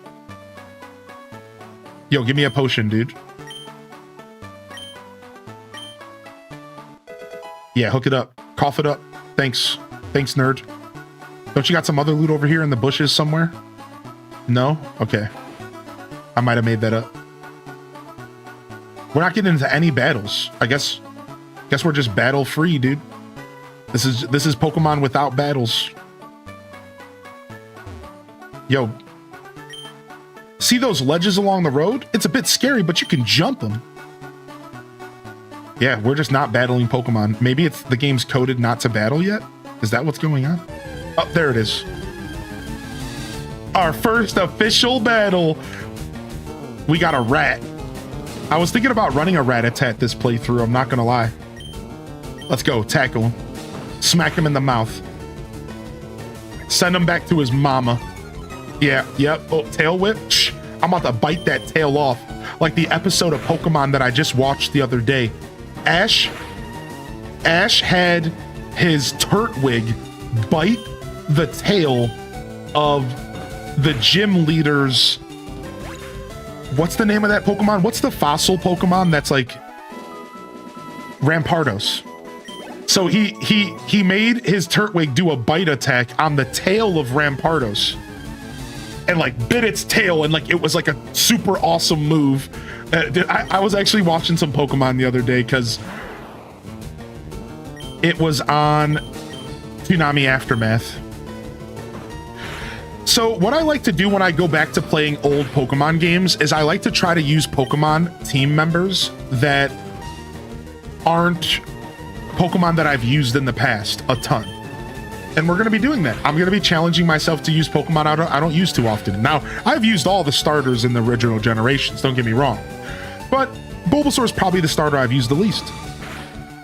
And instead of going for Pidgey, I think I'm going to go for Pharaoh.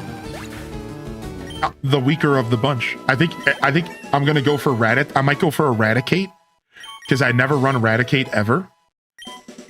I think I might go for a Flareon because I never really run Flareon. I have, but very little. Yeah, I've never used a Pharaoh ever in my life. I've never ever once used a Pharaoh in my life playing Pokemon. I've been playing these games for 30 years. So it's gonna be cool. I always challenge myself to use new Pokemon. The battle moves of Pokemon are limited by their power points, PP. To replenish your PP, just rest your Pokemon at the Pokemon Center. I knew Nurse Joy was up to no good. Of course she restores my PP. I knew it, dude.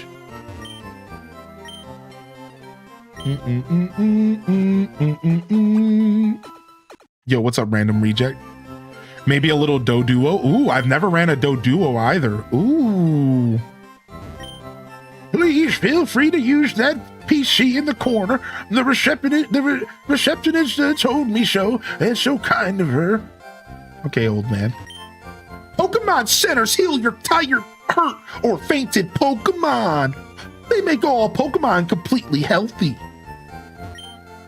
There's a Pokemon center in every town ahead. They charge no money, so don't be shy about healing. All right, so there's no online features, so we're screwed. Wireless Club is undergoing adjustments. Is this where we're gonna go for Pokemon Home? No, that's not how Pokemon Home works. We're just never gonna get to use these rooms. I will say that there's something so sad about a game getting remade and having features that are just dead in the water.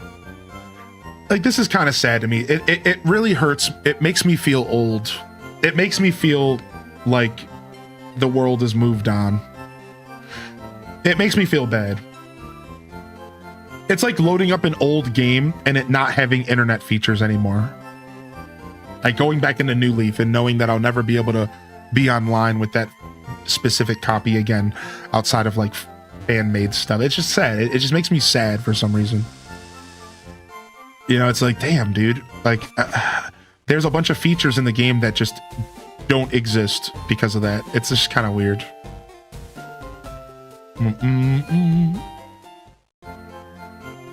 I wonder how much more work it would have took to add online. There's no way it would have took more work, dude. There's no way it would have took them that much work to let me trade in this game. Like, that's the worst part. Is like, there's no way, man. There's no way it wouldn't have taken that much work.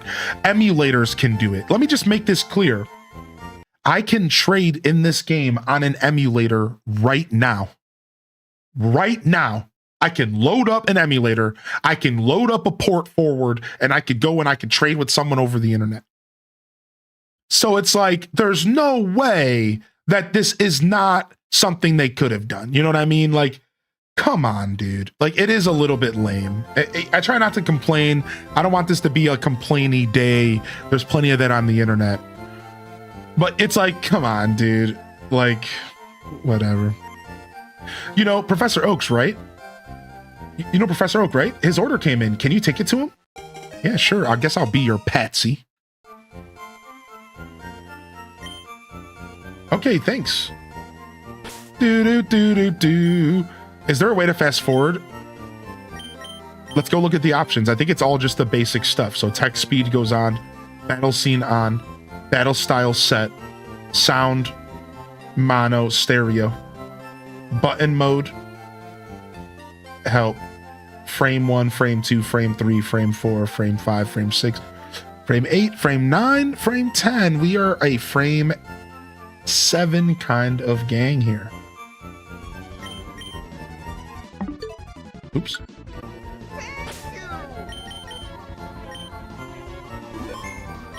What's up? Thank you, Elder's Nook. Enjoy your badge, man. I've got to buy some potions. You never know when your Pokemon will need a quick healing. Yeah, they don't let you buy any Pokeballs yet because you have to go back to Oak. This shop does good business in antidotes, I heard. All right, back to Oak we go. I think allowing the new Gen 10 to be switched to exclusive really helped with the graphics expansion we saw today. I think you're 100% right about that, yeah. I think you're right on point with that.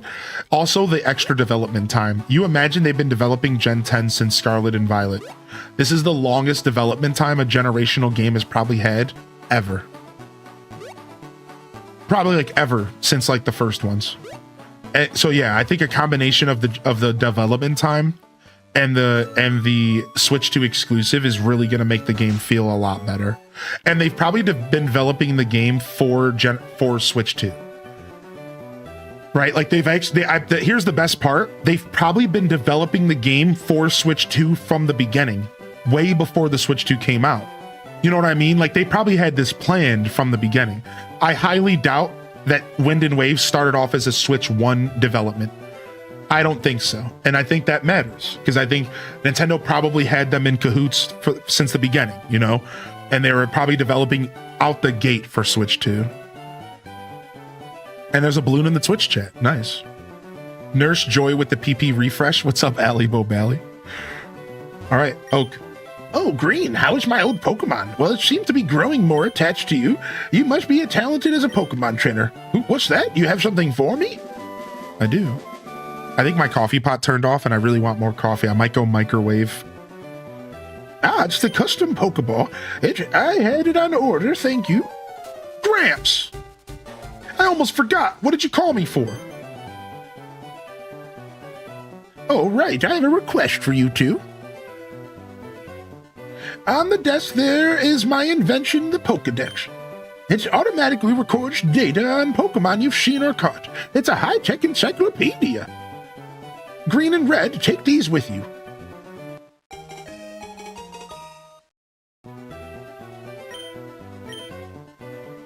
So, here are some tools for catching wild Pokemon. Ooh, nice. 5 Pokeballs. What's up, Pessimosaurus?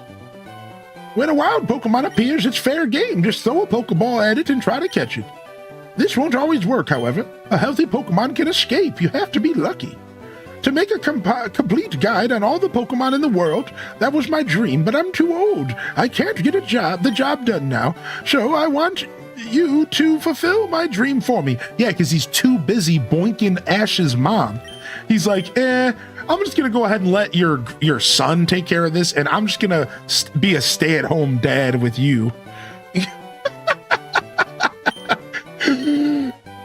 Ba-da-boom, ba-da-boom. If you can't trade, how can you complete the decks? So it's either like the virtual console, and they made it to where you can access those Pokemon without being able to trade, but I think trading locally is still in the game. I think trading online is the only thing that doesn't exist. Right. We should have made that clear. I'm so sorry. You can still trade in the game, everybody. I'm so sorry. I actually just dropped misinformation. Like, you can still trade in the game, only locally. So basically they're saying if you want to complete the Pokedex, you got to get back old school again. And you got to go find a friend in real life that owns the game and trade with them. Yeah. Real life. Real friends. We're kicking it old school, son. Yo, thanks for the town map. Thanks, Daisy. We're kicking it old school, dude. Yeah, you can still trade and complete your decks. You just have to own... So let's be real, though. Since we know that none of us have friends because we're all chronically online, really, what did they do? They said, you better own a second Switch and you better buy a second copy of that game, dude.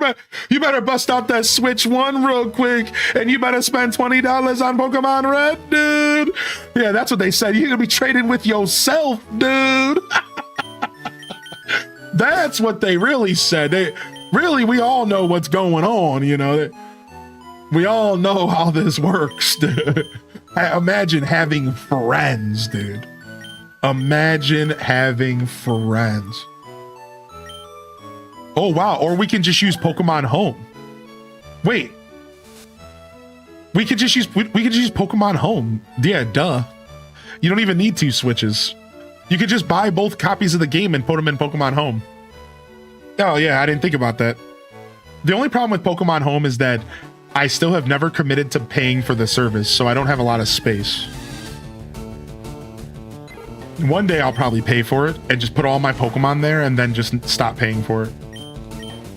All right, our first Pidgey, let's go. Ooh, we crit. Bum, bum, bum, bum, bum, bum, bum. I'm gonna throw a town map. I'm gonna throw a potion. Where's my Pokeballs at? Here we go. All right, let's go. Our first Pidgey. Pidgey, you're mine.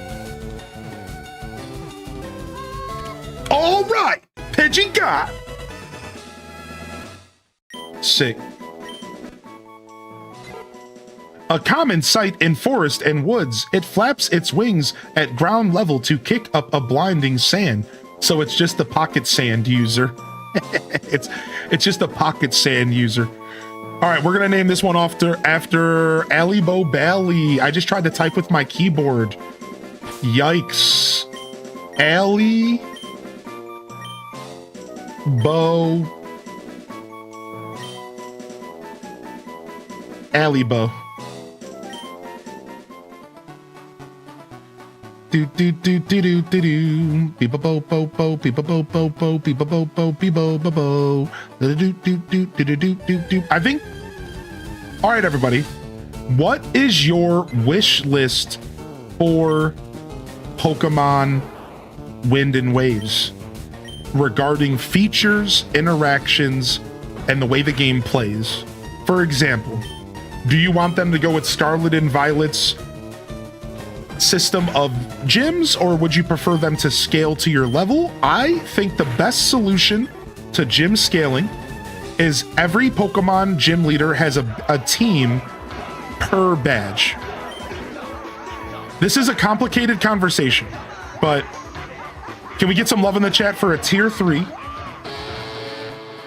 for 68 months from Silver Blink?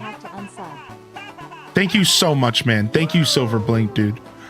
So to explain, I think that in a perfect world, every gym has 8 teams, and they switch teams based on your badge count to ensure that the game is challenging the whole way through. In my opinion, that is God mode version of Pokemon. Every gym leader has 8 different versions of the same team that are slowly evolved. So if you show up to that gym with 8 badges, you get a real battle. And if you show up to that gym with 1 badge, you get a real battle. That's right out the gate. I want them to adjust Scarlet and Violet's system to that. Now, that's a tall ask in some ways, and maybe that's just never going to happen. But that would be like ideal, right? That would be ideal. Thank you, man. Thank you so much, Silver Blink, dude. How are you today, bud? Right? I think that would be like the coolest experience, that they could change from Scarlet and Violet and make it like a really fun open world experience where you always get a challenge. Here's another feature. Also, happy birthday, Aelith Zana. Happy birthday, Aelith Zana, dude. Take a VIP badge for your birthday today for 30 days. Here's another feature. I'm going to use the restroom, but I'm going to leave you all with this one. The ability to turn off XP share. In my opinion, we're going to know if Pokemon is listening to its fans if they don't do that. I'm going to say it right now. If they don't give us the option to turn off XP share, I'm going to be convinced that they're just never going to listen to the fans, and we're just never going to have any hope. I think that it matters so much. I think it matters so much that if they do not allow me to turn XP share off in the next generation game, I am convinced that they don't give up about any of the people playing their games. Because like, that is one of the most highly regarded requests that I've read on the internet with Pokemon. Stop forcing us to use XP share. And I feel like if they don't make this change, they're not listening, because I have seen this take everywhere on the internet. The amount of OG Pokemon fans that want this request is insane. I am not the only person that said this.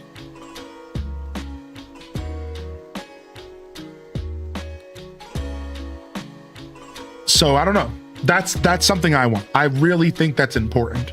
It might not be as important to everybody, and it's not going to make or break me playing the game, but I think it's so important. Oh, Ghost Compass. I think I've just gone off the idea of Champions. It's going to have a battle pass with free and paid rewards. Oh yeah, they're going to monetize the frick out of Champions. I've kind of been worried about that the whole time. They are going to monetize the frick out of that, I think, because, you know, they revealed some currencies in the game that you're going to need to use to adjust your Pokemon stats. So what happens when you run out of that currency, but you still want to keep battling, Daza?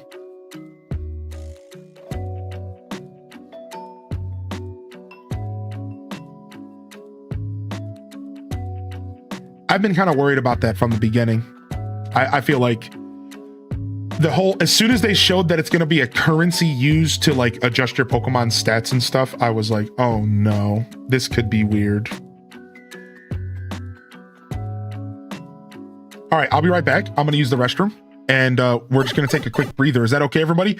We'll be right back. Give me just a moment.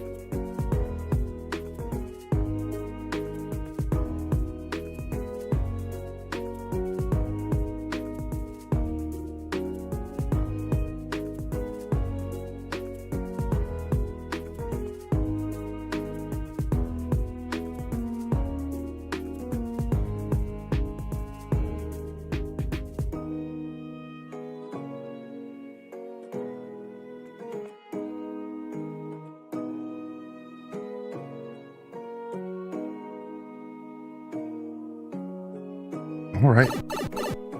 Yo, thank you, Pixie Skies. Thank you, dude. Yo, enjoy the Pikachu badge. Thanks for hanging out over on YouTube, by the way. We almost at 50 likes, and thanks for hanging out here this morning here on Twitch. I hope you all enjoyed the Pokemon Day presentation. If you're just tuning in, you're welcome to ask questions about it. And as you can tell, we're just kind of jamming out on nostalgia here. Consuming Nostalgia by the spoonfuls. By the cupfuls. Consuming nostalgia by the I don't know what I want to say here. How do I want to word this? By the spoonfuls, I guess. Sure. Ooh, nice. Got yourself a blue marlin. Let's go, baby.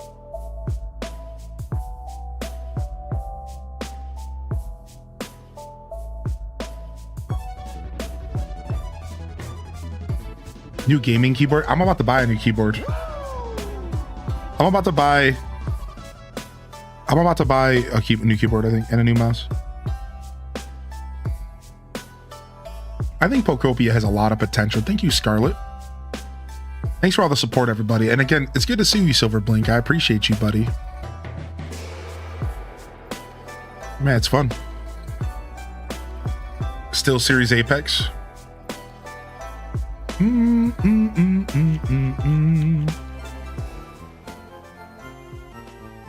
All right, and we are back. Let's go take a look at this map back here. There it is, the classic map, dude. The classic. The journey begins. Let's head our way to Brock and smack him in the mouth with a leech seed. Bam, bam,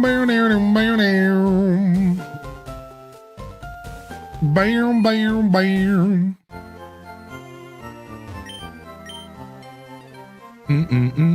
She doesn't play Pokemon. That's funny, Armazel. Just getting hype over there, dude. I love that. All right, we'll buy 3 more potions. A wise individual would buy a handful of antidotes, and we'll buy 1 paralyze heal, and then we'll just invest in Pokeballs. All right, let's roll. I don't plan on like catching a ton of Pokemon anyways. I'm just chilling. Do do do do do do do. Woo! I'm trying to memorize all my notes. Oh, we're in class. Okay, be sure to read what's on the blackboard carefully. The blackboard lists Pokemon status problems during battles. Oh, you can learn about all the statuses, dude. A Pokemon can't attack if it's asleep. Pokemon will stay asleep even after battles. Use Awaken to wake them up. Yeah, sleep was so broken back in the day, dude. You're gonna try to complete the Kanto Dex? Dude, that sounds like a fun challenge. Those Pokeballs at your waist. You have Pokemon, don't you?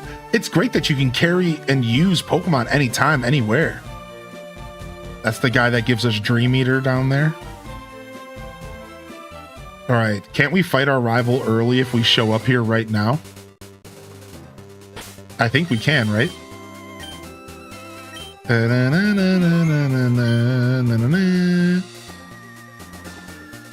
Yeah, let's go. Let's brawl him. You're shiny hunting Charmander. Poistar, what up, baby? You're off to the Pokemon League? Forget about it. You probably don't even have any badges, do you? The guard won't let you through without them. By the way, did your Pokemon get any stronger? So, Captain Awesome, you could trade with yourself if you have 2 switches. Or you could trade with yourself via Pokemon Home. But then with Pokemon Home, you wouldn't be able to get trade evolutions. All right, homie's got 2 Pokemon and some Slat Base. A level 9 Pidgey. I'm about to get fucking destroyed. And I was thinking about doing a Nuzlocke. This isn't good.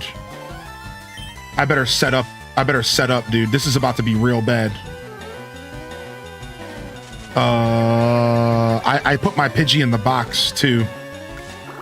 All right, well, at least we got the seed down, but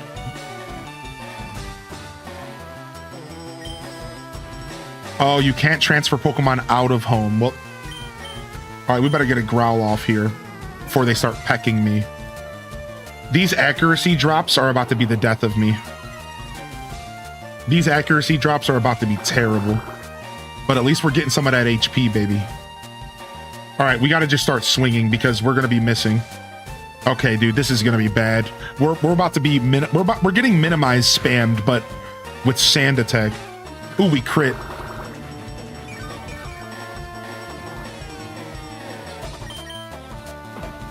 Okay, first tackle. Doesn't matter. 5 damage is not a lot. Give me that health. All right, we're good. We're in the money here, dude. We're actually going well.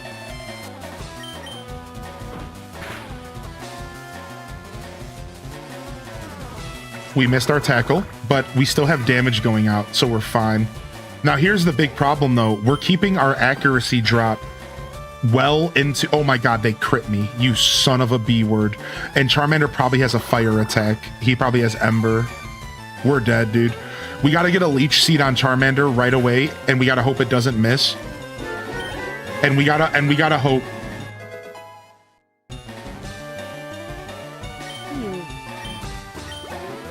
Okay, level 8 was nice. We gotta hope we don't miss this Leech Seed. We have to land this Leech Seed. Let's go, come on. Okay, it only scratched. We don't... Well, we land a Leech Seed. Okay, we have a chance. We have a chance. We have to Growl, I think, right away, right? We gotta Growl, right? We can Potion here. I'm gonna Potion. I forgot I had potions for a second. Oh my god. I can't believe I remembered. Yikes.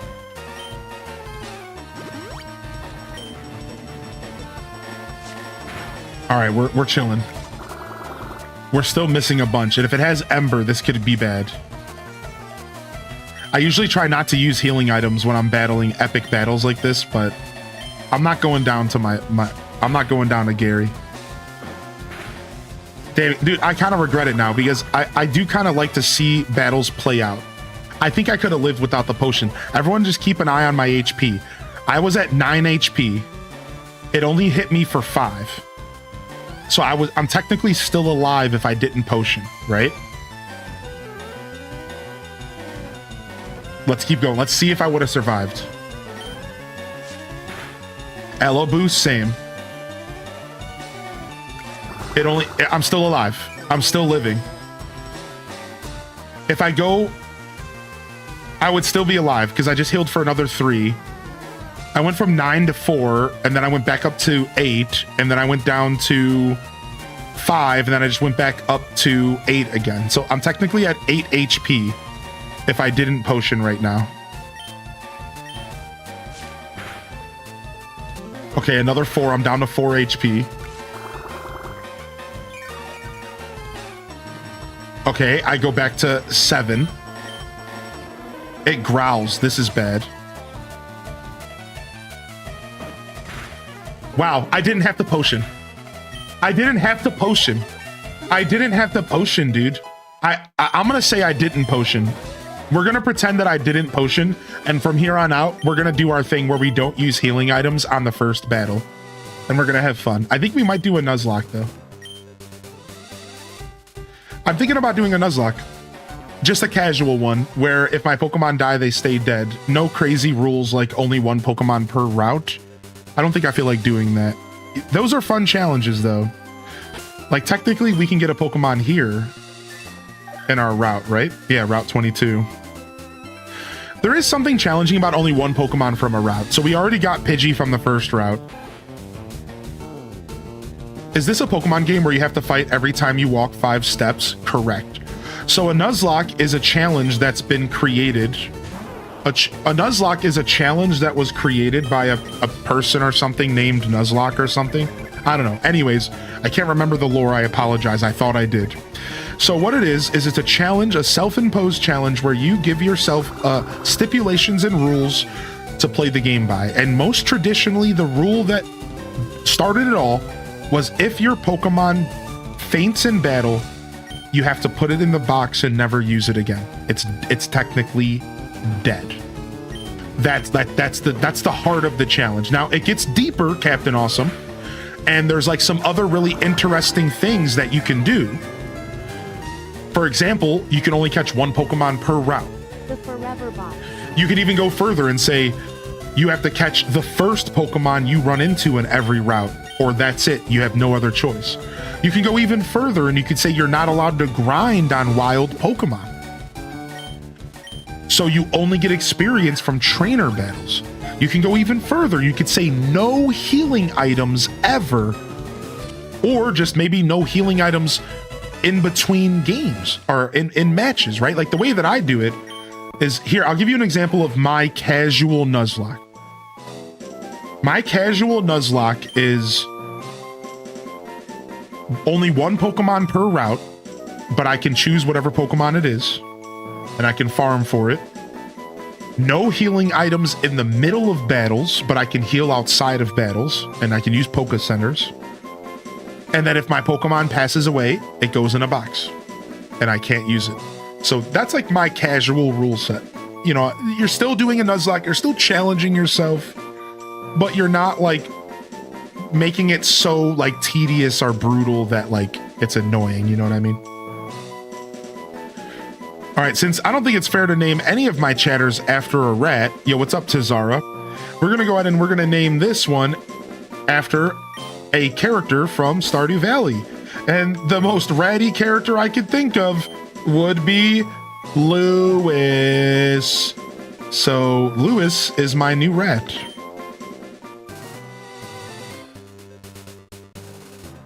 So now, if I want to follow my Nuzlocke, I can no longer catch a Pokemon on Route 22.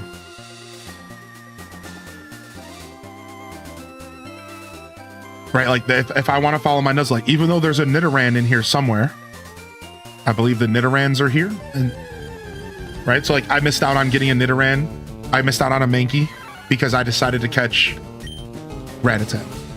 Again, some Nuzlockes will say you have to catch the first Pokemon or you don't get anything. So there's all sorts of interesting ways to Nuzlocke. I like to go pretty casually. I still want to play Pokemon, I just want the challenge during battles. And for me, it's challenging enough if you can't use healing items. That already puts the challenge up to a tier of like, you better have recover, you better have, you know, you better be over leveled, like you better figure it out, because not being able to heal can be a brutal way to play a Pokemon game. All right, I need to actually fight this thing.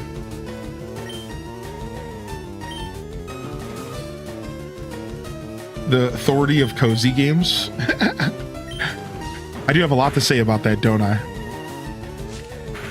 Yo, thank you, Buka, for the 77 months. Buka. Thank you so much, man. No, I meant in the regular game. Right, yeah, Neanderthal.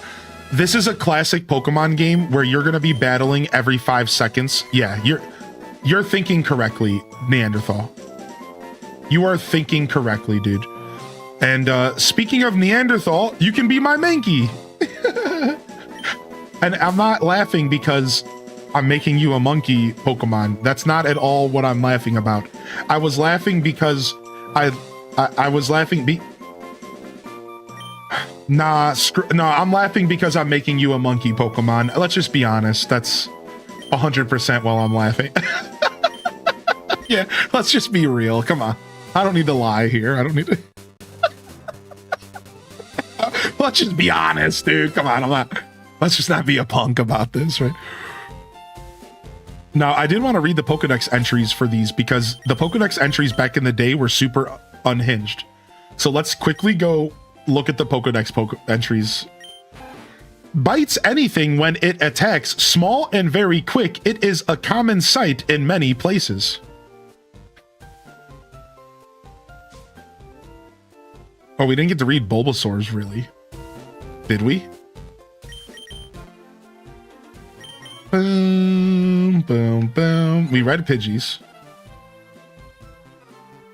How do I go to the next Pokemon? Why is it doing that? This is weird. This is a weird interaction. Okay, next page. Oh, I see, because it's like there's only 2 Pokemon in the grassland. Oh. A strange seed was planted on its back at birth. The plant sprouts and grows with this Pokemon. The seed Pokemon. Did you all know that wow, I said Blastoise, I said Squirtle. Can I get a grip here? Did y'all know Blastoise? Anyways, did y'all know that Bulbasaur is a frog? Did y'all know that Bulbasaur is a frog with a flower on its back? He's not just like a weird rat, like a weird plant beast. He's a frog. And if you look at the whole family lineage of Bulbasaur, it makes complete sense. Look at Venusaur, look at everyone. They're all big toads. They're all big toads, dude. Isn't that so sick? Dude, my girl just brought that up to me and I was like, dude, I knew that, but I never like really registered that. They were like, dude, did you know Bulbasaur's a frog? And I was like, yeah, but I guess I never thought about the fact that like Bulbasaur's a frog. Like I never really like thought about that. So I wanted to share that with you all because like, I was wondering if you ever considered that. Like, cause like, you know what I mean? Like, yeah, it's a frog Pokemon. Isn't that kind of neat? They hop around and snap. Yeah. And let's go. This is the most cursed thing ever from my moderators, and now you're all gonna be cursed with me. Quick, before people can turn away from the stream.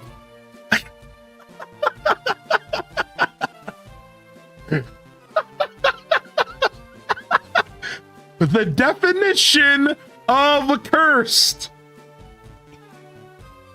My eyes.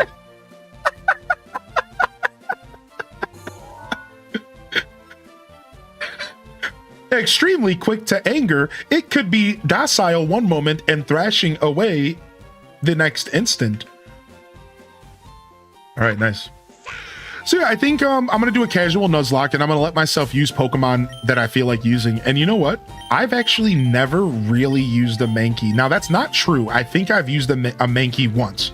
I think I've ran a Primeape way back in the day in Pokemon Yellow. It was a replay. It was like maybe within the past decade. I played Yellow on my... I played Blue on my 3DS, and I think I ran a Primeape. I think I'm gonna go ahead and run a Primeape.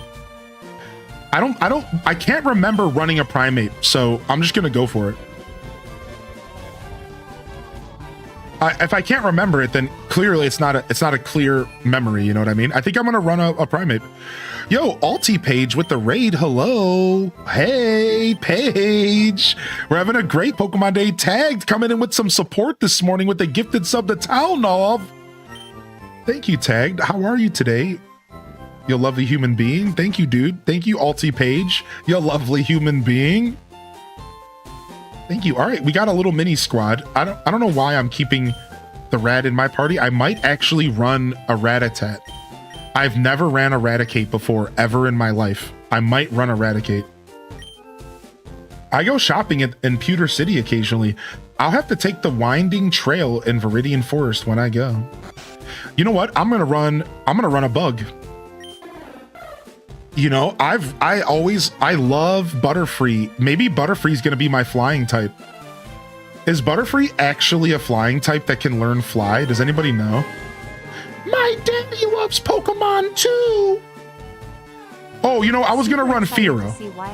I'm gonna run Fearow. And I'm also excited to play Pokopia alongside you. It cannot learn fly? I think I'm gonna run Fearow. I've ran Butterfree a lot, but I think I'm gonna run Fearow instead. Excited to see you play Leaf Green. I'm also excited to play Pokopia. Dude, I'm so excited, Quelth. I'm gonna run Fearow for my flyer. I run a lot of Butterfrees. It would be nice to maybe run Beedrill. We ran Beedrill in ZA, and I never ran Beedrill in the older games too much. It might be fun to run Beedrill. What other bug options do I have? What other bug options do I have in this game? Venomoth? Venonat? Ooh, we could run a Venomoth. Ooh. So I'm a big fan of Butterfree, but we're going to hold off on Butterfree. I could run a Scyther. Ooh. Dude, I could run a Scyther or a Pinsir. Maybe Pinsir's not in my game, though. It might be an exclusive. I'm waiting for my GF to get off of work to start playing. It's our first time playing this kind of game. Aw, rage. That's so cool. Are you guys going to share? Are you going to play alongside each other? Or are you going to play the same copy? Coming up with nicknames is fun, but it's not so easy to do. Clever names are nice, but simple names are easy to remember. Okay, Phil. Hey, Bob. Spearow, named Speary. There's a Pokemon on TV. It looks like it's having fun. Okay. Pinsir's green only. Ooh, I am playing green. So I could run Pinsir and not Scyther. Okay. Well, now, I've had my coffee, and that's what I need to get going. What? What's that red box you have? Oh, so you're working on a Pokedex. Let me give you a word of advice. Whenever you catch a Pokemon, the Pokedex automatically updates its data. You don't know how to catch a Pokemon? I suppose I'd better show you then. This is the old guy that you do the Masingo glitch with. Do you know? Do you know? Let me know in the chat with an emote if you know. Do you know? This is the guy that you do the Masingo glitch with. Yeah, dude. This old ass dude catching a Weedle. I think he fails this catch, doesn't he? No, he gets it. Yeah, they did fix it in Fire Red, correct. Now tell me, was that educational? And here, take this. The Teachy TV. Oh, nice. The Teachy TV. They should just make every Pokemon game have Teachy TVs. This Pokemon gym is always closed. I wonder who the leader is. All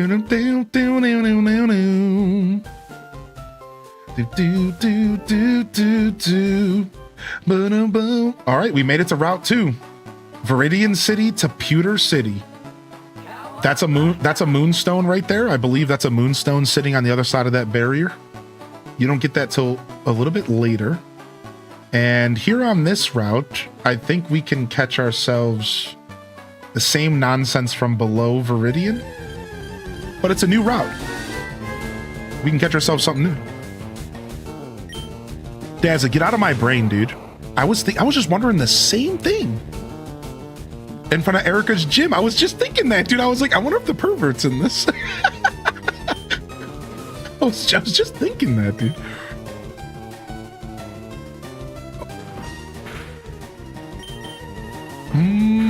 Similar explanation as why you can play as Master Han in SSB Melee. If you were dropped into the Pokemon world with a single Pokeball, which one would you catch?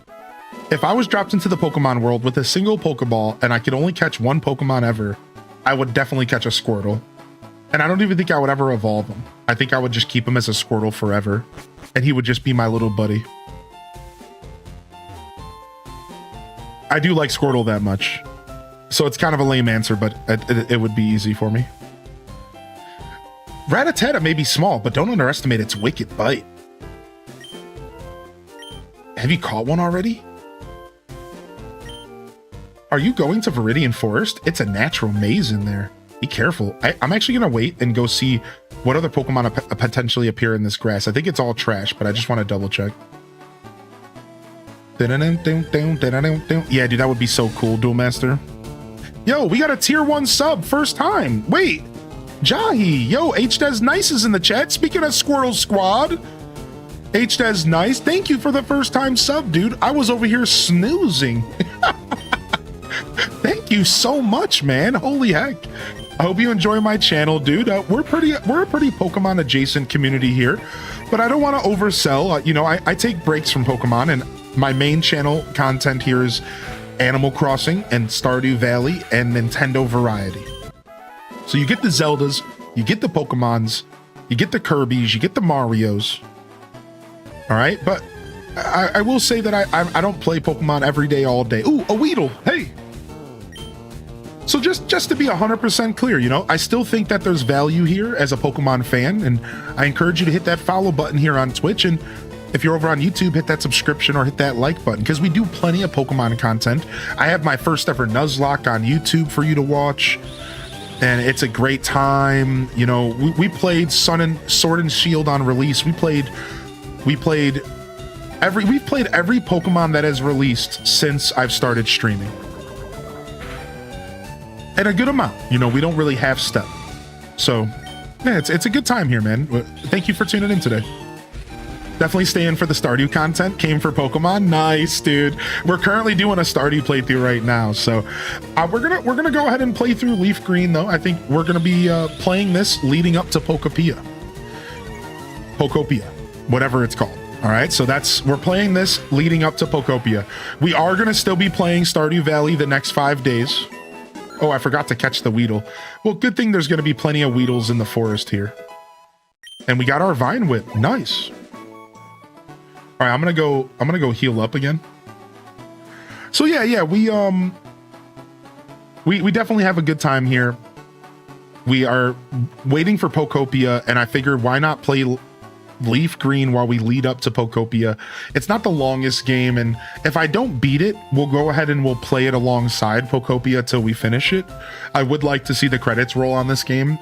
I'm not going to do like 100% or anything, but it could be fun to see the credits roll. So that's kind of the plan, just giving all the Pokemon fans a heads up. You are going to see little bits and boops of this game alongside Stardew the next couple days, alongside some AC. And then next week we get Pokopia, and we're going to go deep into a hole with that game, and I'm not even sure if we'll ever come out. I'm not sure what to expect. But I think it's about to consume my soul. In fact, I was about to make my title on Twitch in all caps, Pokopia will consume my soul, or steal my soul. That's what I was going to put in as my title a minute ago, all caps. I decided not to do that, but I was close. Ooh, the pixel entry screen. Oh, I love that, dude. Oh, give me that. All right, we're here. Viridian Forest.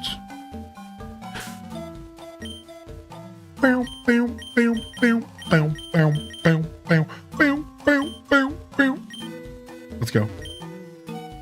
I came here with some friends to catch some bug Pokemon. They're all itching to get into some Pokemon battles. All right, there's a Pikachu in here somewhere if this is true to the originals. And I kind of want to run a Pikachu. Why not? I shouldn't. I run Pikachu too often. I shouldn't. But there should be a Pikachu in here somewhere. I'll hunt him and I'll catch him, but I don't know if I'll run him. I'll hunt him and I'll catch him, but I don't know if I'll run him or not. Oh, that's not good. I don't want to be poisoned already. Don't do that to me, Weedle. You little rat bastard. All right, I'm gonna attack again. Never too much Pikachu.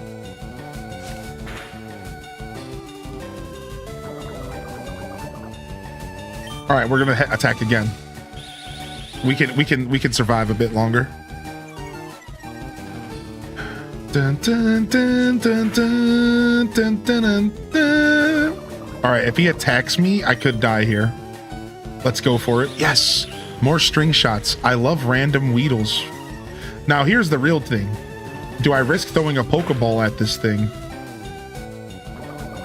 and not catching it and dying?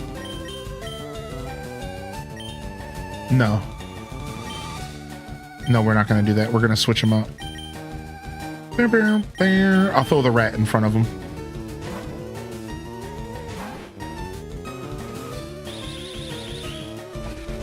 All right, we got a String Shotter. String Shot was always the coolest move in the anime and the worst move in game. At least back in the day, it felt like a stupid move. In hindsight, moves that control the speed of the opponent are far from stupid. They're very good games, are very good moves, rather, but as a kid playing these games, you know, I thought String Shot was the stupidest move. I went with Leaf Green. You know what I mean? Like, as a kid, I was like, what is this trash? Often found in forest eating leaves, it has a sharp stinger on its head that injects poison. The hairy bug Pokemon. Ooh, we like a hairy bug. All right, Weedle, what are we gonna name Weedle? Let's name Weedle,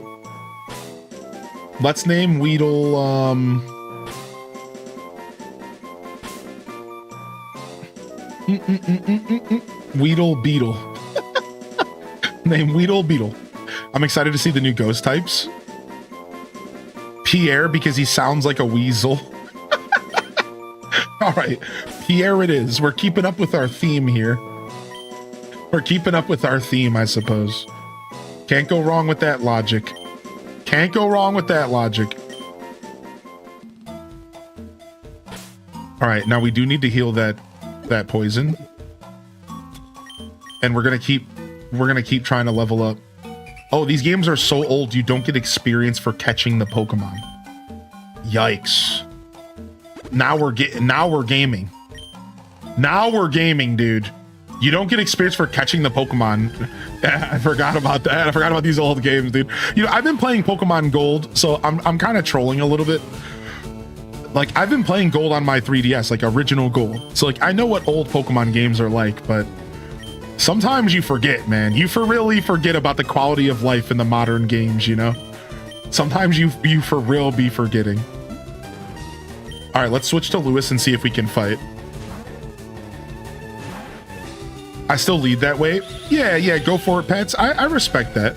I'm wondering, is Wind and Waves gonna have a day-night cycle? Dude, I hope. I hope Wind and Waves has a day-night cycle. I love those types of features. Yeah, so let's go back to the wish list talk. What do you want to see in Wind and Waves? What do you guys want to see in Wind and Waves? What is a feature you want to see added to Wind and Waves, or a feature that you want to see continue? So, for example, they showed that you're catching the Pokemon in the open world again. That's what I want. That's what I want.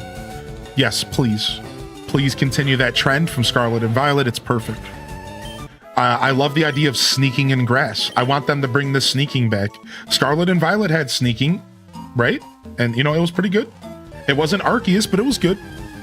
So I want to see that. You know, another feature that we talked about earlier is the ability to turn off XP share. That's another one. Another idea would be a radio, a Rotom radio, where I can listen to different music from different games. That would be sick. Some kind of Rotom radio would be cool. Actual storms. Ooh. What if there was actual weather patterns?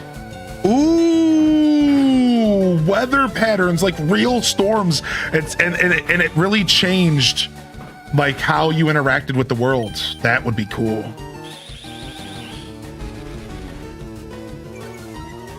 There was like a little bit of weather stuff in Scarlet and Violet. Like a tiny bit in some areas, I think. Like, I'm thinking of that desert area. I think there was like windstorms sometimes. I can't remember, but... No more sandwiches. Nah, the sandwiches won't come back. That was 100% a gimmick for just that game. You're safe there. There's no way the sandwiches are coming back. I hope they keep the ability to change the audio levels. Yeah, man. I'm right there with you, Aloe Boo. What? Ready to play? I'm already playing it. What are you saying, Nintendo? Are you okay? Who hurt you? Leaf Green's ready to play. I'm playing the game right now. Leaf Green's ready to play. Get in there, buddy. Go get it.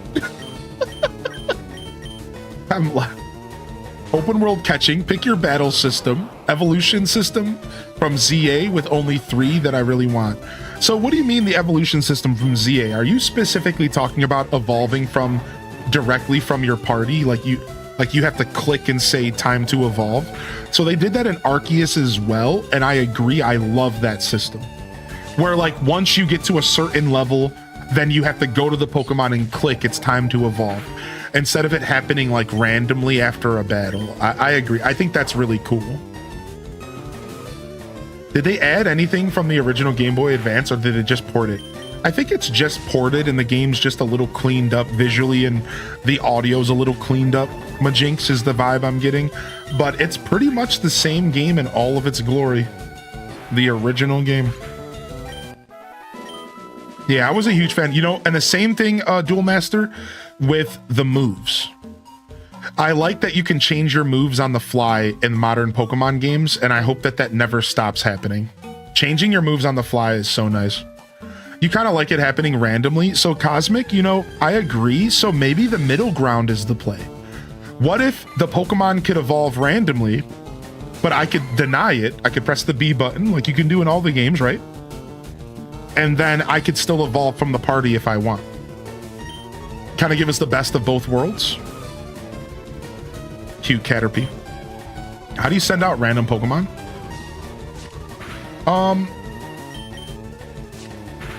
So I have my Mankey at the start of my party, and then I'm switching the Mankey out when I'm trying to get experience on my other Pokemon. That's what you're seeing happening here. So the Mankey's at the start of my party, and then I'm switching out. Yeah, you're okay. No problem, man. That's why I wanted to explain to you. Thank you, Bella, for the gifted over to Senses. What's up, man? Yeah, so I'm doing a bunch of swapping because in these older games, M Online, there isn't any experience share until later. So early in the game, you're forced to do swap leveling. So what I do is I send out Mankey so that no matter what, Mankey gets experience from the battle. Then I switch over to my Bulbasaur, and now my Bulbasaur is also going to get experience, and my Bulbasaur can finish the battle for me because my Mankey's still weak. My Mankey's still a low level. So this is just a really old school way of leveling your Pokemon, because in these games, you don't unlock an experience share until way later. And even when you do, I'm not sure if it's going to be a share or an all. Experience all means your whole party gets experience. Experience share is only one other Pokemon gets experience, and it's a hold item. Its short feet are tipped with suction pads that enable it to tirelessly climb slopes and walls. Worm Pokemon. What up, Dr. Soaps? Bum bum bum bum.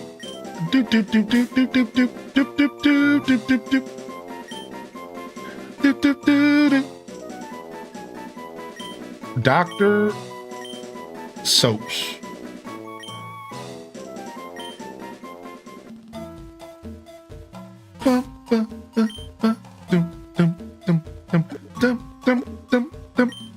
All right, let's heal. I like the little cutscene for potions and stuff. It's cute. This game had a lot of charm, man. This game had a lot of charm. Them resurrecting these games for the Game Boy Advance was actually massive at the time. These games had a lot of charm. Let's battle. Oh, this guy doesn't battle me. All right, let me go get this item. This game also had a lot of Charmanders. Get this guy. Get him out of here. Get him out of here. Pokemon Leaf Green and Fire Red are true to the originals. The XP share only benefits the Pokemon holding it. That's what I thought. That's what I thought. Thank you.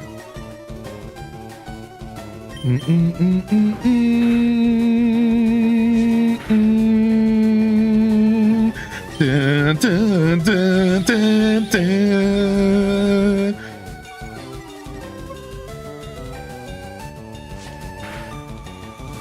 What? He still has HP left? Come on, Mankey. Finish him off, dude. What are you doing, Mankey? You sleeping out there? Come on, let's go. All right, you leveled up. Yes, I do. Yes. Dude, Jahi, I tell stories about that all the time. Yes. Dude, well, I had one for the original Game Boy, not the Advanced, but I know what you're talking about. It makes sense now they didn't bother doing an online system for it. Right, Dr. Soaps. It all makes more sense now. Our Mankey has a bunch of attack and speed. Good. That's what we need. Our Mankey's going to start punching in the mouth, and it's going to be great. All right, let's go up here. It's time for our first battle, everybody. You guys ready? Let's go. Let's lock in. Let's lock in, baby. Bug Catcher Rick.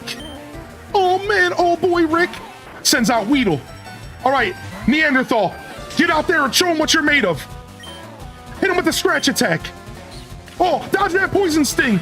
Oh, all right, we're fine. We didn't get poisoned. A strong scratch attack. All right, hit him with another one.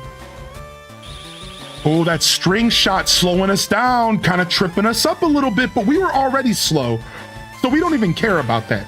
Shrug it off, Mankey, and hit him with another scratch attack. All right, dude, I think you can take him down, dude. You got 2 levels above us. We are gonna slay him. All right, Mankey. Run through the poison sting and hit him with another scratch attack. Ooh, this is getting tight, dude. This is getting tight. Do I keep Mankey out? Can Mankey last? I don't think we can. I think we have to switch. We got to be a good trainer here. All right, come back, Mankey. You've done your time here. Rasmodius, it's time for you to step up to the plate. Let's go. Show him the school of arcane magic. Show him why you should have been the marriage candidate and not Clint. All right, speed drop. We should still be good here. Let's go ahead and hit him with the Vine Whip. Nah. Tackle. Oh, they're slowing us down. This isn't good. What's up, Shripa? We're feeling pretty dandelion. All right. Who they got next? It's going to be another Weedle, isn't it? It's going to be another Pierre. It's going to be another little weaselly rat, isn't it? Oh, a Caterpie. Oh. All right, buddy. We're going to go ahead and hit you with the Leech Seed. All right, Bulbasaur. Drop the seeds on him. Seed him up, Bulbasaur.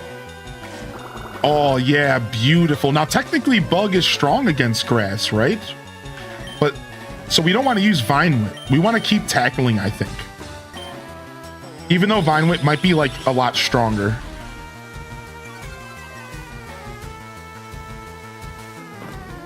Oh, beautiful hit. Oh, beautiful hit. Oh, bring that HP back. Oh, bring that HP back, baby. Oh, yes, dude. Yo, Bugcatcher Rick, what happened, dude? You might as well just give me your Pokemon because you're obviously out of your element, dog. What happened, dude?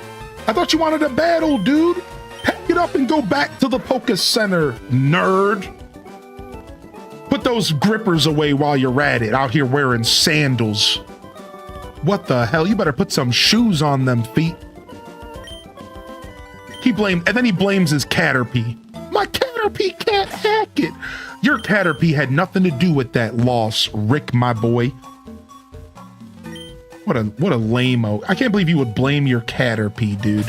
I'm so pissed off.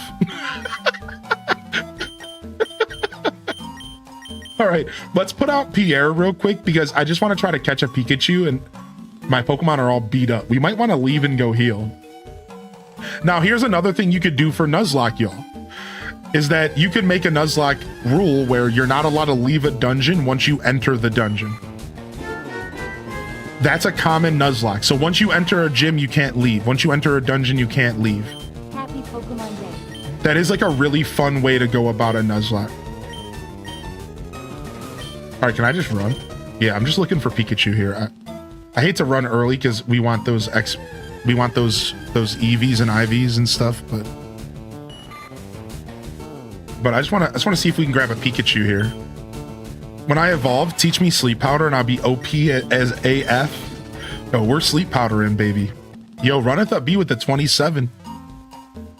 For those that don't know, there are drops today to get yourself an exclusive Pikachu badge by gifting a sub or doing a tier 1, tier 2, or tier 3. It can't be a prime, but if you'd like to get your exclusive Pikachu badge, I don't know how many days they're running the campaign. It might just be for today. All right, Pikachu, we're not even going to battle you. We're just going to throw you in a Pokeball, and you're going to say yes. Let's go. Okay, all right. All right. Ooh, Thunderstrike. Ooh. All right, come on. Come on, let's go, Pikachu. Let's go.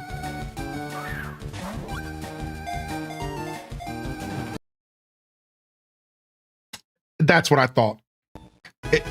That's what I thought. Let's go, Pikachu. Campaign for the badge is till March 2nd. When several of these Pokemon gather, their electricity can build and cause lightning storms. The mouse Pokemon. No, this is Leaf Green. Stop, Morkso. All right, we're going to name our Pikachu, and we're going to go with the classy name that I totally just made up myself because this Pokemon is the waviest Pokemon I've ever met. We're going to name it Waveachu. Is exactly what I'm going to do when I see y'all in public.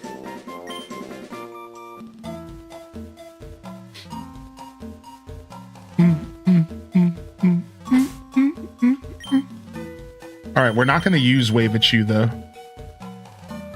I've ran Pikachu too many times in the past. We're not going to run Pika. I've done a lot of Pika in my day. Now, I've not done a lot of Raichu. I almost never do Raichu, but I've done a lot of Pikachu. Yo, what's up, Trash Panda? Thank you again, Runneth Up B. All right, let's go heal, and then we're going to actually go through this dungeon.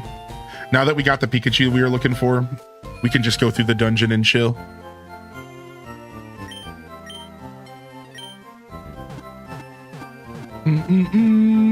I keep having to double take because you keep calling out SDV names while playing Pokemon. I know. Pierre, Lewis. Dude, I'm having a great day, man. Thank you. Pokemon Day, we're feeling pretty good. Got some awesome announcements. Shared my thoughts on the Direct. Caterpie's going home.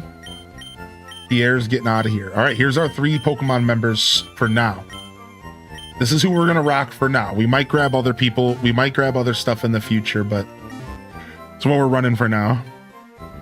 I might actually run a rat. I never run rats. I might actually run a rat in this play file, save file. I'd just be hyper fanging everything. To be fair, man, the fang attacks are sick, dude. Lowering a Pokemon's HP by 50% is super useful. So it could be a really good strategy, especially if I have a solid switch in where it can take a hit for Raticate and then retaliate. Oh, that's so funny, Dr. Soaps. That's so funny, dude. Stop. This is wrong on so many levels. Listen, man, sometimes RNGesus can be a little bit of a troll, you know? Now, I wonder if there's any hidden items in here. Does anybody know of any hidden items on the ground in here?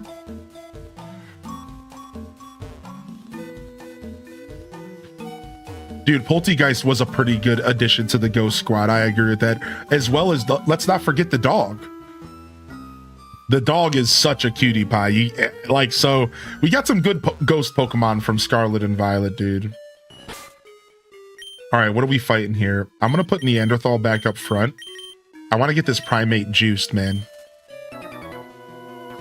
You mean Rusty? Stop. No, I can't believe I made that mistake. Sorry, I was lurking for lunch. All right, we got Bugcatcher Doug. Let's go. Wow, level 7 Weedle. Yo, I have a level... Let's hit him with a Leer. Lower that defense, and then we're going to shred. Don't poison, don't poison, don't... You're lowering my speed. But was I actually faster than you? 3 levels lower? Ooh, we're starting to get fast. Now, Weedle takes the lead because of String Shot. That's fine. All right, why don't you take this Scratch with your lower defense? Ooh, you didn't like that, did you? I hit you for a 50 your HP. Don't poison, don't poison, don't poison, don't poison. No poison. Ooh, more like a quarter of your HP. Ooh, don't poison, don't poison. Oh, all right, there comes the poison. Not good. Come on, you can finish this, Mankey. You can finish this, Mankey. You can do this. One more Scratch. One more Scratch, Mankey. This is your battle to win here. And it's your battle to lose. No, no, Mankey. You were supposed to kill him! All right, that's fine. Bring out the rat. Bring out... Somebody send in the clowns, a.k.a. Mayor Lewis. Send in the rats! Send the rat in. We're getting poisoned to death. This blows, dude. I hate fucking Weedle, man. I bought 5 antidotes. I only got like 3 left. Send in the dancing lobsters.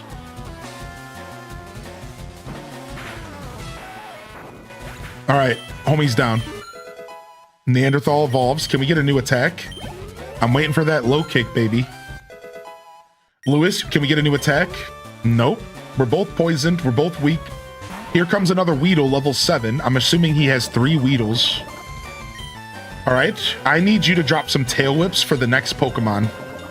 You got that, Rat? You are nothing but a Tail Whip bot right now. You got that, Rat? All right, you're actually just gonna die, so we gotta switch you out. All right, come on, Rat Boy, let's go. Rasmodius, clean it up. Rasmodius, clean this up. Oh yeah, you're talking about Infernape and Annihilate. Annihilate was also a cool ghost type, I agree. All right, Rasmodius, clean house. Ooh, that Tail Whip made a difference. The Tail Whip made a difference. What is that emote? What's up, Albino? Yeah, it's TMNT MTG release day, yeah. All right, Rasmodius is about to be level 11. And guess what? Bulbasaur evolves first. Out of all of the weak boys, so, or out of all the starters. Bulba evolves at like 14 or something. All right, I don't like this. Are you hardening your Kakuna, or are you just happy to see me? This is like that episode with the Metapods in the forest all over again. Yo, wait, if I use a grass attack, it doesn't matter because grass is special. So his strategy's stupid. I can just use a special attack. Oh, but it's not very effective. It's almost better to tackle still. Yo, thank you, Clover, for the gifted to Alex. Thank you so much, Clover Ann. Good to see you back in here. Yeah, it's actually still better to tackle. The type resistance is too strong. 0.5 damage. And a tier 2, baby. Holy heck. Dr. Soaps. Holy heck, can we get around 11 in the chat, man? Happy freaking Friday, everybody. Happy Pokemon Day. All right, level 84. Or sorry, 84 bucks. Level 84, could you imagine? All right, I think we're gonna die walking. You guys ready? Oh, that noise has haunted me my whole life. Oh no. Oh. Okay, they gave us a free antidote. They knew we would be in pain right now. They knew we would be in pain. Let's go ahead and antidote up.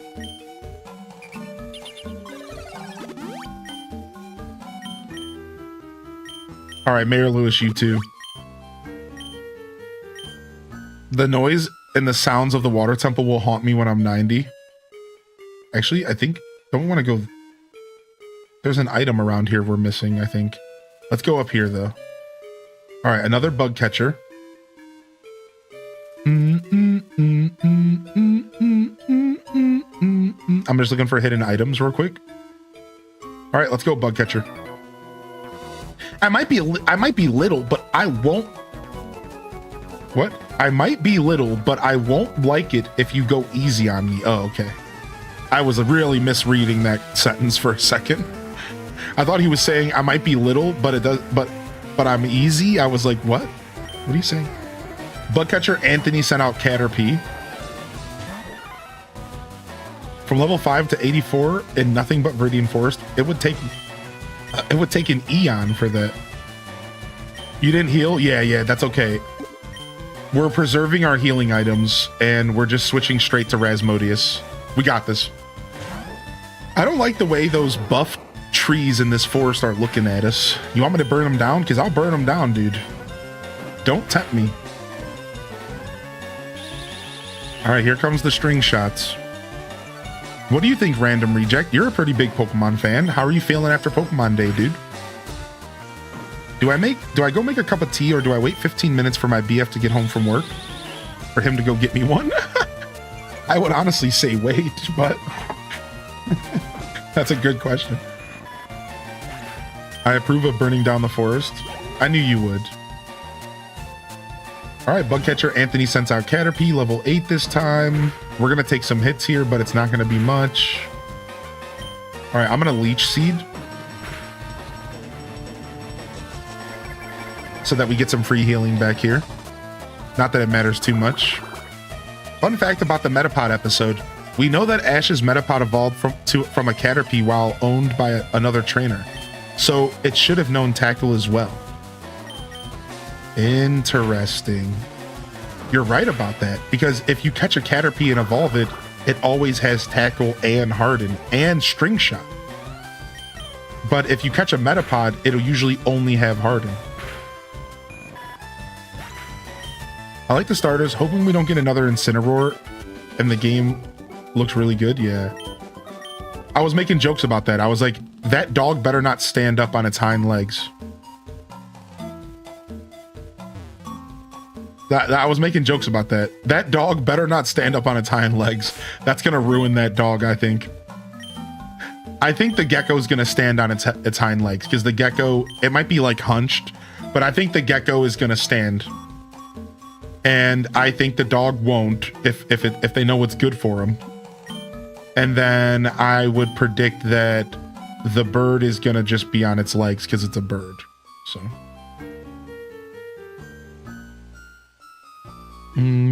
The early episodes of the anime just kind of did whatever it wanted. It took them forever to get electric immunity of ground types right. That's so funny. Yeah, the early anime just really did whatever it wanted.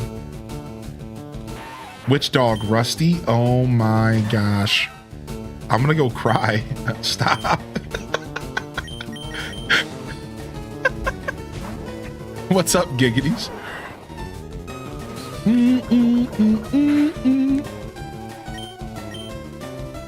Yeah, remember when Pikachu zapped Rhyhorn's horn or whatever?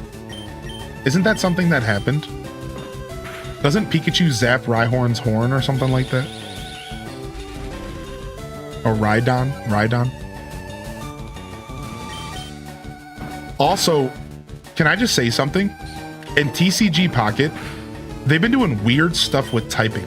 They made Koraidon a fighting type. Why? And they made Fido a psychic type.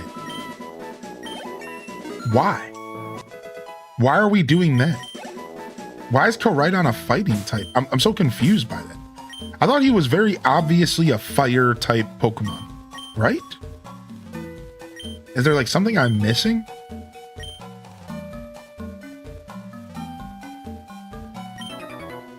Did you know that Pokemon evolve? Oh my gosh, no way. Tell me more while I'm whooping your... Tell me more, Charlie. Is your Metapod gonna have tackle, buddy, or are we gonna just sit here and scratch it? Uh-oh, if this thing has tackle, we're totally gonna die. But we can also just risk it and keep scratching. But the anime actually made the intention to sell the card game. It isn't like Yu-Gi-Oh, where they made the card game first and decided to make an anime about it, but instead of doing an original anime, they took the anime that was already pre-existing and adapted it to characters to fit the card game they designed. That's why the anime has rules all over the place for the first little while. You know, I've heard that exact thing. Yeah, right. The anime came first for Pokemon, and then the other stuff came after, or the manga, then the anime, you know, whatever. Same idea. Right. Right? Like, so for example, they designed the Pokemon games off of the anime, right? Like Pokemon Blue and Red were kind of designed off of the anime a little bit. Or like the manga or whatever, I think? Or were the games first? Was it like the games, then the anime, then the cards? Maybe that's the direction. Yeah, Red, Blue, and Yellow were designed off the anime. That's what I thought, yeah. But Yellow is loosely based off the anime, right. Ah, so it was games first, right. So it goes, that's what I thought. It goes Red and Blue, then the anime, then Yellow and the cards. Yeah, I'm pretty sure that is how it goes. And then meanwhile, I think there was a manga as well. Before the anime, I think there was. Maybe I'm making that up. But Pokemon history is really fun, actually, to learn about. Just like how they ended up doing everything.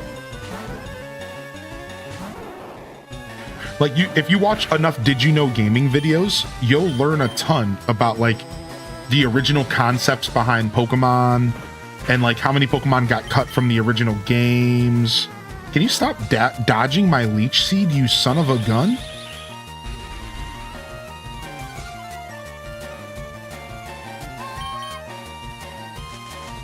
Also, didn't two different companies handle Pokemon cards? That's one of my favorite pieces of trivia. The first Pokemon cards that came out were done by like Wizards of the Coast or something. And then they like passed them off to another company after or something like that. But like the first round of Pokemon cards, weren't they made by a completely different company? Yeah, they were made by Wizards of the Coast, which does Magic the Gathering, I think. And then from there, they went to a different company for Pokemon cards, which I always found that to be a super interesting piece of trivia about the Pokemon card history. Came over from YouTube. A best friend of mine owns a TCG shop, and Pokemon is their specialty. So I know the answer. Pokemon TCG doesn't have all the typing, so Fairy doesn't exist in the current active TCG. There's also no dual typing. Pokemon retain their first type. Koraidon is fighting Dragon, therefore he's only fighting. Oh, so Koraidon is not a fire type. He's a dragon type. I didn't know that.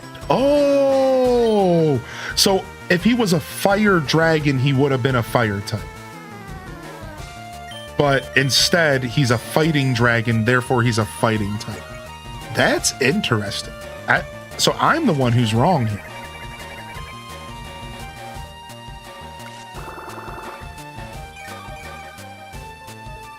Bum, bum, bum, bum.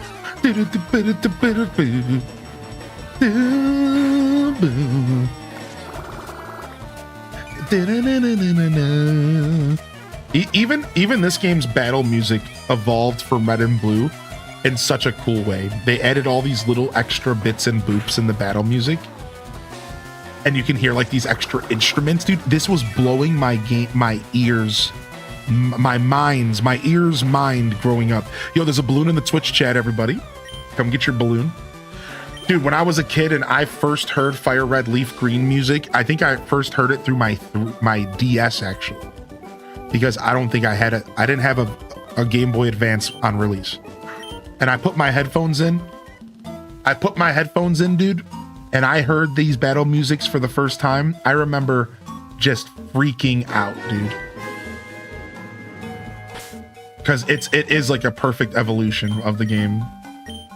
All right, Neanderthal's level 7. I'm hoping to get him up to 8 to earn a new attack or something. You got to be on the heels of a new ability. Use the same instrument kit as Ruby and Sapphire? That's actually sick. That makes a ton of sense, right? So it would just be exclamation point buy. You were close. And in the future, I'm going to make it to where exclamation point shop also works. That's actually on my list of things to do.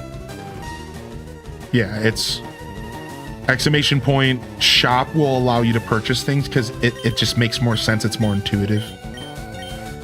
So what's up, Jahi? So if you want to start our little chat game, I recommend the first thing you do is to gather, exclamation point gather, and collect yourself some materials to sell because you're broke. When you first start an island, you only have $500. So you could buy a net or you could buy a fishing rod, but you only got $500. So you're pretty broke. So you could gather, right? And then you could just do exclamation point sell all.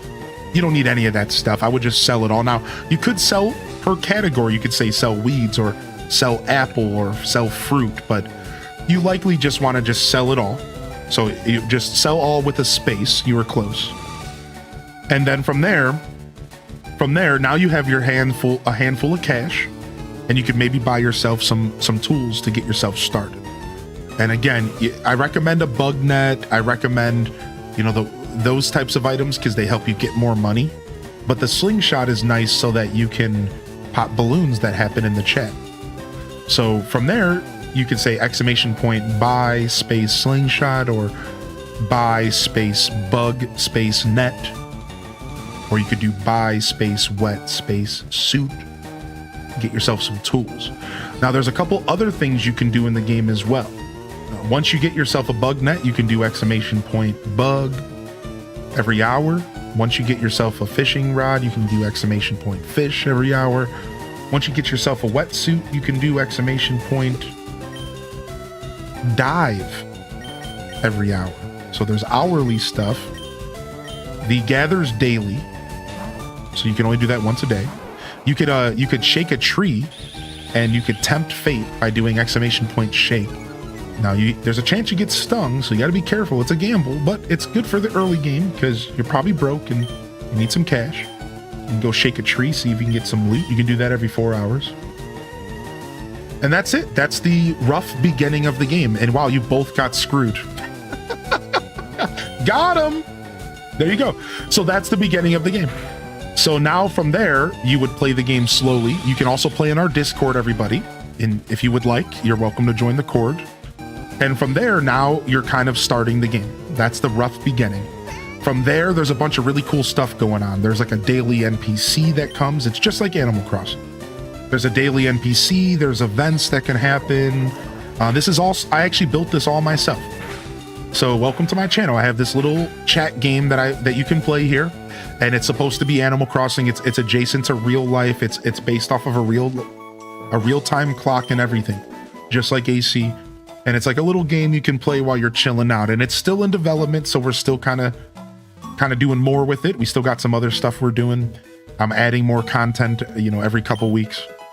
But for now, it's definitely pretty fleshed out. It's a fun little thing. So the whole point of the game is to hunt for your favorite villagers. So to tell you, like, the whole point of the game is, like, you have island. So this tells you, like, your stats and your population, and it even tells you when you founded your island, right? So then what you could do is you can hunt for a villager, but it costs 10,000 bells. So I'm going to go ahead and I'm going to take a look at my villagers, and I'm going to kick out... Ooh, who do I kick out? Yikes. I'm going to go ahead and kick out... This is a tough decision. I'm going to kick out Boomer. So now that Boomer's gone, I'm going to hunt for a new villager. And I got Ellie, the alligator. So that's actually the whole point of the game, is you're supposed to hunt for your favorite villagers. And the other point of the game is to fill up your collection. And there's like a whole collection system, and there's a bunch of like, so the game has 3 points. Hunt for your favorite villagers, fill up your collections, and try to collect everything in the game. It's like a cute little long-term goal. And the third and final point of the game, in my opinion, the guy who made it, would be, hold on, sorry, my brain is leaking out of my ears. There's hunting for villagers, there's the collection, and then the other point would be the badges. So the badges, these are an achievement system, and it's just like Animal Crossing New Leaf. And every time Phineas visits town, you can get a badge. 1 badge a visit. He's not here today. And you get these badges, they're all achievements. So like, take a look. Like I have a balloon symbol. That balloon means that I've popped 100 balloons. I have a recycling symbol. That means I fished up trash.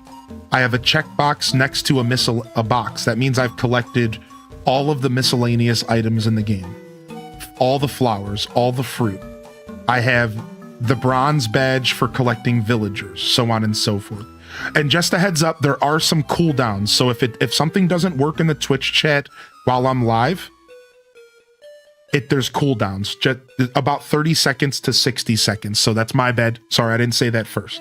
There's a couple cooldowns just to keep things a little chill. Now, I'll go ahead and I'll pull the infographics up for you really quick. You can find them in the Island Game channel in the pins section, everybody.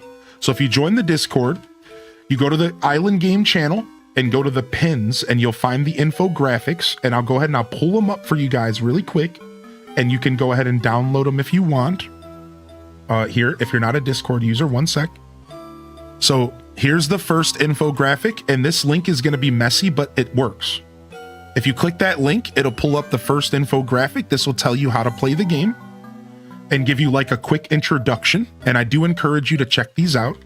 And then if I give you this one, and again, dirty link, I'm sorry, but it's a safe link. And that one will pull up this page that will tell you about how to play the game on this side. So we do have all this information available for you, so you don't really even need to hear my words if you want to just go read and figure out the game yourself.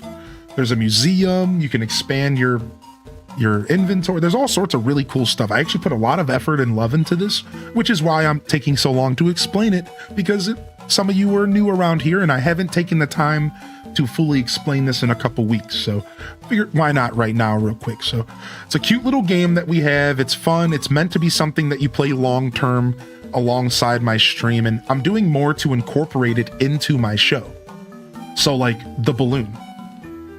And in the future, there's going to be other features where it's going to be incorporated into your daily viewing. It'll be something like, I'm going to make the bells be attached to like the gambling, right? So like right now you can gamble on most Twitch streams.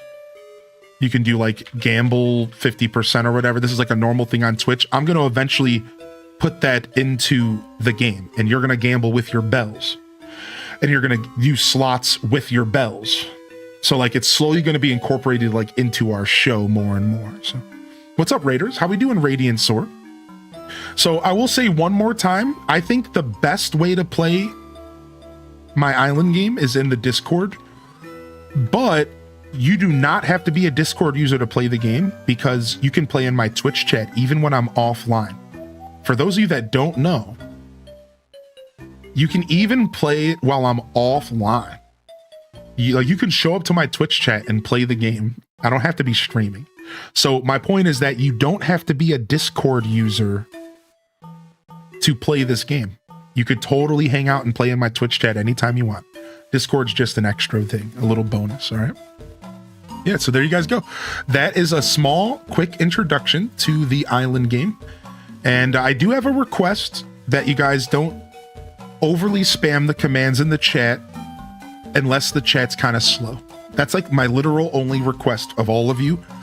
We don't want to lose the energy in our community where we welcome each other in here. It's a really special feeling when somebody jumps in the chat and we all say, hey, what up? Welcome in here.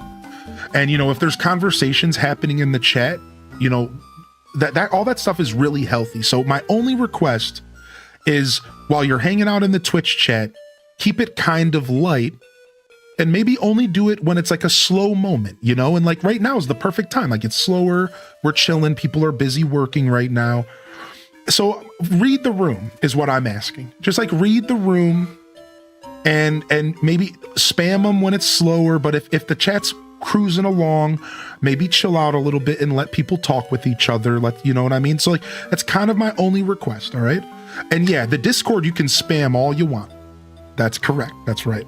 All right. So yeah. Yo, you got it, Brittany. And we're going to do more fuzzy commands in the future. Don't worry.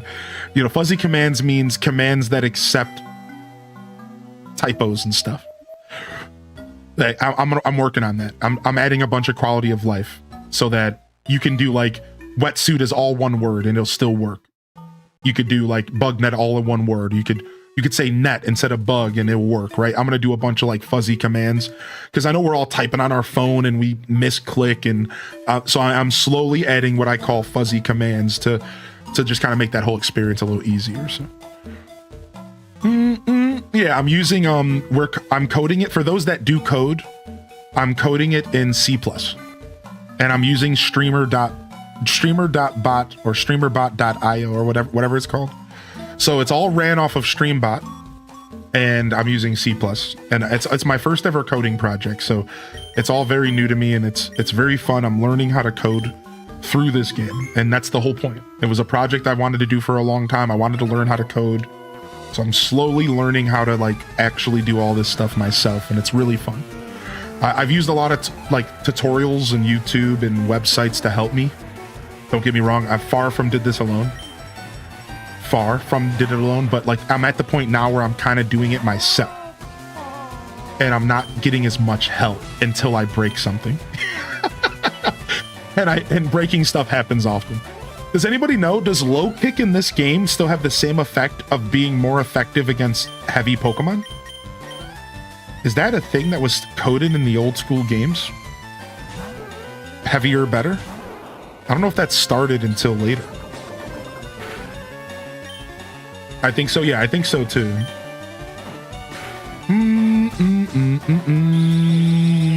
I appreciate you, Chic. Thank you so much, man. Thank you so much. Right. And you know, we don't expect everyone to be able to read the room. It's okay if people make a mistake, you know, and that's the beauty of it, right? I'll make the request and we'll put the energy out there.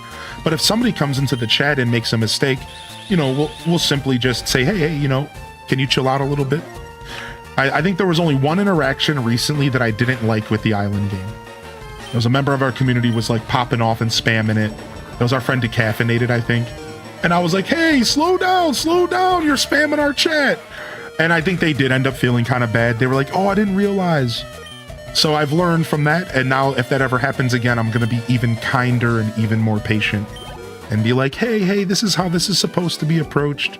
Just a heads up, you know, because in that moment I was like, hey, stop spamming. And like, I feel like that was totally unfair to them because like, you know, not everyone is fully on board, you know. So I learned and I will do better the next time that happens. So. But that's the only interaction I think we've had that was like, you know, I could have did better. I'm always going to do better, chat room. I'm always going to strive to do better. That's one thing you can count on with this guy over here. You know, you can't count on me for everything. Maybe not even for much. But you can count on me to learn and grow. I will always do that. You found your Pikachu? Nice, so did I. Nice, Angry Ramens. Nice, dude. I got my Pikachu as well. All right, we got to heal Rasmodius. Even though we're almost out of this, I'm still going to heal just in case. Okay, low kick has always worked that way. Thank you. I knew Mankey's first attack was low kick. I'm kind of pissed off that that's the case because I would love like karate chop or something. Low kick is still going to be nice against Onyx. We're going to rock him, but it would be nice if we got something a little better there. Thank you, Morgso, for the gifted over to Twitch Thomas, bringing him in and badging him up. Hero Swords in the chat. Bringing them in, badging them up, and bringing them in. We got Snivy hitting us with the first time sub as well. Snivy, dude, you know, I might have missed that one. No. Why did I scratch? No, I'm going to die to poison. All right, we're going to pretend that we didn't pass away here for the Nuzlocke. All right. I just wasn't paying attention. All right. I just wasn't paying attention. We're going to pretend that this didn't happen. Shh, everyone. This didn't happen. I just wasn't paying attention. That didn't happen. That did not happen. I could have easily just switched, all right? Just pretend it didn't happen. Because I do kind of want to do a Nuzlocke. Yeah, thank you, Sheik. I'm always going to strive to do better. I saw that. No, you didn't see anything, dude. Shh. Quiet.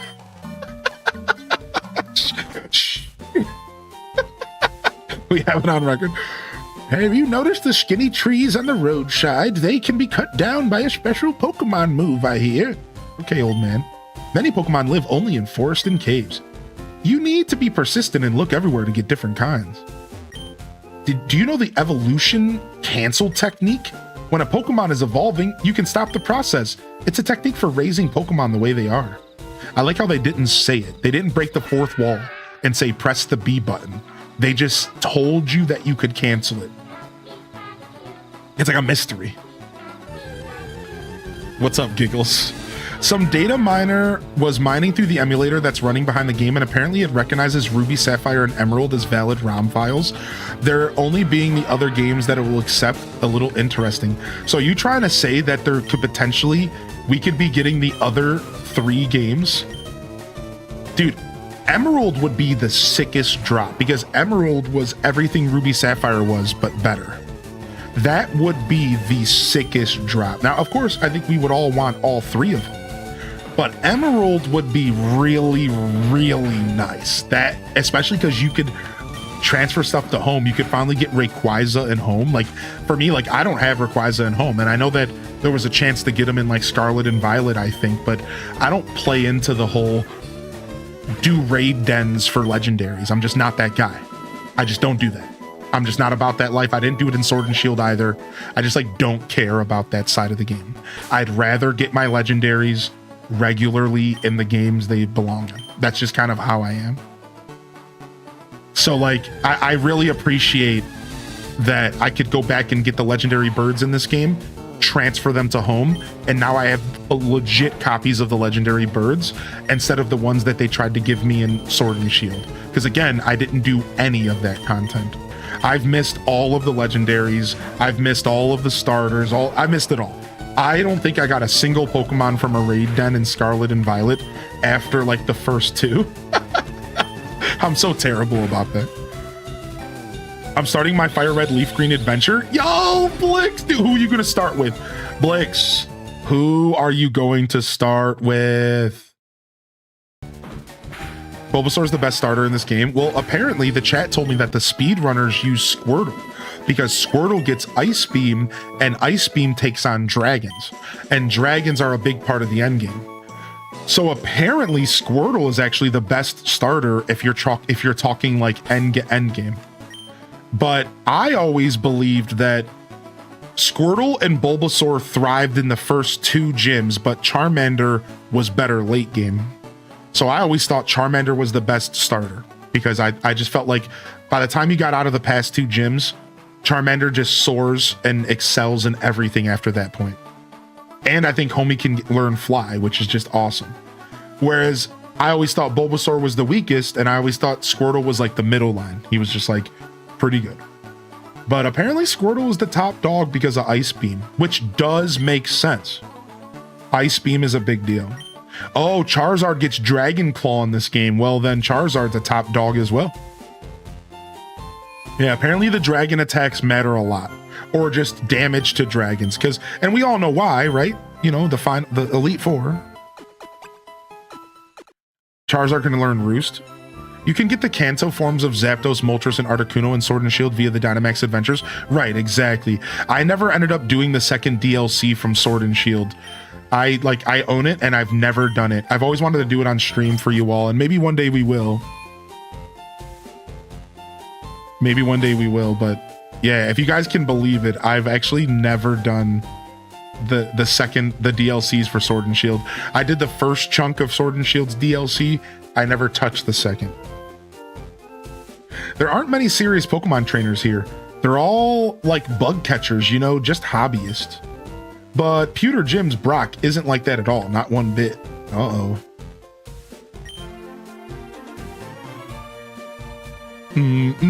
So yeah, I gotta go back to Sword and Shield eventually and do all that stuff. It would be fun to do on stream. I've been waiting for a rival like this guy again. Dude, I know rivals are so weak nowadays, it sucks. I agree with that, dude. I was having a hard time choosing.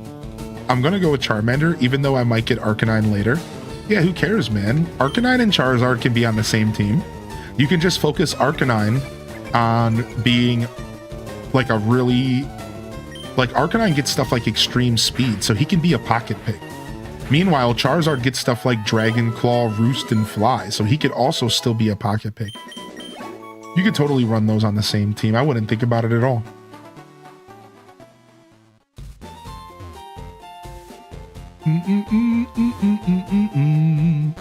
You just gotta have... If you're gonna run Charizard and Arcanine on the same team, you should just run a Pokemon that can take fire attacks and rock attacks really well.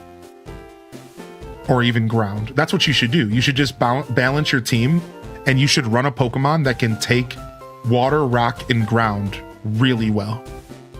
Somebody that's just not going to be phased by those attacks. And if you balance your team with that, you're fine. Easy. Because like at that point, you run like a Rhydon. Oh, it's over. Because then you can switch into Rhydon. Well, I guess you wouldn't want to switch into a Rhydon for water attacks. So you want to run something like a Nidoking or a Nidoqueen. Right? You run like a Nidoking or a Nidoqueen alongside that combo, and like you're set. You're going to take those hits really well. And you're going to be able to switch into that tanky boy. Tanky gal. Pokemon learn new techniques as they grow. But some moves must be taught by people. A Pokemon becomes easier to catch if it has status problems.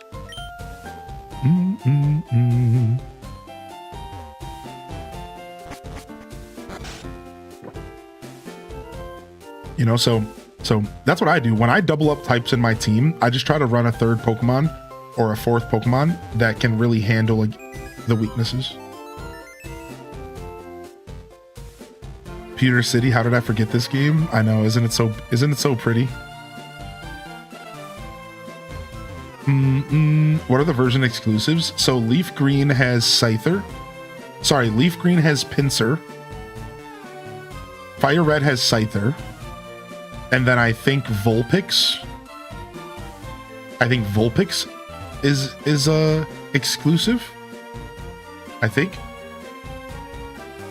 it's Vulpix, Scyther, Pinsir, and something else. Yo, what's up, Irish? I'm heading to Brock right now. I need to restock. Leaf Green gets Staryu. Fire Red gets Shelder.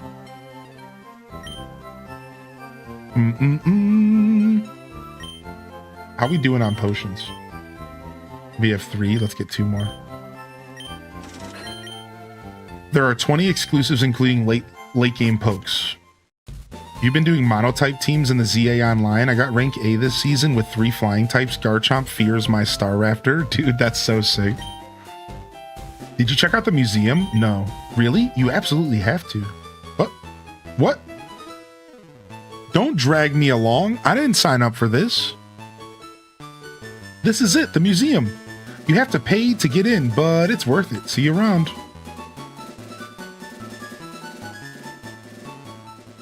Scumbag. Yeah, dude, Stevie, this is a great opportunity for a lot of you more modern gamers or newer gamers to get to play some classics. And these are really good games. Our Pokemon's an outsider, so it's finicky and hard to handle. An outsider is a Pokemon that you get in a trade. It grows fast, but it may ignore unskilled trainers in battle. Nidoran, sit. Bow wow. There's a Pokemon on TV. It looks like it's having fun. How goes the gym adventure? First badge obtained yet? No, we're about to go right now. But I'm gonna go check out the museum first. All I got is 50 bucks to my name. Let's go. All right, we're here to learn. Let's learn about Pallet Town. Aerodactyl fossil, a primitive and rare Pokemon. Ooh, sick. Look at that. Kabutops fossil, a primitive and rare Pokemon. Ooh. I should have been grateful for my long life. Never did I think I would get to see the bones of a dragon. That's it? I just paid 50 bucks for this? Oh, there's an upstairs. I was about to be so pissed off.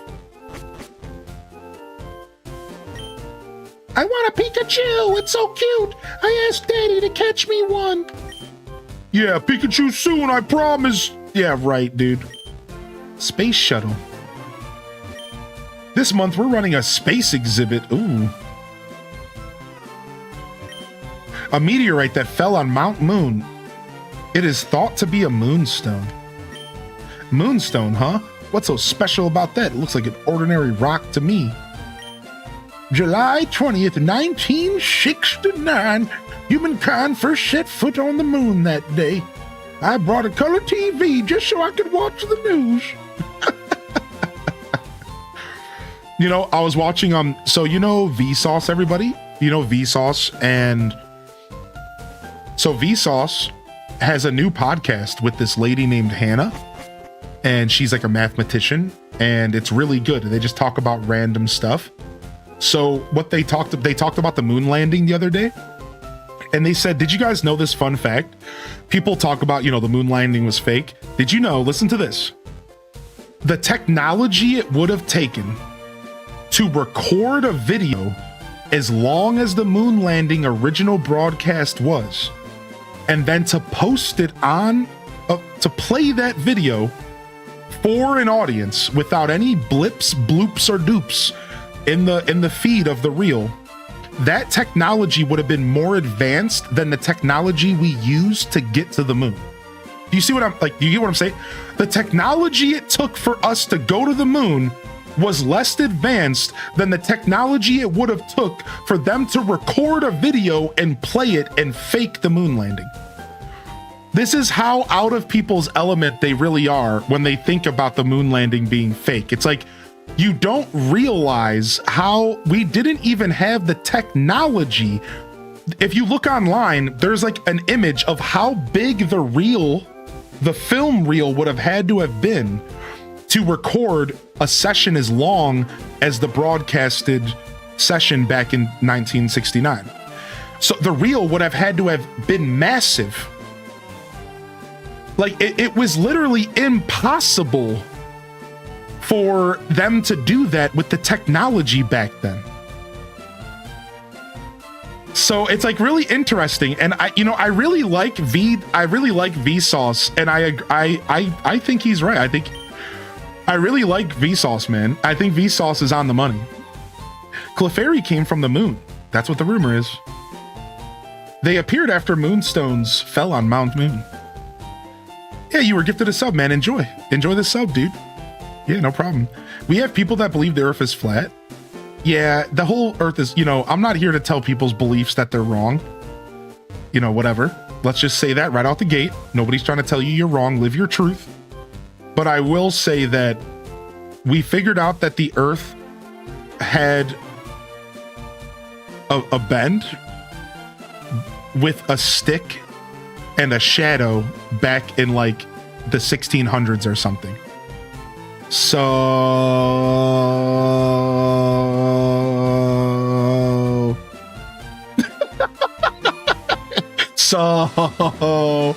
I'm not sure. That one throws me for a loop. Hiya, do you want to dream big? Do you dare to dream of becoming a Pokemon champion? I'm no trainer, but I can advise you on how to win. Let me take you to the top. All right, let's get to happening. The first Pokemon out in a match is at the left of the Pokemon list. By changing the order of Pokemon, you may gain an advantage. Try different orders to suit your opponent's party. Oh, Red's already been here and won.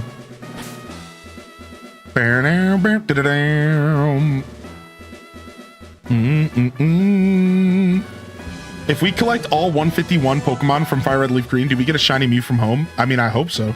What's up, Wolf of Shadow?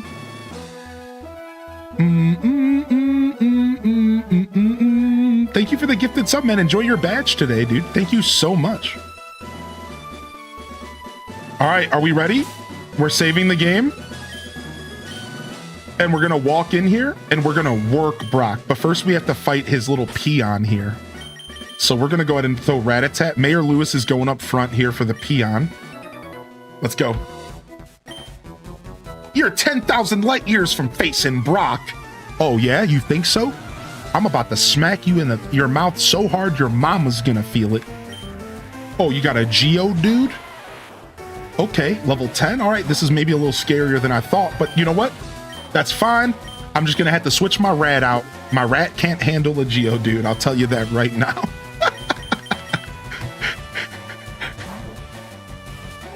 Light years is distance, not time, nerd. Yeah. All right, here we go. Vine Whip. Yeah. Light him up. You watching this, Brock? As I look over to Brock. Yo, Brock, you watching this? My Bulbasaur's coming. As I'm looking over to Brock yelling at. Yo, Brock, you seeing this? You seeing this, Brocky? Here I come. You better watch yourself, buddy. Here I come.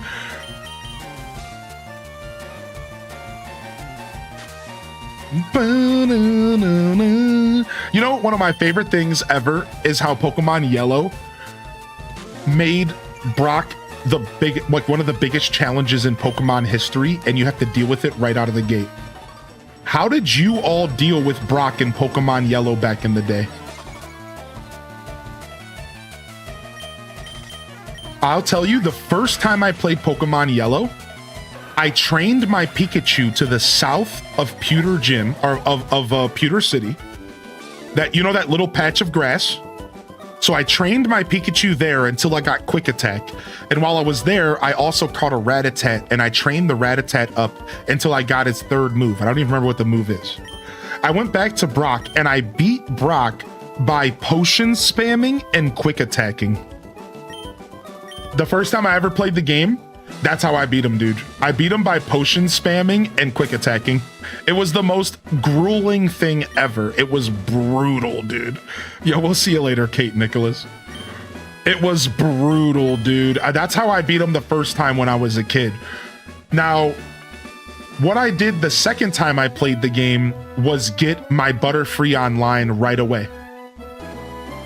And I leveled up a Caterpie to a Butterfree because it evolves at like level 10. So I leveled up my Butterfree I got a Butterfree online right away to help me with the fight, and it didn't really help much, but it did help. I don't remember what move Butterfree gets pretty early. I think it would have been a powder. I think I got a powder and I was able to like status it. It was probably a powder. there's a bug in the original Pokemon Red and Blue where Brock would actually have access to 10 full restores. Because of the bug, every time a new Pokemon would enter the fight, his team would reset, making him have more items than any champion. I did not know that. That's crazy. Yo, anybody remember the anime where Ash trained his Pikachu so much he was able to use electric moves on Onix? I do remember that, yeah. You want using a bug flying type against a rock type? No, but the second time I played Yellow, I was a little bit more like further along as a trainer, and I trained up my Butterfree, and I think I hit him with like a powder. It was a powder. Let me go look and see real quick. Butterfree Cerebi. I hit him with a powder, and I think I either paralyzed him or put him asleep or something, and that was how I was able to get past it. So what is this, Gen 3? Yeah, that's what helped me get past it. It was poison powder and confusion. So you learn confusion at level 10, and then you get poison powder at 13.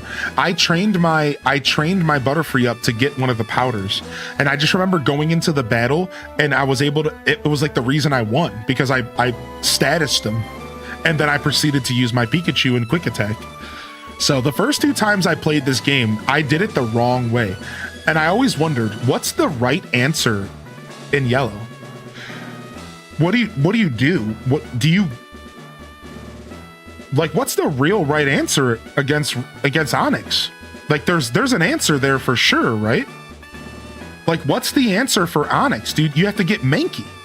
You have to go and get Mankey on the road to the Elite Four. That's it, right?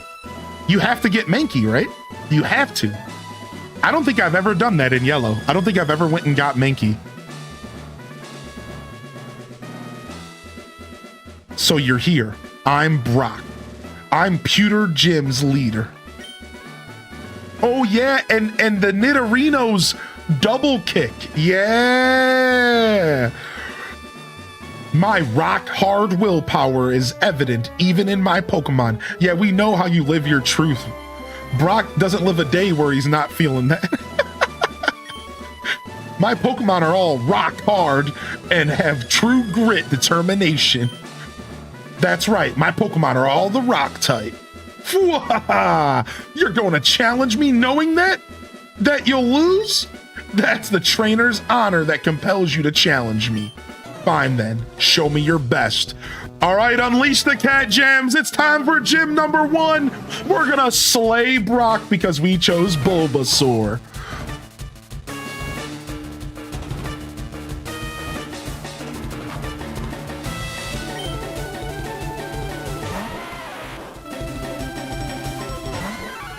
All right, level 12 Geodude.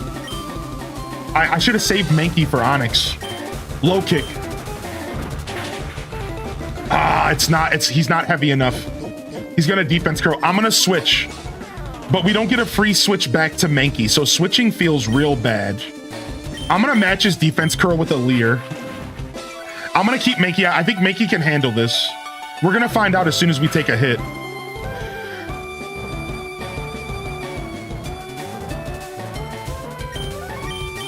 Bulbasaur! I choose you! Get out there and smack him in his mouth! Vine Whip attack! Shred him! Looks like your Geodude is gone soft, Brock. All right, let's go. Good job evolving Neanderthal. Next up, Onix. Ooh, we level up. Ooh, we're gonna evolve after this. Oh, we're gonna evolve after this. All right, baby. Level 14 Onix. He's matching my stride, dude. I'm sorry that I'm gonna do this to you, buddy, but I'm gonna smack you in the mouth so hard.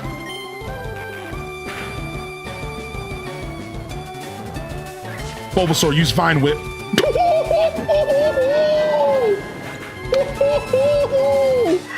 Wow.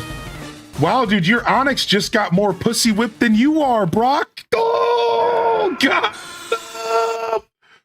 Slay, what happened, Brock? Give me that badge, punk. Give it up, dude.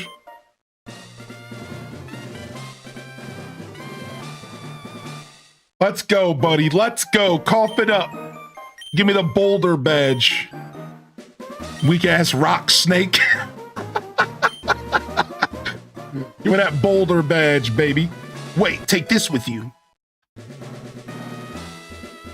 That's the technical machine. What's the move? Rock Tomb. Rock Tomb's pretty nice. Oh, we don't evolve it at 14. I thought Bulbasaur evolved at 14, dude. I guess it's what, 15? I thought he evolved early. I thought Bulbasaur evolved earlier than all of them. I thought it was 14 for Bulba. Maybe I'm wrong. Brock's badging you up. It's 15, 16. In Gen 1, he gave you Bind. It's 16 and 32.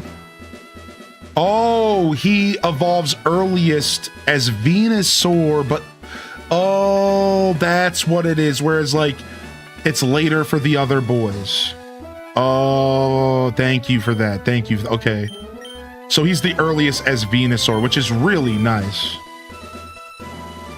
How do you think Pokemon consume TMs? Do they eat them?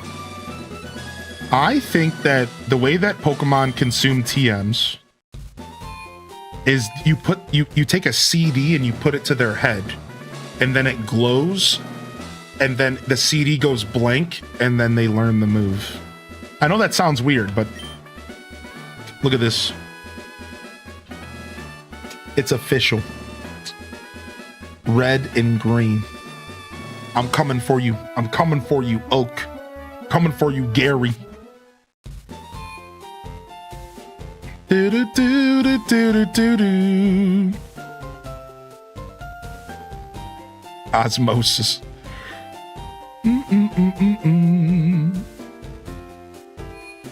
Never forget these Gen 1 banger music. Oh, it's so good.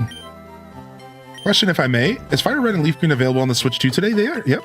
They just released a couple hours ago with the end of the Pokemon Presents. So you're ready to get your gaming on. I really want a Pikachu, so I'm trading my Clefairy for one. I'm trading Pokemon with that kid there.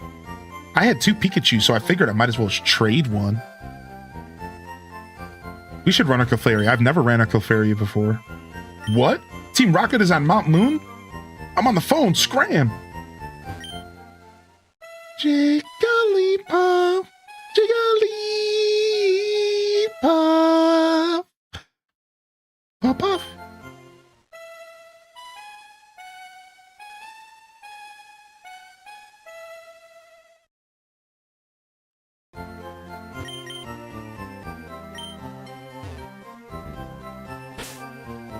All right, so I've ran a Jigglypuff and a Wigglytuff before, so we will not be running a Jiggly and a Wiggly. But I've never ran a Clefairy before. That could be fun. I've also never ran a Victory Bell, and I think we're going to run into some Bellsprouts here soon. I could be misremembering, but... All right, let's continue our journey. Oh, Professor Oak's aide, hey. Oh, Green, I'm glad I caught up to you. I'm Professor Oak's aide. I've been asked to deliver this to you. Here you go.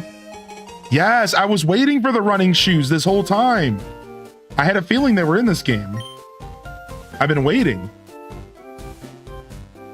Yeah. I'm excited, Quinn. I think it's going to be a blast. Yes, we could finally run, dude. Yes. All right, here we go. It's time for a battle marathon. We got a lot of trainers to chew up here, and we got a lot of trainers to spit out. Let's go. If you bring up the help menu at the same time as the music from Jigglypuff or the Poke Flute, then exit out the help menu, all game sounds will stop until the music from Jigglypuff or the Poke Flute would normally stop. Weird. Last Janice. What are you doing out here, Janice? Go get a job, you loser. You got a level 9 Pidgey? What are you doing out here, standing in the middle of nowhere? I guess people in the Pokemon universe never heard of working. She's 10 years old. Nah, dude, I don't know, man. Is she? Am I talking down on a 10-year-old right now? I guess that's rude of me. I guess. Don't the children yearn for the mines, dude? I don't know, man. Ash is 10. I guess with a name like Janice, she's just an old soul, isn't we? That's like meeting a 10-year-old who's named like Beatrice.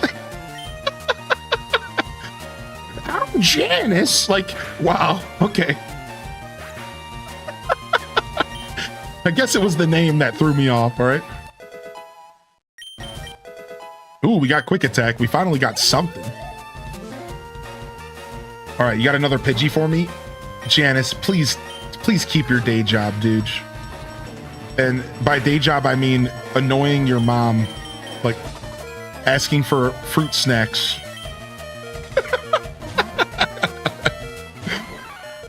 I'm debating on if you want to run Raichu or Jolteon. I'm thinking about running Flareon myself. So I'm right there with you. I haven't ran Flareon in a really long time. What? What? No, my Mankey! No! I got one tapped by a gust! Well, there he goes. Mankey's dead. That's it. He's going to the box. He's going to the graveyard. Looks like we're not running Mankey this playthrough. Yikes. All right, we're trying to learn poison powder. Let's go.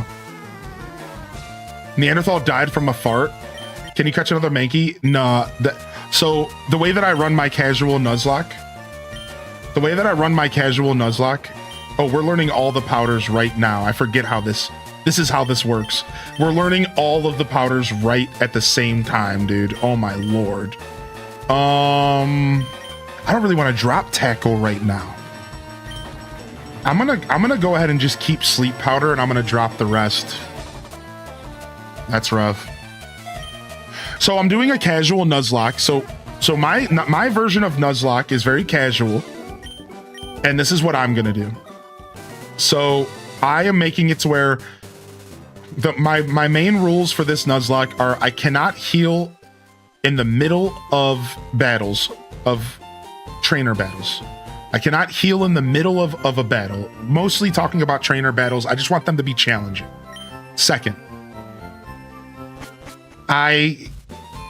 if a Pokemon faints in battle, then he faints forever and I have to put him in the box and I can't use him again.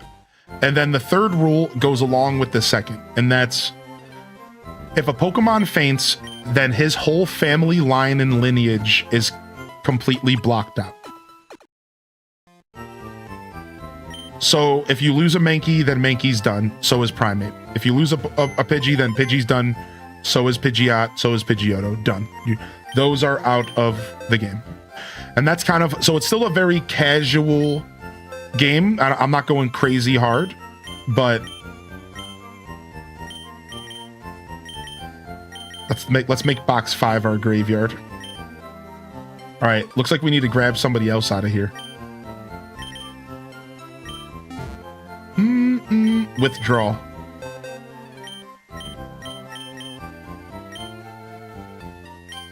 All right, let's go ahead and grab Pikachu for now, and we'll just run it temporarily till we find something better. Yeah, that's what I want to do. We're gonna name the box the graveyard. Yeah. I knew that you could do that. First, we're gonna change the wallpaper.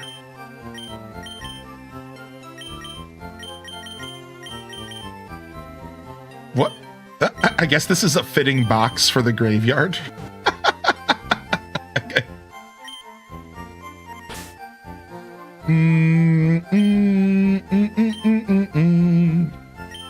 So the way that I do it is like this is just a way for me to make the game a little bit more challenging.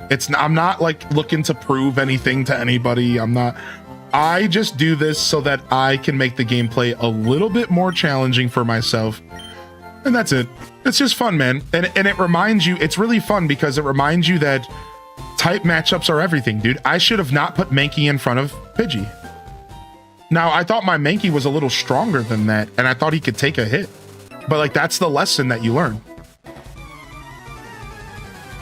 But you can only have 2 in your party? No, see, I don't follow those rules. So there's a lot of different rules of Nuzlocke, Sister Honey. There's there's Nuzlocks are all self-imposed. And there's tons and tons of different rules that you can do in a Nuzlocke. I don't do that rule. You can, other people do, but I don't. Yeah, so Nuzlocks are very diverse. There's a lot of different versions of Nuzlocke. I just do a very casual one where I give myself some rules to challenge myself, but I'm not doing anything like only 2 Pokemon. Oh, I'm asking. Oh, my bad. I thought you were telling me, and I was like, well, no. Wait a second. That's not how that works. So no, I can have as many Pokemon as I want in my team. I can have a full team of 6. But now the reason you asked that is because it's good that you asked that though, because that is a thing, Sister Honey. Like there are Nuzlocks where you're only allowed to use your first Pokemon, or you're only allowed to use your, blank. Yeah, that's why I replied to you the way that I did, because that is a strategy in some Nuzlocks. This one, not so. We're gonna have a full team of 6. I just don't always carry Pokemon with me that I don't plan to level up. I'm just a weirdo. Yeah, you're just catching one of my weird Pokemon isms where I don't run around with a bunch of random Pokemon in my team because I'm just a weirdo. Yeah. Did you enable the mystery events in the game? Fill out the questionnaire in the Pokemon stores with the answer linked together with all. Boom, boom, boom, boom. Oh, I see, weirdo. Yeah, I'm just a weirdo. The way I play Pokemon games is always super goofy. Yeah. What's up, Breezy? So, and again, it's all about a fun challenge, right? It's like sometimes you get crit and you lose a Pokemon to a really bad circumstance. Sometimes you lose a Pokemon because you're not paying attention. And that slowly but surely forces you to actually approach the game in a serious manner. And just naturally, the game becomes a little bit more challenging because you're thinking about what you're doing. You're thinking about the Pokemon you're putting out. A lot of Pokemon without these little rules can sometimes just be spamming the A button. You know what I mean? Like, let's be real. Like, I could just have Bulbasaur in the front of my party right now, and I could literally just be spamming the A button talking to you all. And I wouldn't even have to think. And I was doing that with Mankey, and that's why I just lost my Mankey. Because of that. Because I wasn't paying attention. Whoever shared the Jigglypuff singing glitch with the help menu, I just tried it, and I love finding new things in old games. That's so cool, dude. It works in the remakes? I didn't think it would. It works, dude? That's so sick. How's it going? It's going pretty good so far. I wish Crystal was on the Switch. Yeah, Spiky Taco. I would love for the classics to be on the Switch, dude. I love those games. Red, blue, yellow, gold, silver, crystal. I wouldn't want to start gold again, but I would start a save. I would start a crystal save if they gave me the option. Ooh, Ekans has Intimidate. We have abilities in Gen 3. I forgot. That makes Gen 3 so much more exciting. See, I've been playing Pokemon Gold and we don't have abilities in Gold yet, right? I don't think so. I don't remember being intimidated ever. Put him asleep and smack him down here. Set up for an ultimate cozy day. Got the stream up, hugging my new plush while nomming on leftover pizza and playing some ACNH. And yeah, my starter is a part of my Nuzlocke. I am playing with my starter for sure. Yeah, Bulbasaur probably has Overgrow, which is like when you're like in your last 25% of HP, you do more damage, right? Let's go take a look at our abilities. Static, paralyzes on contact, ups grass moves in a pinch, ups attack if it's suffering. So Guts is, oh my gosh, this thing has Guts. So if I put it in front of poison, it does more damage. Guts is a pretty cool ability. This Mayor Lewis has got some guts.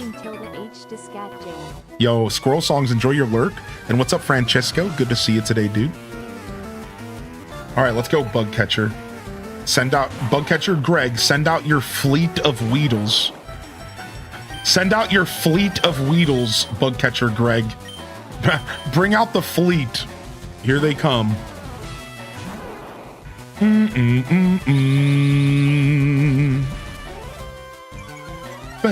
boom, boom. Dude, I'm so sad I lost my main key, dude. Weak. I'm such a boob. If I ever did a Nuzlocke, I don't think I'd be able to graveyard my starter. Yeah, and that's a rule that some people do. Yeah. So, Nur, basically, you're explaining a casual Nuzlocke, where you Nuzlocke everything but your starter. That's a known way to play the game.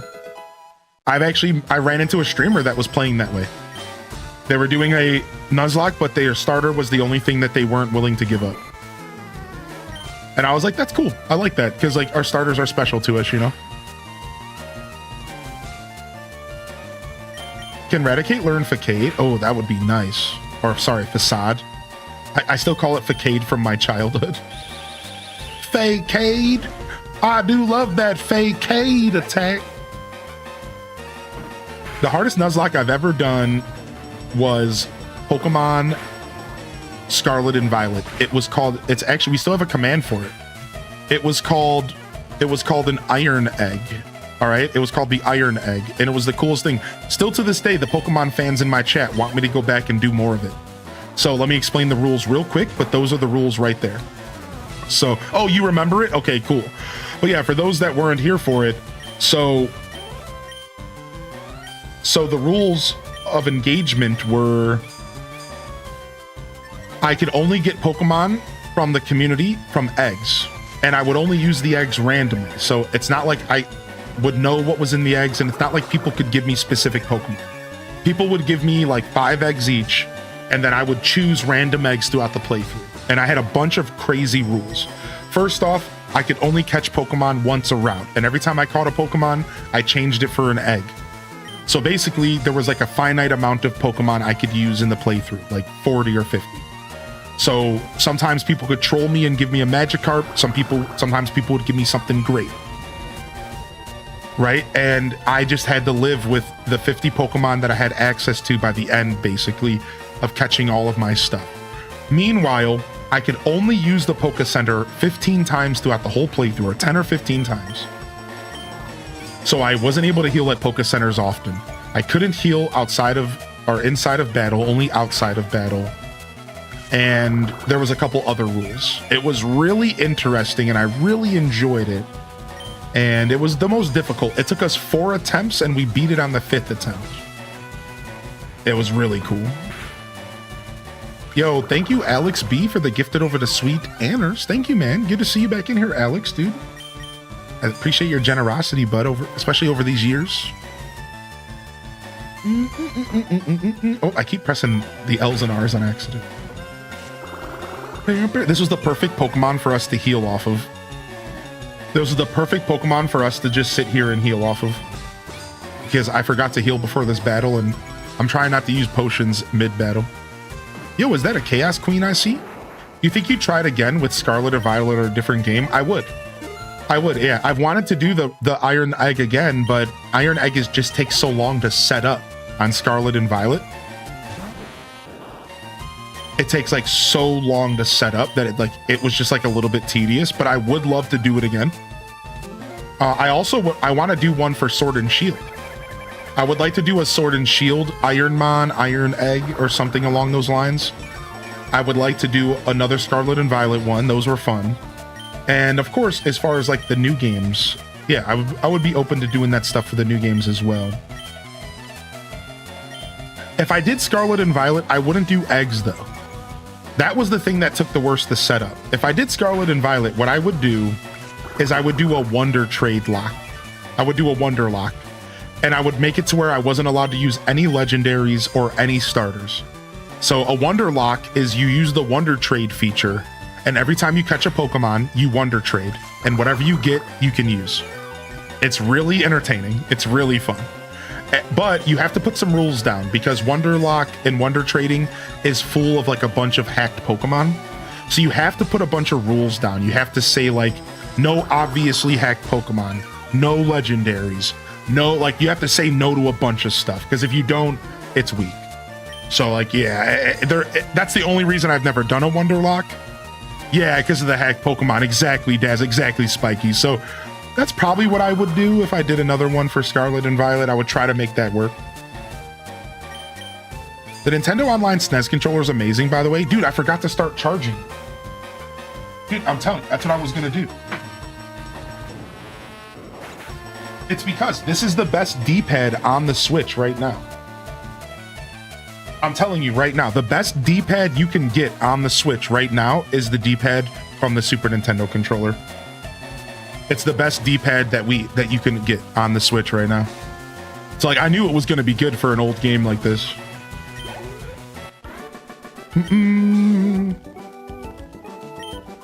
Yeah, I was going to play with my SNES controller for the game, but it needs to charge. And I don't want to use it stuck corded up, you know what I mean? I don't want to be stuck with the charging cable.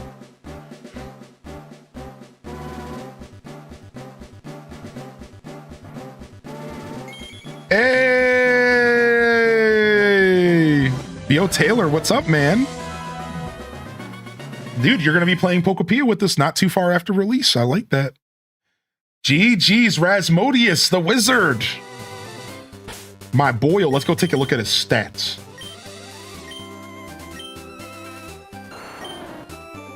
(27 attack, 27 defense, 33 special attack, 33 special defense. Why is he so even? Even Steven, 26 speed.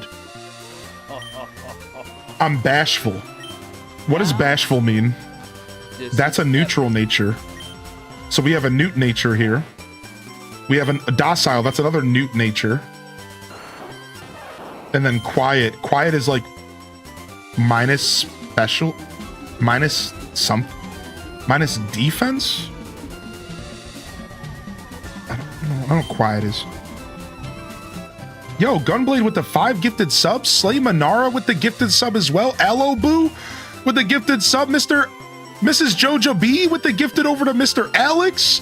How did I miss that? What's up, Miss Jojo? Thank you, Wolf of Shadow.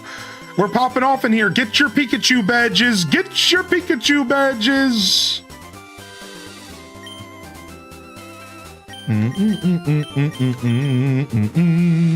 Spearow just wrecked Viridian Forest.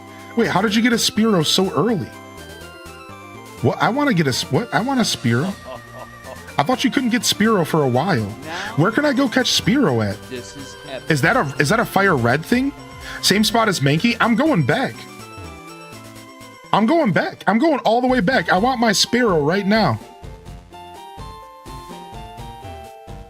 No way, dude. I didn't think I passed up Spearow yet.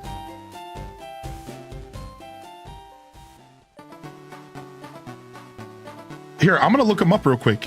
I'm going to see if I can get him in the next route. Spearow, Cerebi. He might be in multiple routes, so I should be logical about this. So you can find routes 3, 4, 9, 10, 11, 17, 18, 22, 23. So what route is this? Route 2. He's not in Route 2. Is Route 3 right where I was at? I think, actually, we were just in Route 3. We're good. We can catch a Spearow there. We were just in Route 3. Yeah. Little Foxy. Thank you, Little Foxy. And thank you, Flaming Jenga, for the 5 gifted subs, man. You don't have to do that, dude. Thank you, man. Thank you for your generosities, chat. No, I don't think so, Blistina. All right, we gotta find a patch of grass. There's a patch of grass right around here. All right, let's go fight. Oh, there's the patch of grass. There it is. All right, let's just get Lewis some more experience. I should have healed while I was there. Oh, you don't have to apologize. You're always welcome to yap here, Lizzie J. Did I miss your message? You're okay, dude. Never apologize. We like some yaps around here.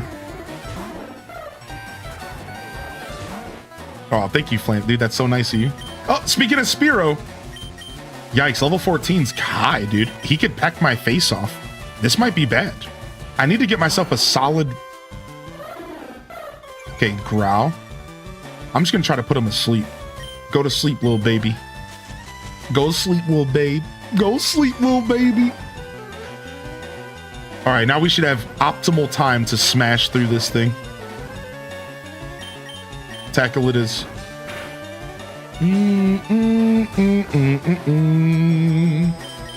Ooh, you can get Nidoran mail on this route as well. Will I always have the Pikachu badge? Yeah, the badges are permanent. You'll own it forever as long as you're on Twitch, as long as your account is active. This is epic. Another growl. Thank you, Anonymous. Thank you, Anon, dude. You're going to a gig tonight at a pizza place? Dude, nice. Thank you, Aloboo, for the gifted sub again. Thank you, Sunshine Mist, for 9 months. Thank you, Exhaustion, for the biddies as well. Yeah, the badges are fun.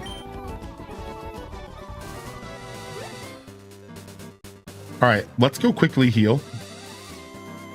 We should have did it already. Mina. Trainer Gina said Kanto got me again. Your name is Trainer Gina. There was no way you were going to avoid it. There's no way, dude. That's your name. What's up, Ikea? Good to see you. Avenger Syntax. You're so right. Yeah. HDSIP. Local music changed my life forever. Aw.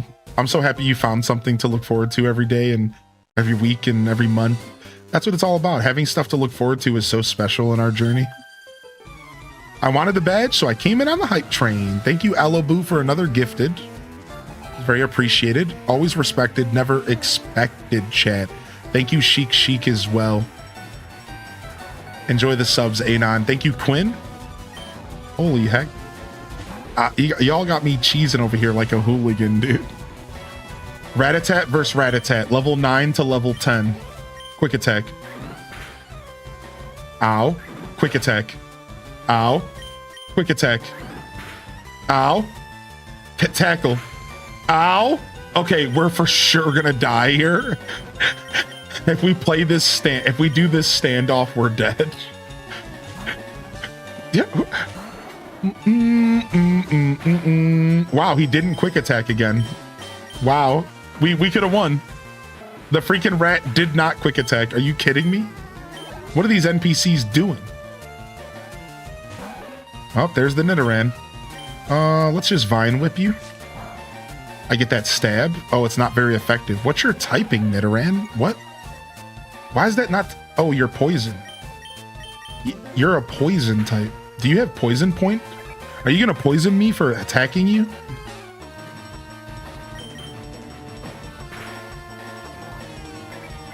All right, we got this in the bag. Bye-bye, Nidoran. Bye-bye, Nidoran. The fire starter reminds me of Toby Fox's dog. Yeah, give me that money. All right, next up. I'll battle you with the bug Pokemon I just caught. Or he said Pokemon. Oh yeah, Bulbasaur is also a poison type. I always forget that. I always forget that. All right, Mayor Lewis, you're a little too weak for this. We gotta get out there. We gotta send out Rasmodius.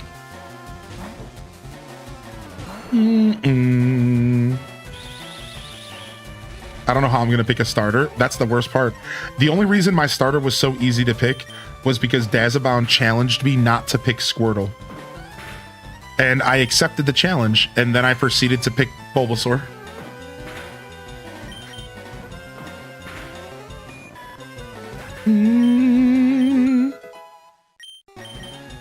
All right, level 10 rat. We're doing things. All right, Metapod, get up in here. Ooh, we crit him. That's beautiful. I'm surprised he shows Mayor Lewis as the rat instead of Pierre. We made Pierre a Weedle. He's a weasel worm. Pierre is a worm. Lewis is a rat. Nice. Level 17 Rasmodius. What's up, Starmite? All right, let's heal up the rat. Even though there's a Poké Center not too far from here.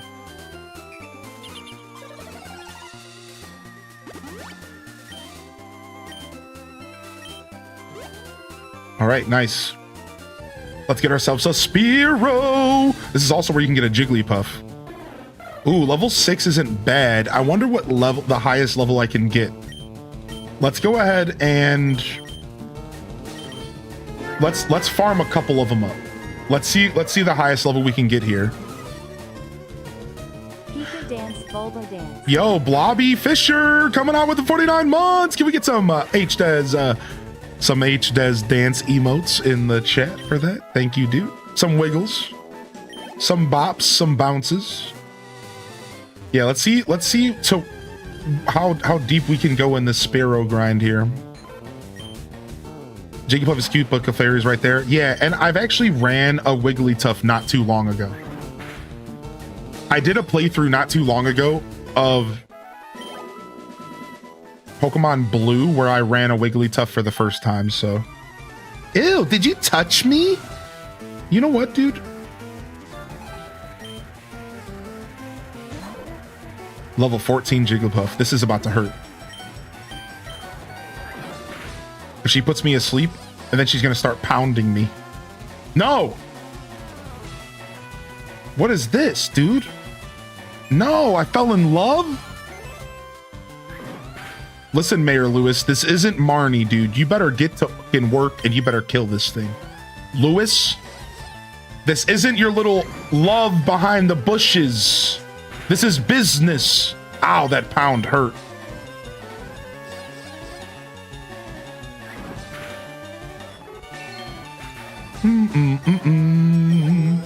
Good job, Lewis.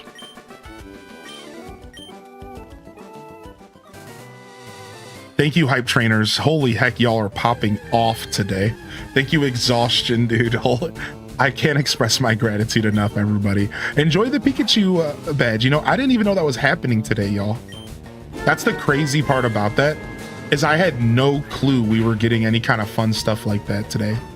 I don't think anybody knew. We were just here for Pokemon Day, man. Yo, Mermaid Jade, we got a first-time subscriber in the chat. First-timer. Thank you, dude. Welcome to my show here. We are, the Deku Scrubs have been waiting. We here do all sorts of Pokemon games. I'm Hylian Descent, and I'll give you a quick introduction. You call me Hylian or Joshua, and aside from the emote collection that you just got access to, hopefully you find at least one emote in there you like. You also get an ad-less show. I do not run ads, but at least you can avoid those pre-rolls. And I'm sure that'll be nice. Otherwise, again, I'm Hylian. You call me Hylian, Hylian Descent, HD, Joshua. And I do Animal Crossing and Stardew Valley as like my main content here. That's what you're going to get the most of around here. And I like to be upfront and just tell y'all what to expect.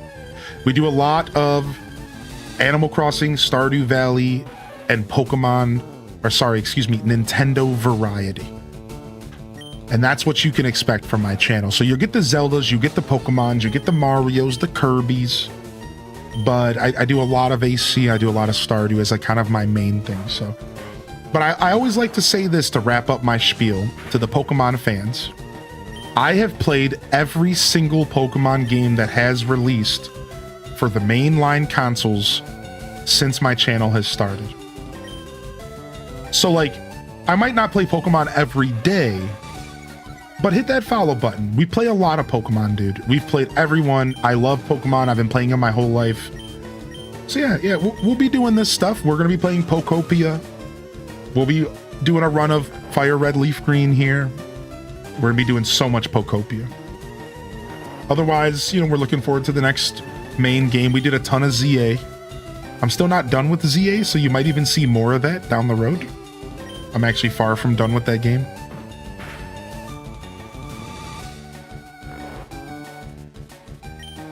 Oh, nice. Nice to meet you, Mermaid. Thanks for jumping in the chat.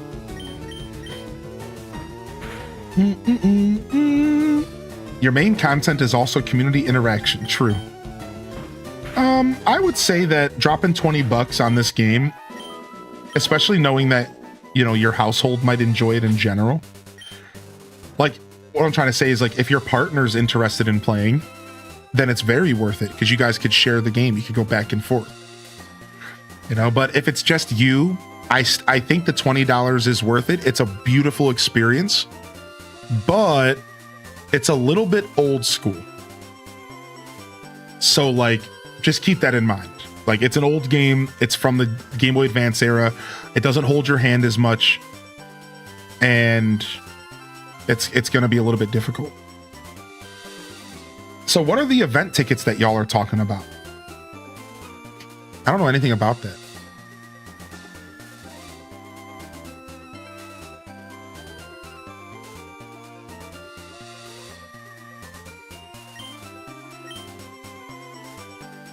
All right, let's just keep going here. I'm trying to get myself a Spearow. I got distracted. Oh, here it is. Seems like level 6 is about the level we're going to go for. So let's go ahead and go over to Rasmodius. We're going to put him asleep, and we're going to whip some Pokeballs. Old in-person events to get Deoxys, Ho-Oh, and Lugia. Oh, you get those tickets like through gameplay?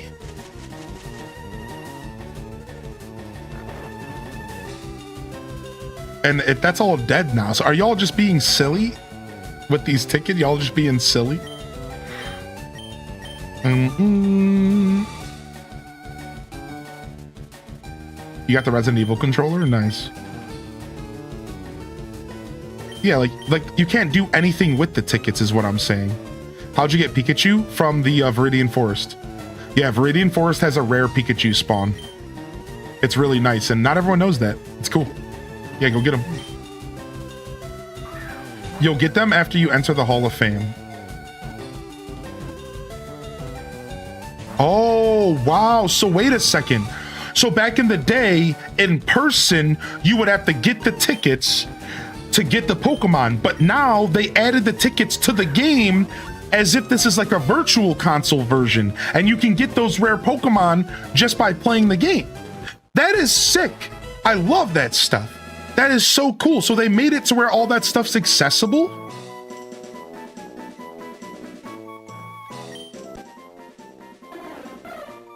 They did it with Celebi and Crystal on 3DS. I didn't know that. What? You could get Celebi and Crystal on 3DS? How did I not know this? Eats bugs in grassy areas. It has to flap its short wings at high speed to stay airborne. Tiny bird Pokemon. Give a name to it? Heck yeah, we're giving this thing away. This thing's name's gonna be not space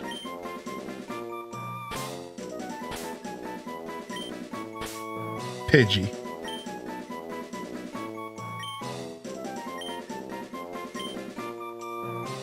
Not Pidgey.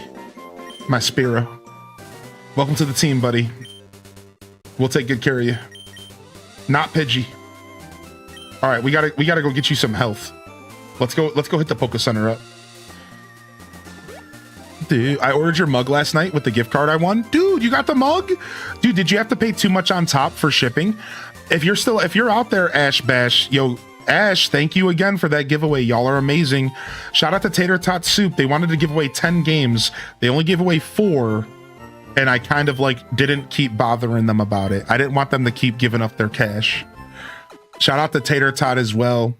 Shout out to Sister Honey for the past, giving away game keys. Shout out to Duel Master as well. Thank you everyone for supporting our community, dude. Yeah, you're good, Duel Master. Thank you. I didn't realize that's how it worked. I'm so happy, y'all. Exclamation point merch. Yeah, exclamation point merch, man. Check out the merch. We got some new stuff for you. All right, Pikachu, you're going back in the box.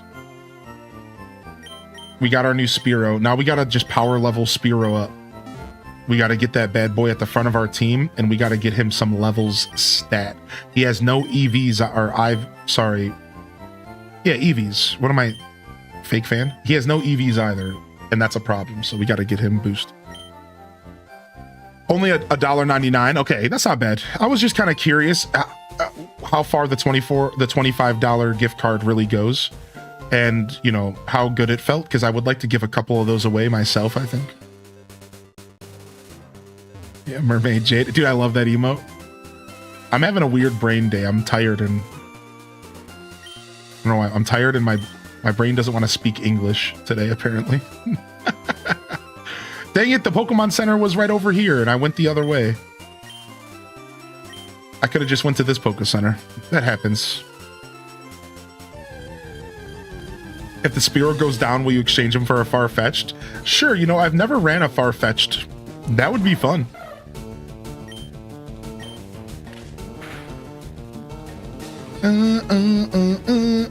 Ooh, nice. Keen Eye ability. We can't lose accuracy. Ooh. Ooh, Keen Eye, dude. We can't lose accuracy.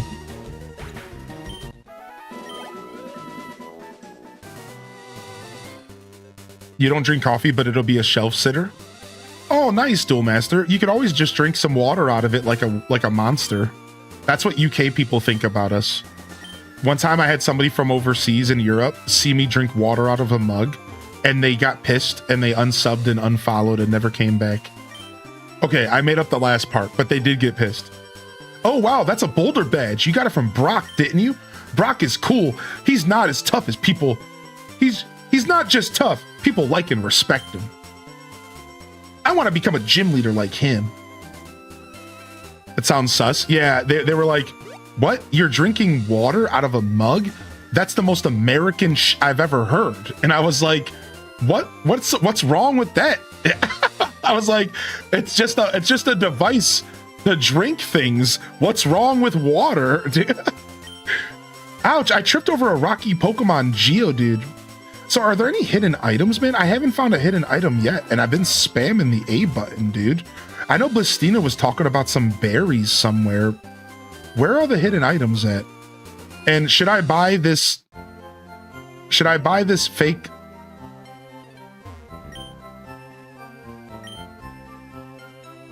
Wait, is there not somebody here selling a Magikarp? Did I make that up? Is that just not a thing in this generation? There's one back there, the dark spot on the ground. It's a newspaper. Okay. Might as well heal again. I love storing pens in my mugs, but you're so right. Oh, is it this creepy bald dude?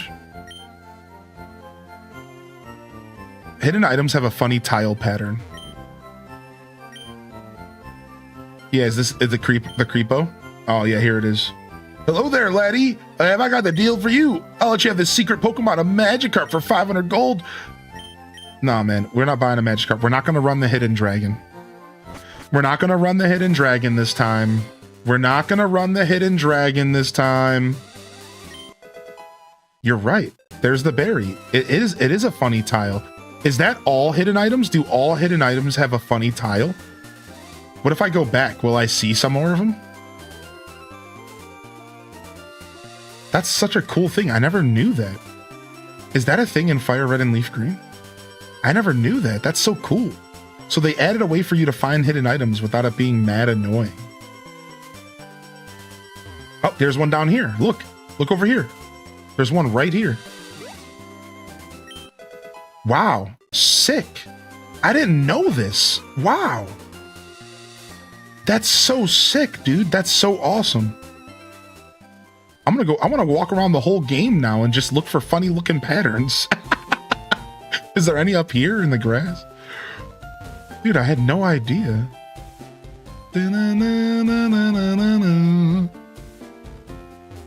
The item finder is still worth getting? Right. I'm definitely not afraid of using item finder. Thank you. Thanks for saying that. Maybe it's not going to work that way inside caves and stuff, right? Like maybe caves and stuff are still going to need... Sick, dude. Those will respawn after walking a certain amount of time. Wait, I'm gonna be able to get more of those berries. Most hidden items have tiles. In Viridian Forest, there's the last trainer who says he dropped something on the ground right next to him. I forgot about that. Oh, I'm gonna go get that item. I can't believe I forgot about that, dude. Yeah, the last dude in Viridian Forest. I want this free stuff. There's a couple spots that only work with the finder, and they're really good items. Nice. I didn't know you were an OG Pokemon fan, Dankroot. What? Where's the free stuff at? It's around here somewhere, yeah? Ooh, a Kakuna. It's the only way to get berries in this game? Oh, I should have just fought that Kakuna. Directly in his eye line. Yeah, we should just fight this stuff. This is just free training for our bird. Because we have Peck. So this is just free farming.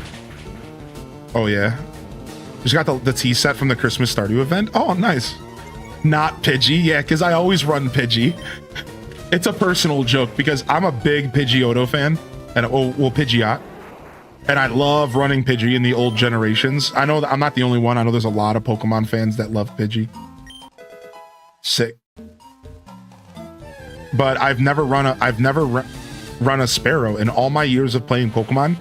I've always looked at Sparrow as like the trashiest Pokemon ever.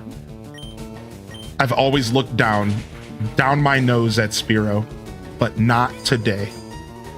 Today, we shall overcome our hatred of Spearow. You look down on Doduo? I blame the anime? Yeah, me too, it's the anime's fault. You know, I was thinking about running a Doduo instead of a Spearow, but because Tri-Attack seems like so much fun. All right, let's get out of here. We spent enough time farting around. Let's get back to the hot trail over here. It's time to enter Mount Moon, everybody. Let's go with Team Rocket's plans. It won't be as entertaining as Yellow, where we get to interact with Jesse and James, but now taking Sparrow into the cave is going to be brutal because we're going to have to do a lot of switch because it's going to be a bunch of Geodudes and stuff. So this is going to be a little brutal. Yeah, I got the free potion, yeah. Mount Moon.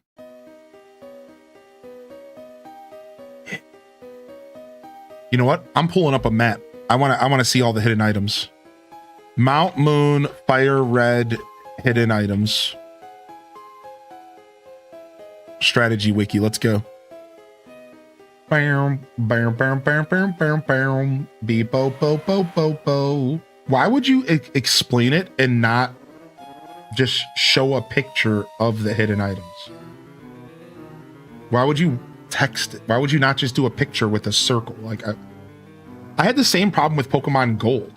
I went to go look for a hidden item map on Pokemon Gold, and I just kept finding text. Like people were just trying to tell me. It's like, dude, give me a picture with an X.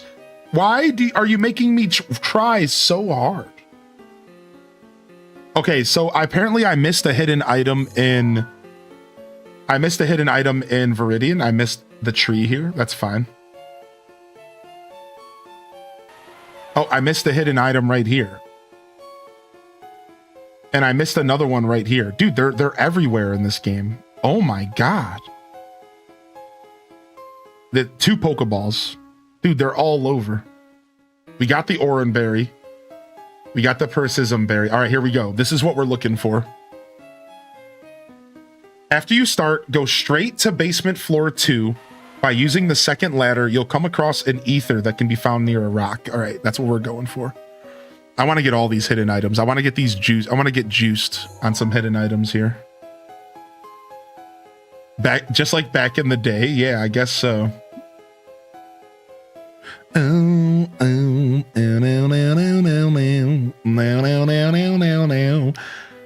right, let's go. You hear the Pokemon in the background? Was Fire Red Leaf Green always like that? I don't remember that. Just hearing random Pokemon cries. Oh, here he is, a Geodude. We have to switch here, and we're gonna catch him. I haven't ran a Golem in a long time, and he's a trade evolution, right? So probably not the best decision to run one, because I'm not going to be able to trade unless I buy the game and load it up on my other Switch.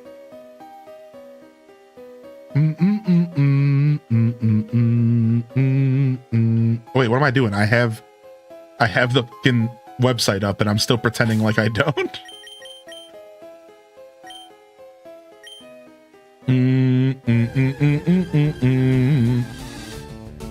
Yeah, dude, I like that Duel Master. You know, you're making me think about the GameCube Game Boy player and how cool that was. Ooh, I haven't ran Is Crobat in this game? No. Yes, actually. I haven't ran a Crobat in a long time. Crobat's cool, man. He's not in this game. Oh, it's just Golbat. Post-game Crobat. Interesting. Because of the islands.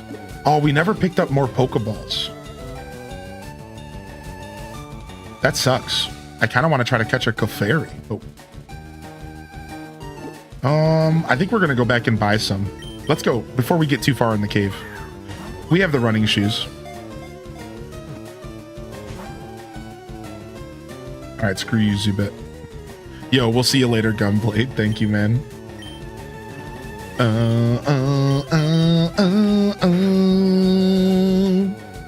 All right, Leech Life. I ran a Crobat not terribly long ago. I don't remember what game I was playing, but we'll skip out on the Zubat this time around. Do you know what else you can do for a shiny Pokemon hunt? With RNG manipulations, of course. Not for this game. No. I don't know anything about these older games. I never shiny hunted until Sun and Moon, if you can believe that. I never shiny hunted until Sun and Moon. Ooh, Bullet Seed.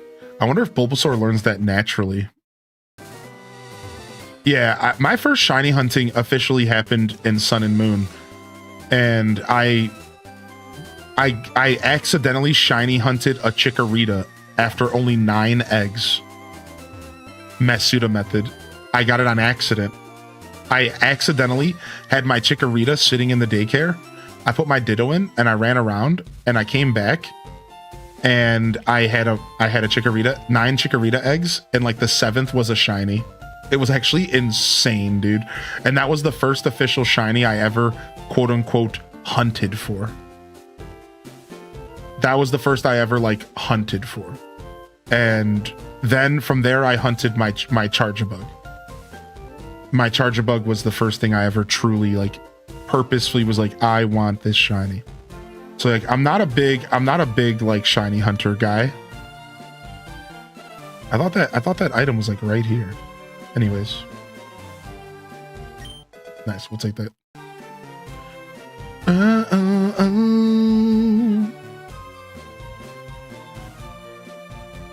Yeah, the false swipe. The false swipe. I'm hip to the false swipe, Scyther and Paris. Your first random encounter, Torkoal in Ultra Sun, but now he's stuck on my 3DS. My first official shiny was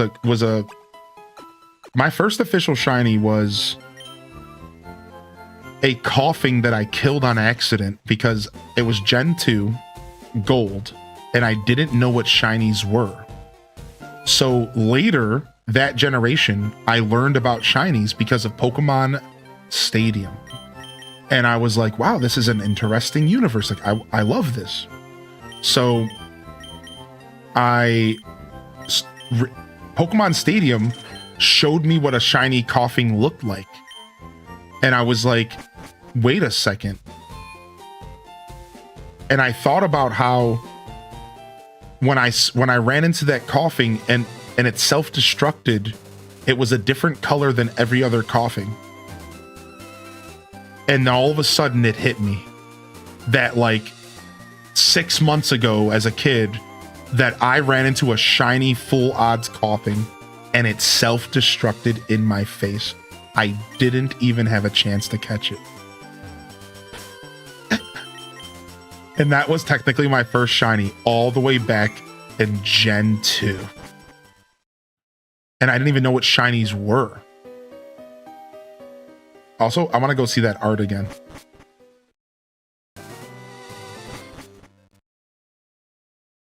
Mount Moon. Am I hip to Gallade? No, I'm not. You got into the SOS hunts? The SOS hunts were cool. Oh, speaking of Paris, I've never ran a Parasecta. That could be a really fun Pokemon to run. If I wasn't already running like something that's weak to rock and or fire, I would probably run it, but my first non-Gyarados was a Wailmer. Right, the non-Gyarados. Right, I got the Gyarados as well. I don't ever count that one, but it's still worth mentioning. Yeah. Oh.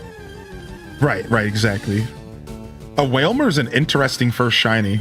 What's your team look like? All right, so we already lost our Mankey, dude. I wasn't paying attention, and a Pidgey gusted and one-shot my Mankey. And we're doing like a Nuzlocke light kind of vibe. So Mankey's gone. Mankey's dead. We lost that battle. So now my team is a Sparrow, a Rattata, and my Ivysaur. This is on the Switch, correct?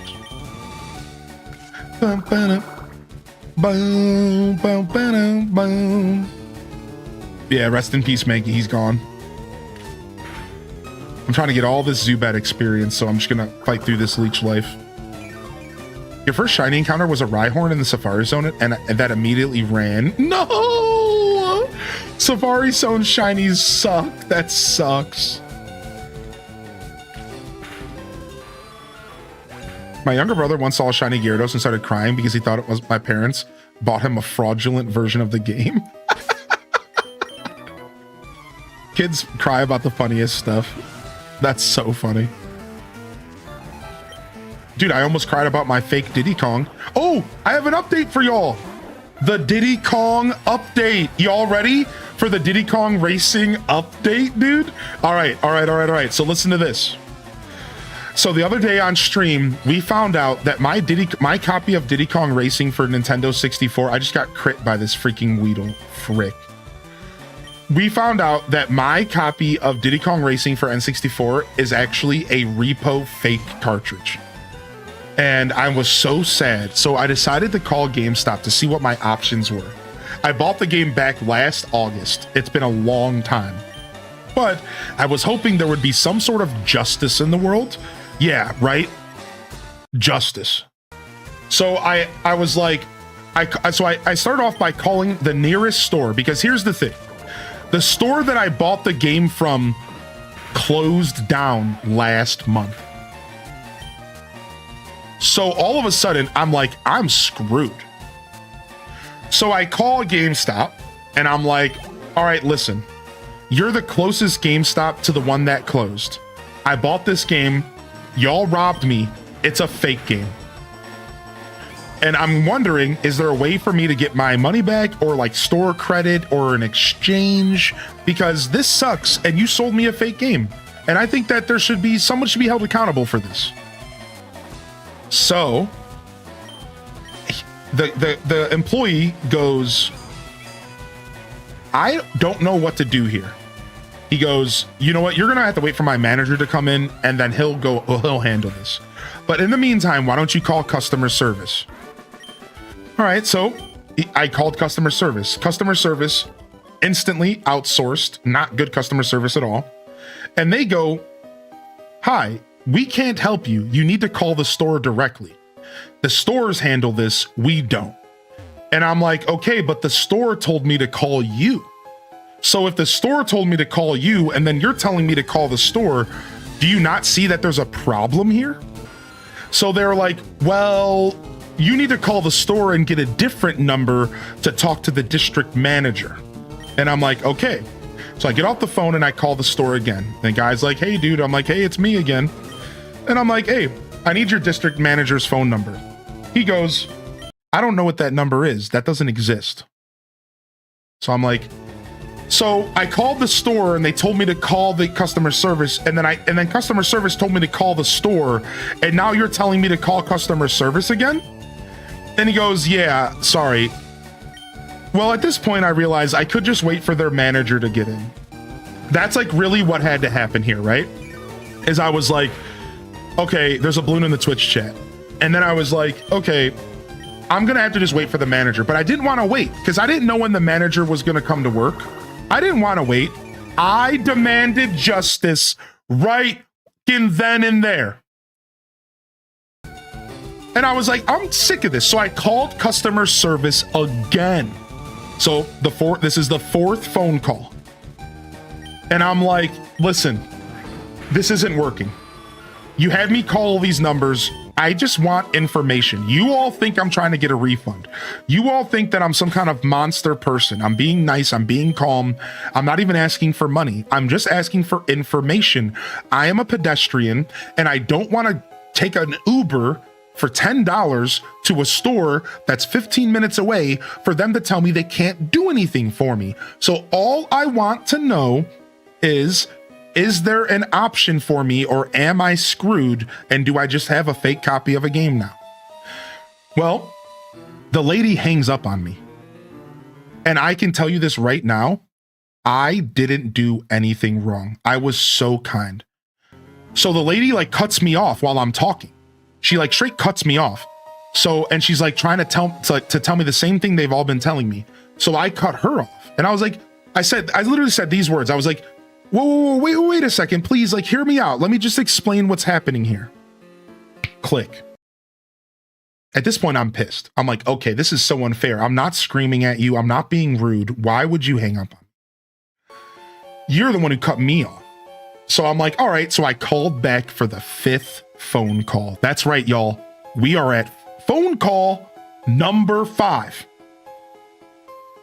So I call in and I go, so your last customer service rep literally hung up on me for no reason. And now at this point, I'm starting to question the customer service that you're providing here at GameStop.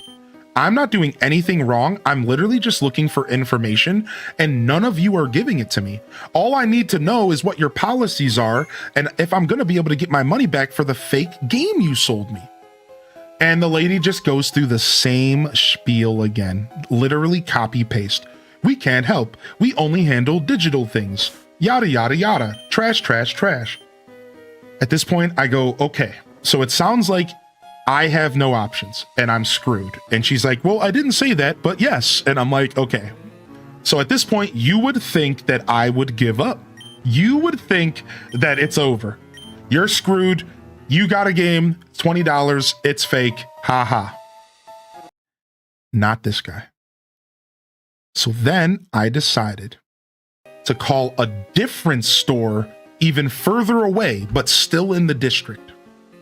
And I get on the phone with this guy and he's like, hey.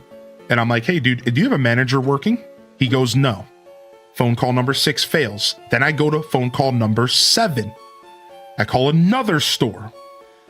A guy answers and I'm like, hey, I'm just looking for a manager to help me with this problem because I was told by customer service that I need to talk to a manager. They're the only ones that can handle this. Right? Like, it wasn't like I was like, I need to speak to your manager. I was like, customer service told me that I need to talk to a manager to handle this. So I don't think you can help me. Is there anybody that can help me? It wasn't like a Karen situation. It wasn't like, I need your manager. It was like, hey, customer service literally told me this is what I need to do. So I called in and the guy who answers is like, well, I'm the assistant manager. So what can I do for you? Finally, after 20 minutes, I get my first member of management on the phone. Breath. So at this point I go, all right, man, what's up, dude? This is what happened. This is what I'm dealing with. This is what I've been going through today. And all I want is information. He goes, holy Jehoshaphat, right? He goes, what's going on?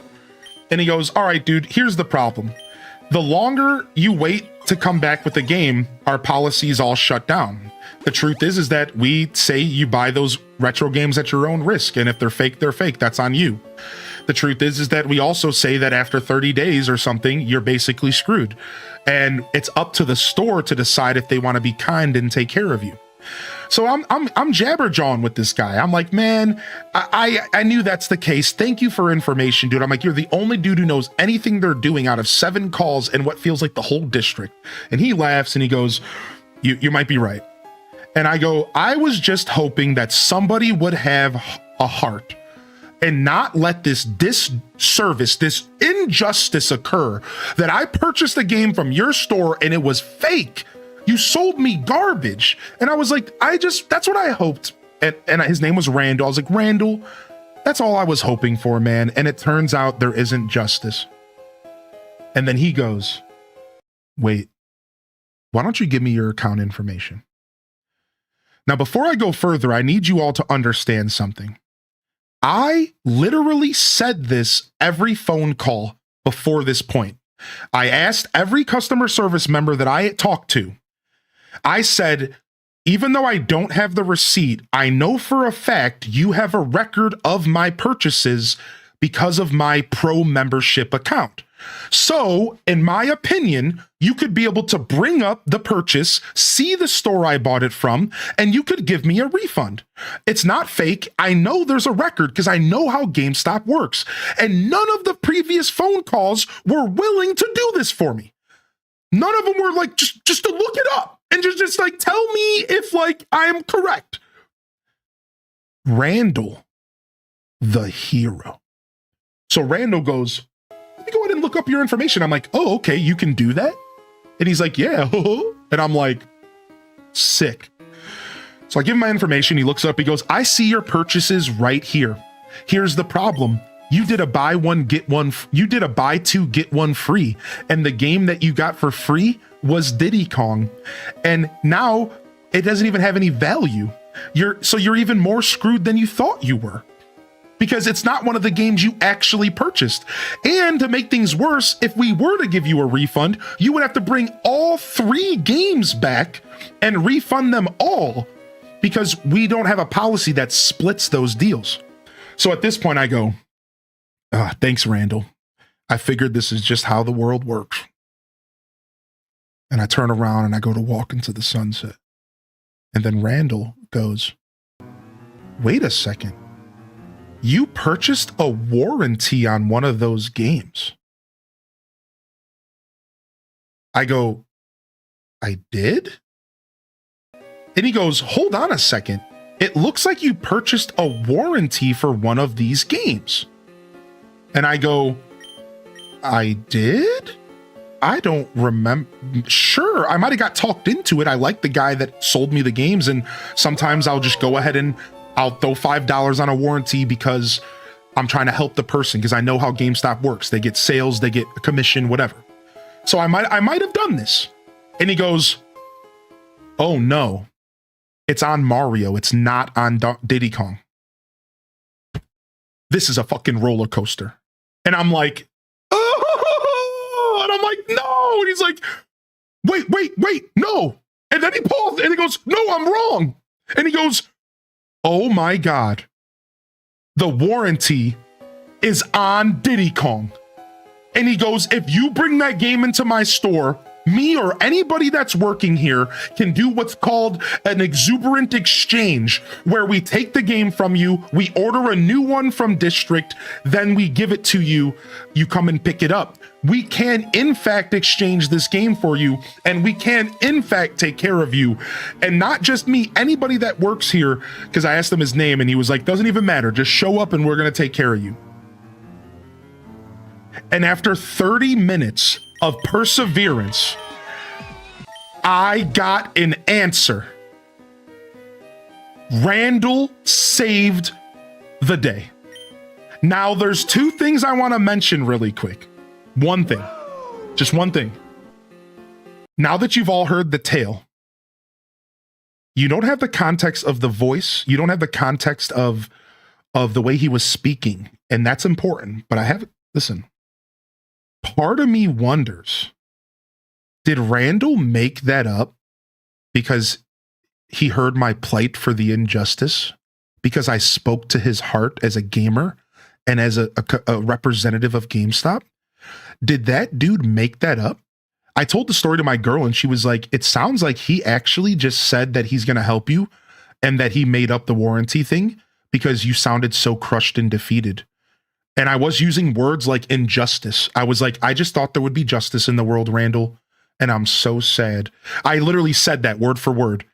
And then all of a sudden this warranty appears, and all of a sudden he's looking up my account, and then all of a sudden I'm getting help. There's a part of me that wonders if he actually just made it all up and he's just helping me because he's the most legendary customer service rep that GameStop has ever hired. Or it was all real And I did purchase this warranty, and past me is a badass. As I got off the phone, he said to me, I don't know, man. All I know is that past you must have known for some reason to purchase this warranty. He said, I don't know what's going on, but past you must have known in your heart that there was something wrong. And look at you go. You got your warranty for your game. And it's true. I could have bought the warranty. The funny part is I don't remember. I did pay with the credit card. Yep. I probably bought the warranty. Like, the truth is I could have bought the warranty, because sometimes I will support people who work at GameStop by giving them a little extra commission. I do that all the time. They do their little spiel. They ask me to join their little membership. And sometimes I'll be like, sure, throw it on there. Like, go ahead and do it. You got a sale today. I got your back. So Randall told me that I bought the warranty, and I believe him. But part of me wonders if he was just being an angel.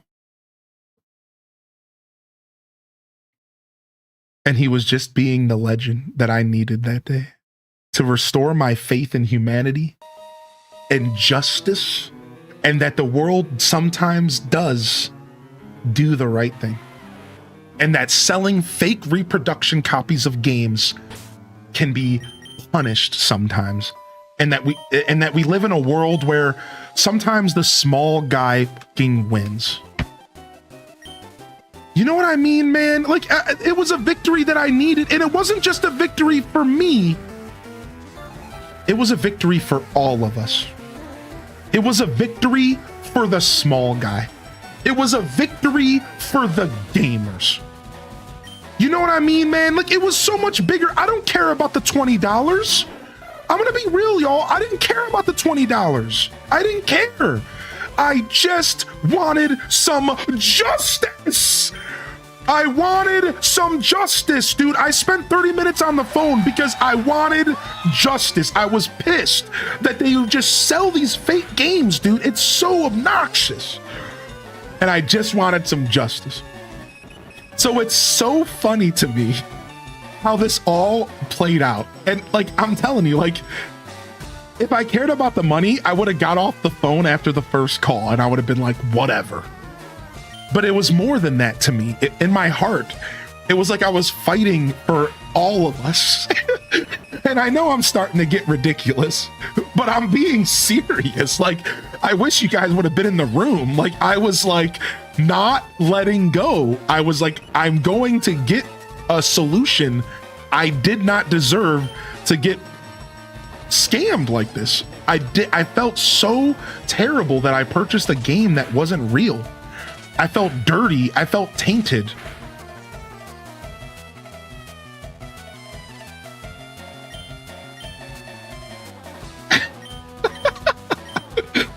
It was principle. Yes, it was principle.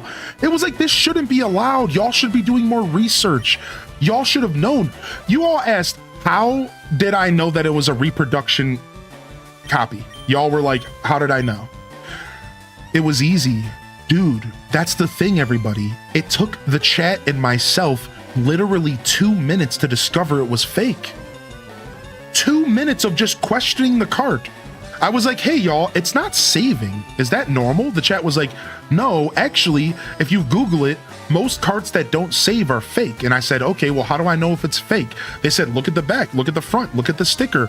Turns out the sticker on the front is known for being a fake sticker. And all of the stickers that look like the one that I had don't have these little balloons. And it was 100% so easy to identify it was fake. It took us 2 minutes in the chat. So there was an injustice here, man, because like, why are you selling fake games? You could totally look into this. Like, you don't sell a used game if you don't know it's real. That's like using fake currency knowing it's fake. Like, at a certain point, somebody has to put their foot down and bite the bullet. And it certainly ain't gonna be me. No, the company who sold me the game is gonna bite the bullet, not me. $20 for Diddy was the red flag. Well, it was a part of a deal. So I bought 2 games and I got one for free. So I say $20 because I'm doing the math of what all 3 games cost. Yeah. So like, yeah, it wasn't actually $20, but it was because I got a buy 2 get 1 free deal. So if they didn't actually test the game, that would be insane. Yeah, that's what I'm saying, dude. Anyways, I thought you would all love a follow-up story to the Diddy Kong Racing. You guys enjoy? How about that? Now, you guys can't tell me that that was not the most epic story ever. Yeah, now that was worth the wait, right? Like, y'all heard the part 1 of the story during the stream the other day, and there was the finale, dude. What's up, Calico? It was good stuff. It's wild how many repos would come into our shop. I had to show our manager what to look for, and the biggest offense were the Pokemon games. Yeah, well, the truth is Banana Milk, that's why I didn't even think I would get a fake game. Because I only ever really heard of Pokemon games being faked. Not really many other games get faked nowadays. At least that's what I thought. Now, the finale is when the real Diddy Kong Racing is in the 64. Correct. So now I'm going to be taking a cab down to this GameStop that's kind of far away from me. And I'm going to be trading my game in, and then I'm going to have to wait for a new one to come in, and then I'm going to have to go back down and pick it up. And the end of this saga, the finale of this saga will be when I have a legit working copy of Diddy Kong Racing in my 64 that I didn't have to pay for again. That's the true conclusion. You would think GameStop would train. Yeah, that's the thing. GameStop is probably one of the biggest, sloppiest corporations out there. And that's literally all we're dealing with. Like, dude, that's what the manager said to me. He straight up said to me, he's like, dude, GameStop's a mess. Nobody knows what they're doing. Management doesn't know what they're doing. He's like, dude, I'm so sorry you're dealing with this. He's like, nobody here has any clue what's happening at all. Most of the stores don't get trained. Nobody knows even what to look for with fake games. He's like, we shouldn't even be selling retro games. He told me that he found a burnt copy of a game, PlayStation 1 game, in his collection when he went to a new store. That's how bad it is. He was like, yeah, I opened up a PlayStation 1 case and there was a literal burnt CD in it that said Tony Hawk written on it. He was like, it's really bad. He's like, we're in deeper than we want to be. I was like, oh my God. Like, oh my God. Like, yeah, you really got to be careful buying retro games from GameStop. Apparently they just don't train or anything. Yeah, I agree with you, Calico. And Calico, just to give you a quick rundown. So the other day on stream, I found out that my copy of Diddy Kong Racing was fake. And before you got back here just now, I was telling the second part of the story where I managed to get my hands on... I managed to get on the phone about the fake copy. And I'm trying to get it replaced, even though I don't think I have the receipt. And it was last August when I purchased it. So I'm really throwing a Hail Mary trying to get taken care of. But according to Randall, I'm good. And I should be okay to get my game switched. So hopefully it works out. You got to be careful of buying retro games from anywhere. Yeah, exactly. Like, that's the truth, right? Yeah, freaking Randall, dude. Freaking Randall. Yeah, we gotta do a review. If Diddy Kong Racing is officially works, I'm gonna go on social media and I'm gonna try to get Randall a raise. I'm gonna go on a social media campaign. I'm gonna make YouTube videos and TikToks and be like, give Randall a raise! Randall! Do you have a pick of the bootleg game? I mean, I still have the game. It's just on the floor in my living room because I was so pissed that I threw it at the wall. I'm not a rager. I did it as a meme, but yeah, I like threw it in the other room. I don't really do that. I'm not really a rager guy. We don't really have a good answer for Magnemite. We don't have any fire on our team. What other answers would I need for Magnemite if it has Levitate? Fire. What else beats Steel in this generation? Fire? Fighting. My freaking Mankey. That's dead.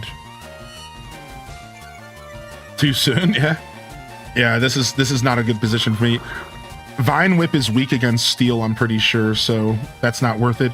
But Leech Seed will carry us, so it doesn't matter. Wow, Vine Whip is hitting harder because it's special attack damage, though. So he must be super weak special defense, so we're good. Ground 2 right. I wonder if Magnemite has Levitate? That's the only reason I didn't say Rock.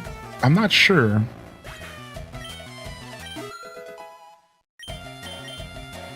Nice, not Pidgey went to level 10. Bow, bow, bow, bow. Ooh, we got a Voltorb. Voltorb. I like how Electro doesn't just scream, like just makes explosion noises. And like weird, like AOL dial-up internet noises. But Voltorb was like, Voltorb. Electrode's like...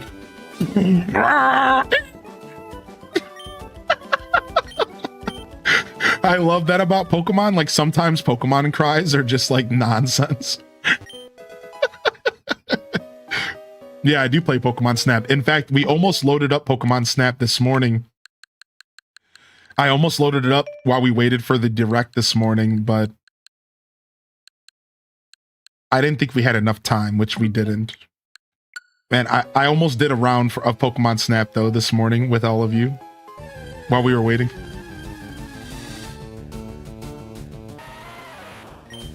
All right, Geodude. I wouldn't mind having you in my team for now as a backup. Uh-oh, I shouldn't have left you out. Uh-oh. Don't have a rock attack. Okay, thank goodness. Electricity's power was weakened. Bow, bow, bow, bow, bow, bow. Yeah, I'm a big fan of Snap, and I own an original copy of Snap for 64, which I'm really proud to own because I think it's such a good game. Yeah, there was a Pokemon Presents this morning. We got a bunch of really cool information. So we got another look at Pokopia, and it looks even better than we thought. Then we got announcement for Generation 10, which is Wind and Waves, and it looks really good when it comes to Pokemon games. Like, I just want to make that clear. Like, when it comes to Pokemon games, it looks really good.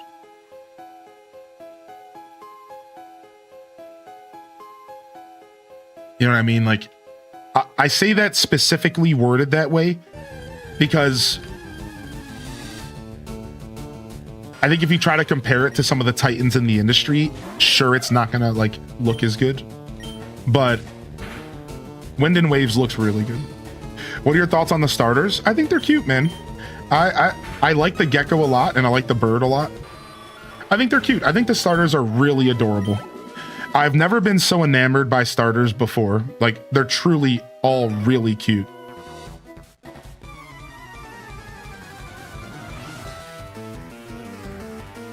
Remade the entire map of Kanto and Johto regions. I mean, there's talk about that, yeah. There's talk of a mega MMO game that does that. I think that would be amazing. I made a face when the starters, but maybe they'll grow on me. That's fair. They're like maybe a little bit over cutesy. Maybe they're a little bit like, yeah, I could see that. What up, J Flow? Yo, welcome in here. I'm absolutely waiting to see the level of polish on Gen 10. There's no trust. It's all about the polish, right? We say that a lot on the stream. You know, a game can look good, but if it's not polished. And here's the thing, you can't polish a turd. So polish doesn't make a bad game good, but polish makes a good game better. And that's like, so it's like polish is so important, but polish doesn't hide a game's flaws. You gotta have both. You know, thanks for the gifted sub, dude. I really appreciate that. Enjoy your Pikachu badge, man. Enjoy.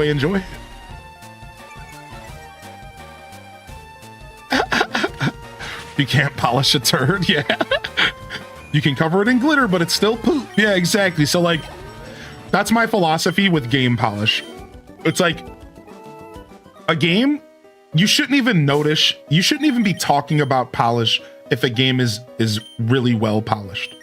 And just to kind of talk about it a little bit more, because it's starting to sound like a fake word. When we talk about polish, we're talking about exactly what it sounds. Cleaning up the rough edges of the game.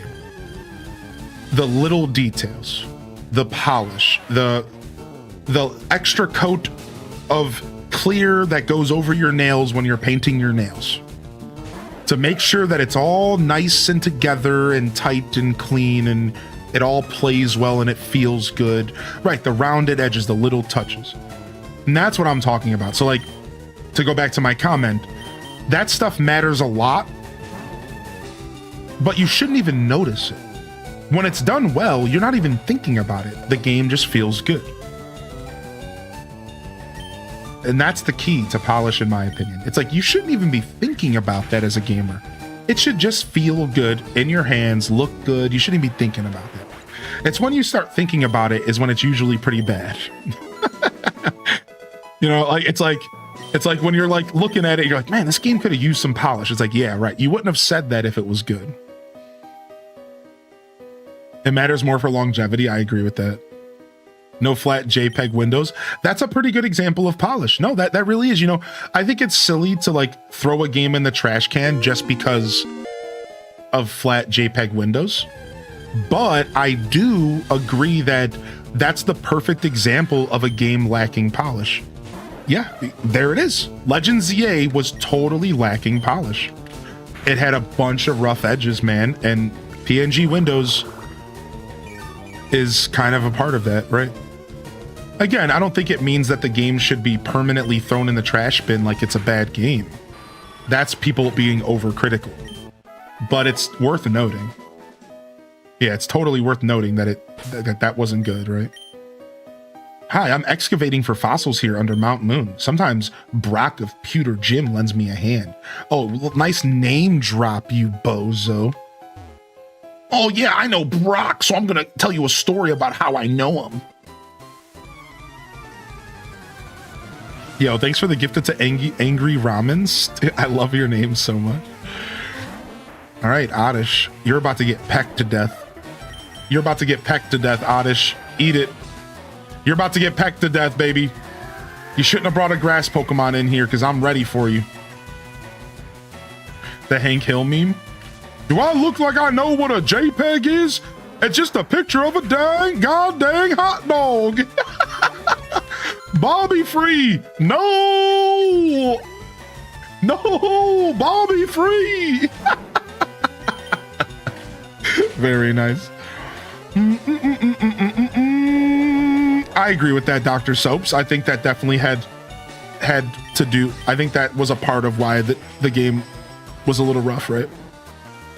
And again, dude, the truth is like ZA is a great game. Maybe great's a very, maybe being used lightly. I would say I think ZA is a great game for my personal gaming taste, but I think that objectively it's just a good game. It's just maybe around mid, maybe above average, I think, for your average person out there in the universe. But I personally think it's a pretty good game. And you want to know what makes me like ZA? It comes down to one thing. They were trying something new. And I have a lot of respect for the battle system and for them trying something new, man. It's so important that we get new things, man, and we don't instantly throw new things in the garbage can because of reasons that don't have anything to do with the core gameplay. When you break down the core gameplay, it's good, and it's trying something new, and it's interesting, and it's something that some people have been complaining about with Pokemon for a long time. They ain't trying new stuff. They ain't doing new things. It's like, this was their chance. This is what they were doing. Let's see what a new battle system's gonna look like. You know, and I think that's important, dude.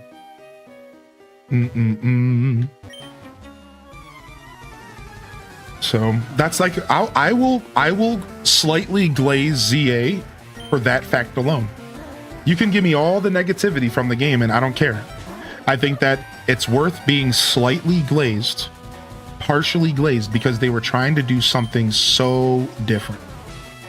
I love it. And I want to see more of it. I will continue to support their different projects because I want them to know that that's where I want them to put their money.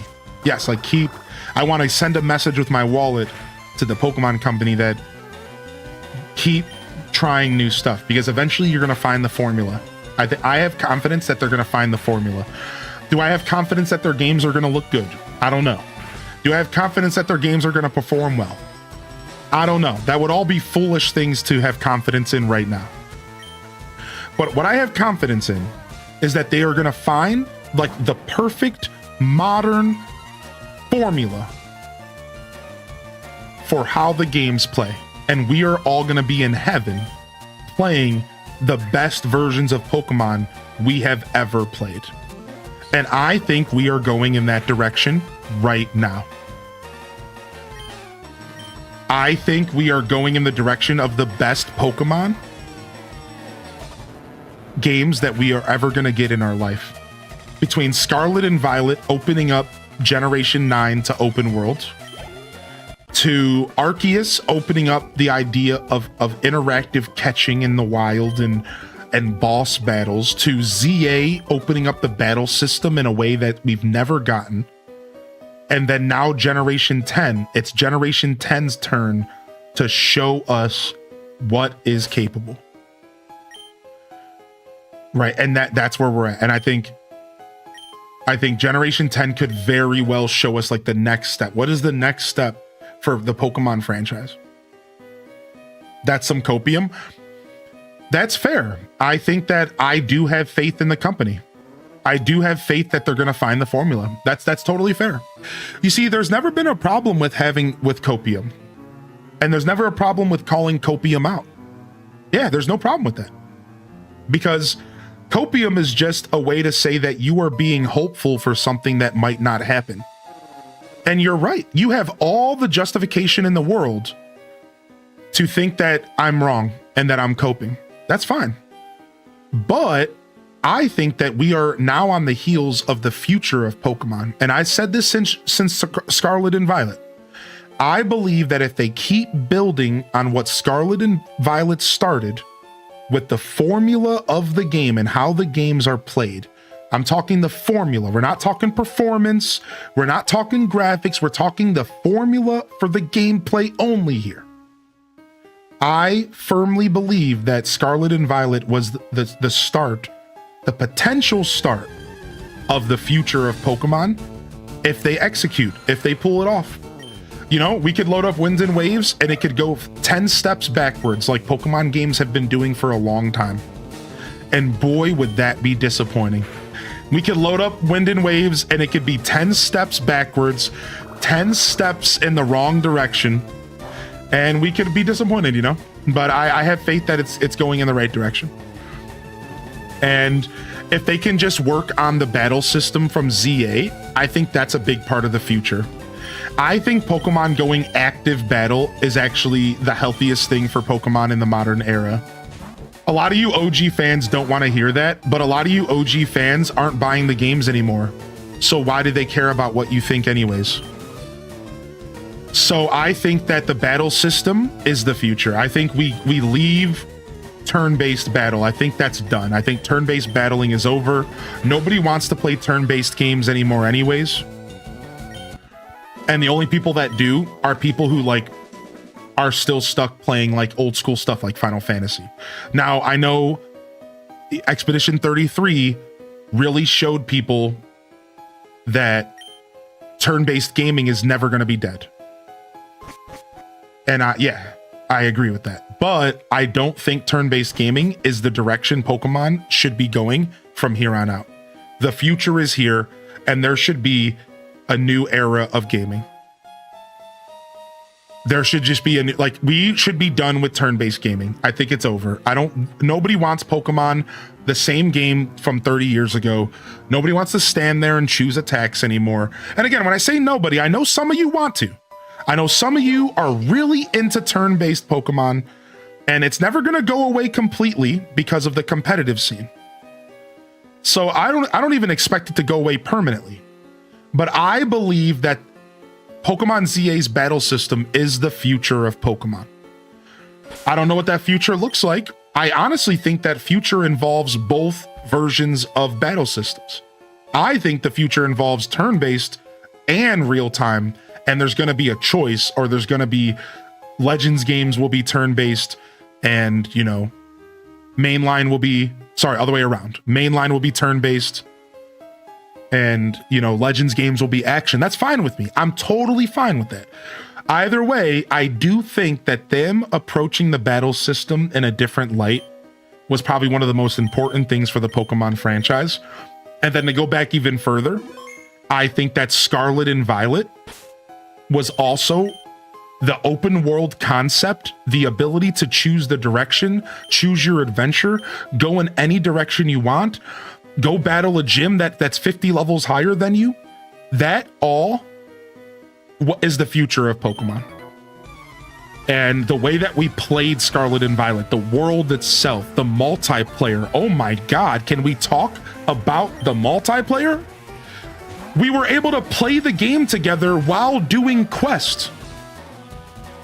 I was able to go to a gym and get a badge while you were in my game, also getting a badge for yourself. Like, this is the future of Pokemon, man. It was so amazing. Scarlet and Violet was on the heels of something that could be so great. And I think Wind and Waves is going to be building on top of that. I think so. I'm pretty confident. I think it's going to be sick. I think so, man. I think it's going to be sick. We are on the heels of the best Pokemon games ever, potentially. It just all comes down to execution. It all comes down to how they handle and manage these next couple games, right? And just like Starman over on YouTube said, they could just keep going and taking steps backwards. They could keep failing. And, you know, I think you're totally valid for expecting failure from somebody who fails. That's cool. I, however, like to be a more optimist person. You know, I'm a realist, but I'm an optimist. And I think that there's a chance that Pokemon could figure it out. And you know, what's better to prove that to us than them waiting until 2027 to release Wind and Waves? Can we not? Is it okay if we acknowledge that they're doing good things right now? That's good. This is good. That's a good decision. You know, it's okay if you want to keep beating up the company. You could call them terrible all you want. But that announcement was really important, and it shows that they could be listening, and we could start getting a little bit more hopeful that we're going to get the game that we deserve, or at least another step in the right direction. I'm pretty excited. Pokemon MMO is, I think, some people would happily pay a subscription for. I mean, the Terra leaks said that a Pokemon MMO was supposed to be in production, and I think there's some truth to it. I don't have faith that a Pokemon MMO would be fun to play, though. I don't know, man. MMORPGs is a terrible genre. I'm just gonna say it. The MMORPG genre is a complete just trash heap, and I think that the era of good MMOs has been gone for a long time, and there's not many MMOs that do anything right. And I've been playing them my whole life, so I don't have any faith that an MMO Pokemon game would be even remotely worth my time. Now, I've played Poke1 and I played some of the fan-made ones, and they were cool, but I don't know if I have faith that Game Freak or whoever would be making the game wouldn't turn it into just a trash heap. Like, I just don't have faith, man. I think MMORPGs are just being turned, they're just being ransacked, dude. Why would you say that? Because, like, dude, the past 10 MMOs that have tried to come out have basically failed. Like, the past 5. They've just died. They're done. Like, the only MMOs that have survived this wasteland right now is Final Fantasy and World of Warcraft. No MMOs can succeed. None of them have staying power. None of them can figure it out, dude. It's terrible. It's like a wasteland right now. Every time one shows up, it just goes, it's just gone. It just it doesn't do it. It, for whatever reason, man, none of them are locking in nowadays. Lineage is old. You know, we're talking about modern. We're talking about new stuff that's come out. Like, did you guys not hear about the Ashes of Creation stuff? Ashes of Creation just completely fell off a cliff. It's dead. It's gone. Maple Story 2, dead, gone. What happened to that one MMO that was ran by Amazon? Oh wait, I don't even remember the name because nobody's talking about it because it's dead. It's over. Who cares? It's like nobody can figure out the MMO formula. It's like so bad. It's like I don't understand what's happening. Every MMO has been failing. So it's like when we talk about the word MMO and Pokemon, I don't have faith. I don't see Pokemon being a good MMORPG experience. I hope it is. I hope it would be. But like, dude, I don't necessarily have faith, dude. Like, I don't know, man. I've been around the block, dude. Why would I play this new MMO when I'm already committed to WoW and Final Fantasy? Yeah, right, exactly. So it's just tough, you know? This isn't a commentary that there aren't decent MMOs that exist right now. I think there are a handful that people probably still play. But like, man, boy, has the MMO market really started failing me as an MMO fan. How do you feel about Pokemon having a gacha system like Heartopia? I think that gacha, so my opinion on gacha systems is pretty bad. I hate them.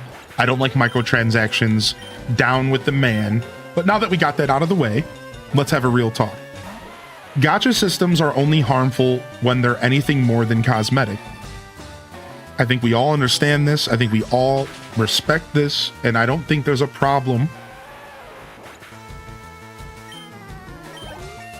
with a game having a gacha system that doesn't have any kind of pay-to-play features. Sure, bring it on. That's the era we're in, and we have to compromise as gamers, and nobody wants to compromise. I get it. We shouldn't have to compromise, but I think we still should sometimes. And I think that gacha mechanics for cosmetics is a healthy compromise from the perspective of a gamer. Yeah, people still play RuneScape. Yeah, me too. But you'll notice that every MMO that got mentioned in the chat that people still play are over 20 years old. Did you notice that? Oh, people still play Final Fantasy. Yeah, the game's 15 years, 20 years old. People still play World of Warcraft. Yep, a game that's 30 years old, 20 years old. People still play RuneScape. Yeah, the game that's like 20, 30 years old. How come we're not saying this about anything new? Like, where's a brand new MMO game that's gonna hit? You know, the Old Republic unfortunately flopped. And that, like, we're talking a decade ago. Old Republic comes out, starts off strong, ends up just trying to be World of Warcraft, fails, flops. Again, like, even though these games are still played by people, they're still loved by people, they're still interacted with by people, but they're not strong MMOs. And here's the problem. An MMORPG requires a hardy player base to feel really good while playing. So it's like I load up the Old Republic every couple years, and I go back and I just jam and I have fun.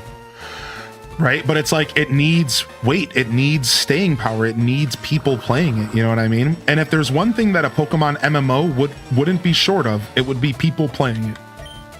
So, you know, I'm glad we had this talk, because I guess full circle conversation here. I don't think a Pokemon MMO would fail necessarily because everyone loves Pokemon. So like, yeah, maybe I'm wrong. Maybe like a Pokemon MMO is exactly what we need. You know what? I'm gonna say it. I was wrong. I think I might be wrong here. Because like, dude, really, everyone would want to play Pokemon. Like, everyone loves Pokemon. So it's like, maybe a Pokemon MMO would actually work just because of the strength of the IP. You know, as long as the game didn't suck, like just outright blow, I think it maybe would work. That would be kind of cool. PoE funded their studio with microtransactions. Yeah, PoE is like one of the best examples of the community loving that they ask for their money. It's really funny, actually. Path of Exiles are great. Then again, Pal World. If they give us a new MMO feel using Pokemon, that might work. Then again, Pal World. Yeah, I mean, Pal World worked really well, you know? You know, and this goes back to Scarlet and Violet. I don't necessarily need an MMO, but multiplayer features like Pal World and Scarlet and Violet feel really good. You know what I mean? Like, yeah, like even if it's not an MMO, just give us something that lets us do like some pretty decent high-end multiplayer. You know, a solid 4 players running around, battling, catching Pokemon, shiny hunting. That was all Scarlet and Violet. It did all of those things. It just so happened to fail a little bit because it just so happened to not do all those things really well. Right? Like it just struggled. But it had all the makings. Do you ever play RuneScape? My husband is doing an Iron Man. Yeah. I played RuneScape back in the day, and I've thought about coming back to RuneScape as a modern gamer, but I haven't committed. But I've thought about it. I'm too up Diablo 2's Bud and World of Warcraft's Bud, I'm not gonna lie. Also, I wanted to read this comment from Dankroot. He said, Scarlet and Violet was fun as heck. They just need to stop acting like the main games aren't worth investing. Yeah. I think it's obvious that investment stuff's a problem. Do you like Gen 10? I sure do. I think it's going to be cool.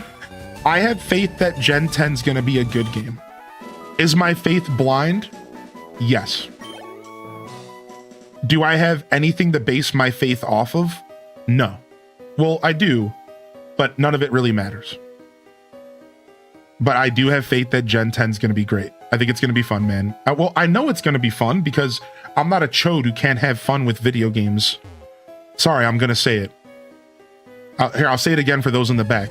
Am I going to have fun playing a Pokemon game? Yeah, because I know how to have fun, and I'm not a chode who can't have fun playing video games. Only chodes can't have fun playing video games. Get over yourself and just enjoy the game, all right? Or don't. Go play something else. So, like, I'm going to have fun playing Wind and Waves, no matter what. I'm surely going to have a blast. But is it going to be worth our time? Is it going to be a high-end game? Is it going to be a great game? I don't know. We'll find out. What's your favorite Gen 10 starter? Probably the Gecko, but I'm really looking at the bird as well. Did you buy the early access to Midnight? No, I'm not committing to retail. I'm gonna stick with classic. I'm playing TBC. The bird looked really cute, right?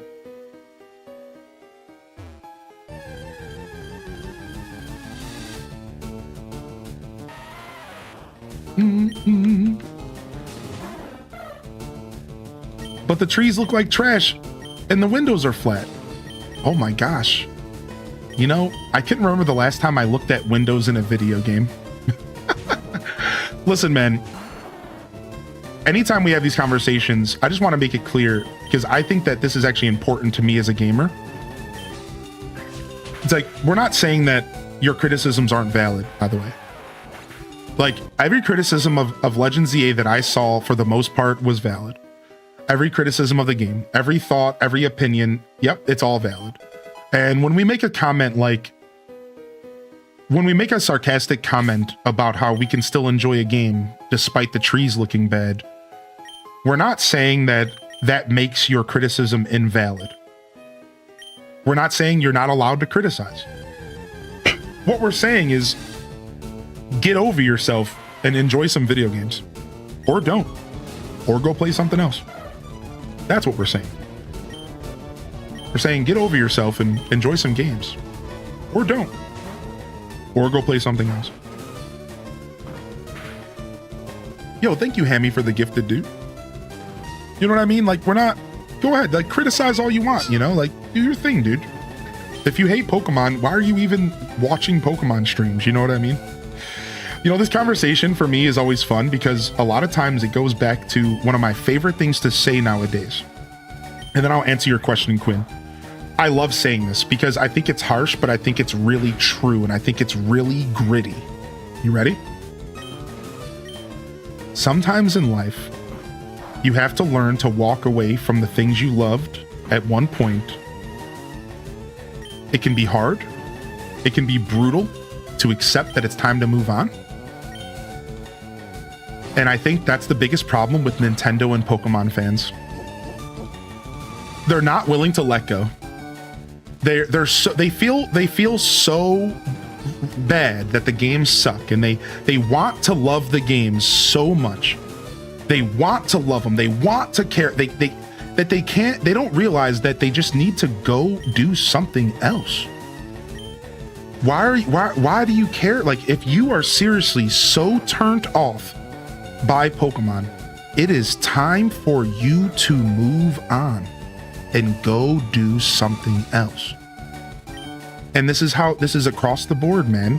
I'm sorry, dude. If Nintendo sucks, then maybe you're now a PlayStation fan, or maybe you're an Xbox fan. But maybe Mario's done for you. Maybe, hang up the overalls. And I know that sucks because you're probably thinking, oh, but I want to share Mario with my kids. Why is Nintendo not letting me do that by selling bad games? Well, sometimes in life you have to move on. I'm sorry to say this, you know what I mean? It's like, dude, sorry. If you are seriously so upset that you are like just anti Pokemon. Oh man, they just can't make a good game. All I want them to do is make a good game. Their games suck. Dude, it sounds like you need to move on. And that's such a, no one wants to hear that, right? Oh. That's like being in a relationship that you don't like anymore, but you won't leave because you're lazy. You know what I mean? That's like you being in a relationship. All right, but I'm going to take it to the next step. You ready? Watch. Imagine you're dating somebody and you hate their guts. And you got 5 phone calls yesterday from different people that all would love to go on a date with you. But you turn down all those phone calls and you continue dating the person you hate. That's literally half the internet with Pokemon. I hate this. I have all these other options. I could go play all these other games, but I'm gonna force myself to sit here and stare at this thing that I hate. I'm gonna force myself to hate this thing, even though I could just go play anything else. Literally thousands of games coming out a week. And you're stuck on the one thing. Like, move on, dude. She doesn't like you no more. And you don't like her. Pokemon's a strange mistress. You know, man, like it's crazy, dude. That's my take on it. I love sharing that take with the community. I love sharing that on the internet because it's like one of those takes where it's like, it's all so realistic and honest and true that you couldn't argue it, but you can totally still get mad at me for saying it. And I'm okay with that. Go ahead and get mad at me. Because if you're getting mad about that, then I'm probably more right than you realize. I tend to get criticized in real life for doing exactly that. People are going to be weird, that sucks. I'm a Pokemon head at heart. I was disappointed when someone pointed out that the windows and buildings were flat texture in ZA, yes, but it didn't make me hate the game. Yeah, I think that's the difference between criticizing something and like there's a difference between criticizing something in the hopes that it grows and gets better and criticizing something just because you want to criticize it. That's the difference. You see, Tailnov, you saw the criticism, you took it to heart, and you agreed, and you said, wow, that doesn't look good. However, that criticism was to help the game grow. You were like, yeah, this sucks. Hopefully they fix this in the future. But you weren't just criticizing it for no reason. I think that's the root of your criticism matters, Like the root of criticism matters. Like if you're criticizing something just to criticize it, well then there's nothing productive happening. You are just venting. And listen, it's okay to vent. just call out what you're doing, you know? But I feel like you'll justify venting, you know, you'll be like, you'll vent about you'll air out your grievances for something, and then you'll turn around and be like, but this is just me healthily criticizing this thing. And it's like, there's a bit of a difference, man, you know? Like, I think a good example of that would be like, I'll go back to the dating one again. Like, you're dating someone and there's something that they do that you really hate. But it's nothing that they do wrong, but you hate it. And you're like, dude, so one day you randomly pop off and you're like, I hate the way you snort when you laugh. It's just, I hate it. I can't stand it. It sucks. And I hate it. And like, you're like, it's like, you're just airing grievances at that point. You're not criticizing them. You're not hoping to make their life better. You're not trying to help them grow. You're just airing out that you hate the way that they sound when they laugh. Versus like going to your partner and being like, yo dog, you know, I noticed that you were struggling with this thing. And, you know, I think that, you know, it would be wise for you to stop doing this thing because like you're hurting yourself, and I'm your friend and I want you to do better. Oh, okay. Oh, sick. You know, that's how I feel. Like I want to go to Pokemon and I want to criticize them. I want to say, you know, you're failing us as fans. You're pumping games out too fast, and we all can tell. You're not caring enough about polish, and you have great concepts for your games. You're starting to figure out how to make the 3D generation work, but you're also trying a little too hard. You're working too fast. You're not putting out games that are quality. Your standards have dropped, and we deserve more than that as fans. So can you please slow down development? Can you please start paying attention to polish? Can you please start to pay attention to those details that used to matter, that you used to care about a decade ago? See, this is the conversation I would have if Pokemon was a human. You know, I would sit down with him on the couch and I would look at him and I would say, hey man, listen, there's a problem here, dude. Like, this isn't working. Like, you can't keep doing this to us. Like, at some point you're going to start losing our trust and our faith if you haven't already. And eventually I'm going to walk out of your life. So Pokemon, please, can you pick up the pieces here and can you stop doing us like this? This is the conversation you should be having with Pokemon. Not, you know, screaming at them for window panes not being detailed. You know, while everyone was screaming about the windows of Legend ZA, they were overlooking the strengths of ZA. Yeah, that's right, there were strengths. There were things in the game that were done really well. And even if something has 9 out of 10 problems, you can still acknowledge the one thing that's good. Is that fair? Is that like the craziest thing to ask of the internet? You know what I mean? Like, it's okay if something sucks. You can call me out for all of my flaws, but in the least, you're going to call me handsome, because we all know I'm handsome. I might be crazy. My beard might suck.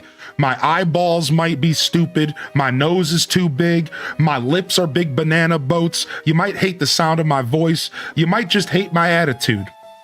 But you gotta see that on that list of things you hate about me, I am a pretty handsome dude, and like, you can't really deny that. You know, so, you know, while you're criticizing me, you know, let me know I'm handsome too. Throw me a bone, dog. You know, like, throw me a bone, dude. Like, why don't we ever say anything good about Pokemon? You know what I mean? Like, we should be saying, like, let's uplift them when they do good things. Ah, yes, I see what you did there. This worked. This was really good. This battle system made sense. However, yeah, the windows suck.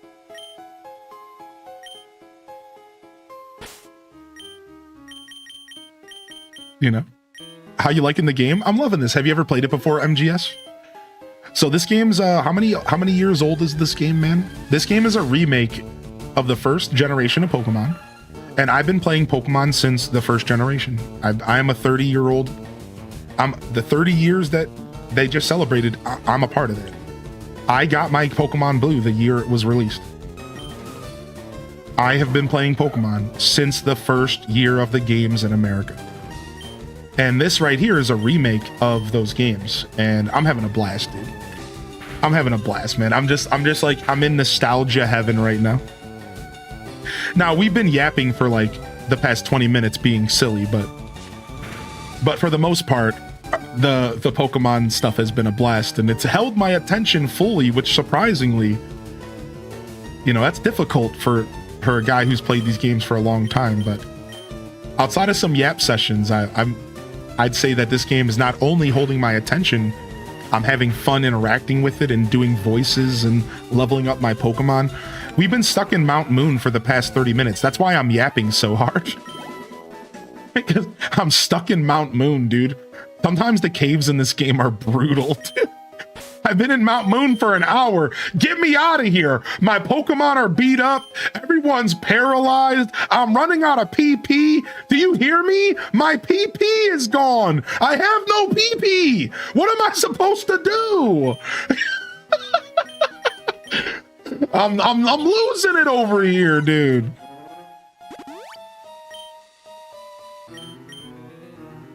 Use an ether or two. My man played this game all freaking night the other night. Somebody please clip that. Yeah, Mount Moon's draining my sanity over here. That's why I've been yapping so hard, because I'm just like, get me out of here. All right, here we go. Wait, we already got a Moonstone? Sick. Maybe we should try to run a Clefairy. You know what? Let's get out of here. But once we get out of here, we can't go back in. All right, we're gonna try to get a Clefairy right now. There's a rare spawn for a Clefairy in here, right? Let's just lead Bulba so that we can sleep. All right, let's try to get a Clefairy here. I think I want to run a Clefairy, man. Oh, dude, I'm so sorry. I forgot about your question. You know, can we get some love in the chat for Quinn? Dude, you are fitting right into this community. You're respecting the cadence of the chat. You reposted your message with enough time in between for me to actually read it. I just want to say I'm really loving your energy, man. Thank you. Thank you for popping in today. Let me go ahead and check your message here, Quinn. So Quinn was asking me an awesome question. They were saying, would you rather have a 3DS and a DS Switch online application with all the popular DS and 3DS games, or a Wii Switch online app? Wow, what a question. I'm gonna say DS and 3DS over Wii. There, I said it. I'm gonna say 3DS. I'm gonna say DS 3DS over Wii. Yeah, I think that's my final answer. Trebek. Yeah, I think DS and 3DS are just too strong of catalogs, man. The Wii had a beautiful catalog, but a lot of it kind of felt like slop back then. You know, we didn't use that word slop to describe things back then, but I think that you could describe a good fourth of the Wii's library as slop. Yeah, is that fair? It was a lot of real goofy, experimental, like shovelware. It was weird. Like, so as much as I love the Wii, man, I feel like I used to walk into the GameStop when the Wii era, and I'd look at the wall of games, and half of it was just like trash. Oh, the DS is kind of bad as well. You're right about that. I was thinking about it as I was saying that. I remember I used to walk in the shop, and the wall was just horse girl games and Nintendo pet games. It was like, you want to pet some cats? You want to pet some dogs? You want to ride horses?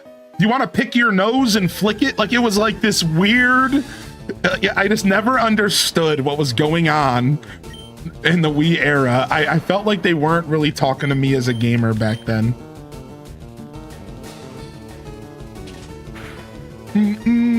Oh wow, they crit me. I don't have any healing items. Stop. I do have an Oran Berry we're gonna have to use.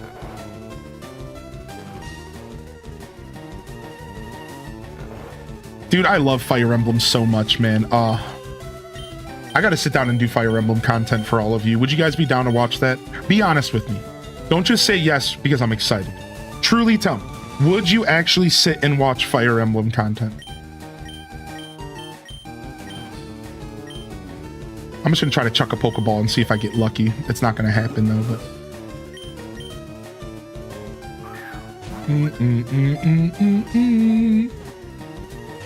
I'm a big Fire Emblem fan. There's a lot of sides of my gaming that y'all don't get to see because I don't share it all, but I'm a big Fire Emblem fan. Now, I fell off a little bit with Birthright because it got a little too anime waifu, but the last one I played seriously on 3DS was Awakening, I believe, and it was a great game. And then I didn't play the Birthright whatever stuff after that. And then I played Three Houses but didn't beat the final boss. I know I got to get back and do that, and I got to try some other houses out as well.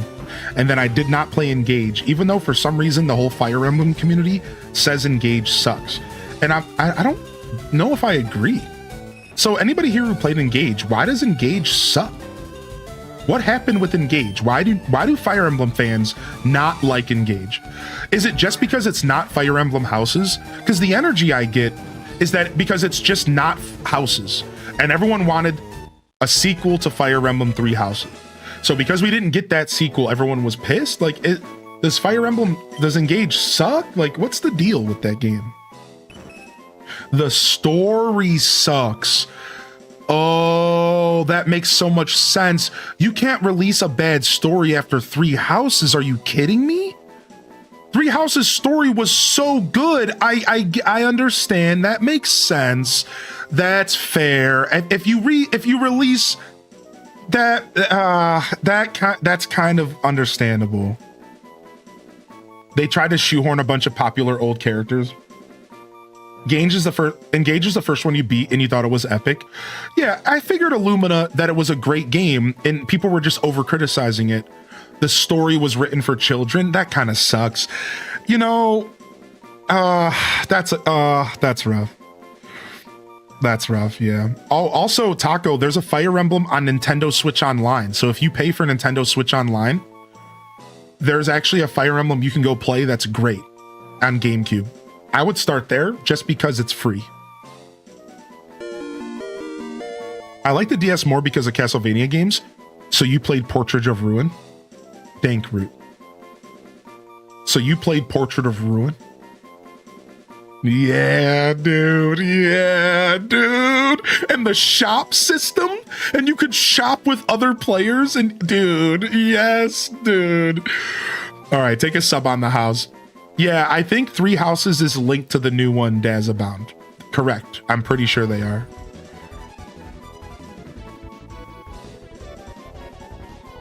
I agree with that, Talnov.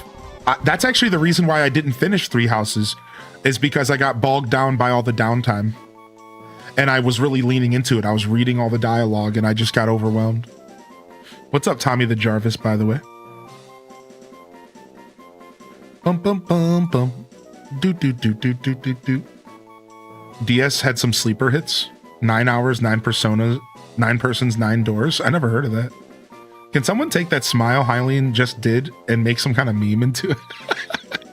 That's my trying to smash smile. Gracias? Yeah, no problem. What do you say back to gracias? How do you say you're welcome in Spanish? I should know this. What's up, Tonu? I knew it. It's Donata. Yes, I knew it. I was about to say it, but I didn't want to sound stupid. Oh, I'm so happy I knew that. Yeah, Donata. I swear I in my mind, but I was so nervous about being wrong. I should have went with my gut there. Yeah, Donata. With its magical and cute appeal, it has many admirers. It is rare and found only in certain areas. I think we're running a Clefable this playthrough. Does Clefable suck in this generation? I feel like it does. Let's go ahead and name this one after... Let's name this one after the guy who really is sick of Pokemon over on YouTube. If you're still out there, Starman, this one's for you, buddy. I imagine he left because I like Pokemon and I feel like they didn't want to listen to my opinion. So like, that's okay. Like, you know, like whatever. You know, the internet's all about just confirmation bias at the end of the day. But this one's for you, man. Starman Rock. This one's for you.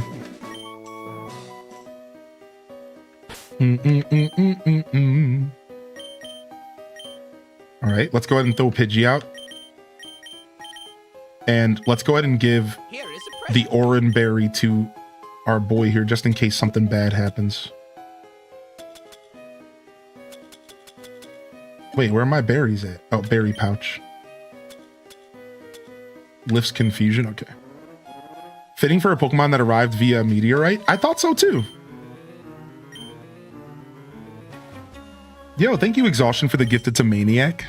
Animal Crossing's birthdays are the best. My recent birthday on February 20th went to Kiki's house. Lolly and Anka were there. Aw, dude, we're big Animal Crossers here, Quinn. That's awesome, dude. I love that. Kiki's a cutie. What's up, Foe? How you been, Foe? All right, here we go. We got a rat here from Pokemon, we got a little 13 rat here. I gotta be careful. I could go down here. I'm gonna be able to take one hit, but I need to be real careful. One hit, you see that? Yikes. Come on, let me get 5. Let me get 5. We crit. Yo, we crit, dude. Take him down. Not Pidgey is killing it, dude. Let's go, Not Pidgey. All right, Zubat comes out. We don't have to switch because it probably only has Leech Life, but we're gonna switch to be safe. We're gonna switch and hope that it doesn't have like wing attack. I don't think it gets it this early in this gen. I literally think Zubat has Leech Life forever until like 16 or something stupid. Let's actually Leech Life so we can heal here. And I'm gonna look up Zubat in this generation. Zubat Gen. Sorry, Cerebi. I want to see what he learns. All right, Gen 3 Zubat has Leech Life and Supersonic at 6. Wait, did my Leech Life work? No, it didn't. It gets Bite at 16. So it gets Bite in 3 levels. It has Astonish right now. So it's basically just Leech Lifing until Bite. Bite hurts though, and Wing Attack is at 21. Venusaur, Nidoking, Lapras, Arcanine, Zapdos, Snorlax. Oh, that's a beautiful team. 150 aboard the sea. To be a Pokemon master is my destiny. Wait, I'm out of PP. I can't do any more damage. What do I do? I'm just gonna. I guess we're sleep powdering. That's a great team. So you have Venusaur, Nidoking, Lapras, Arcanine. Lapras covers the Arcanine. Snorlax covers the Venusaur. Nidoking covers the Venusaur.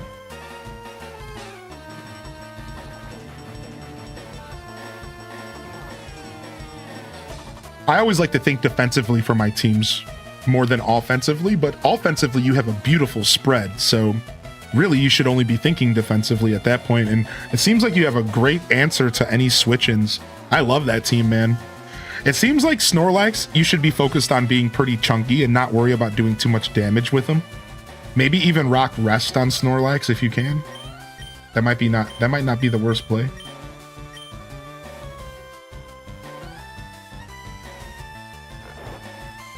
Charizard, Nidoking, Alakazam, Scizor, Kingdra, and Dragonite. Dude, Twitch Thomas, legend.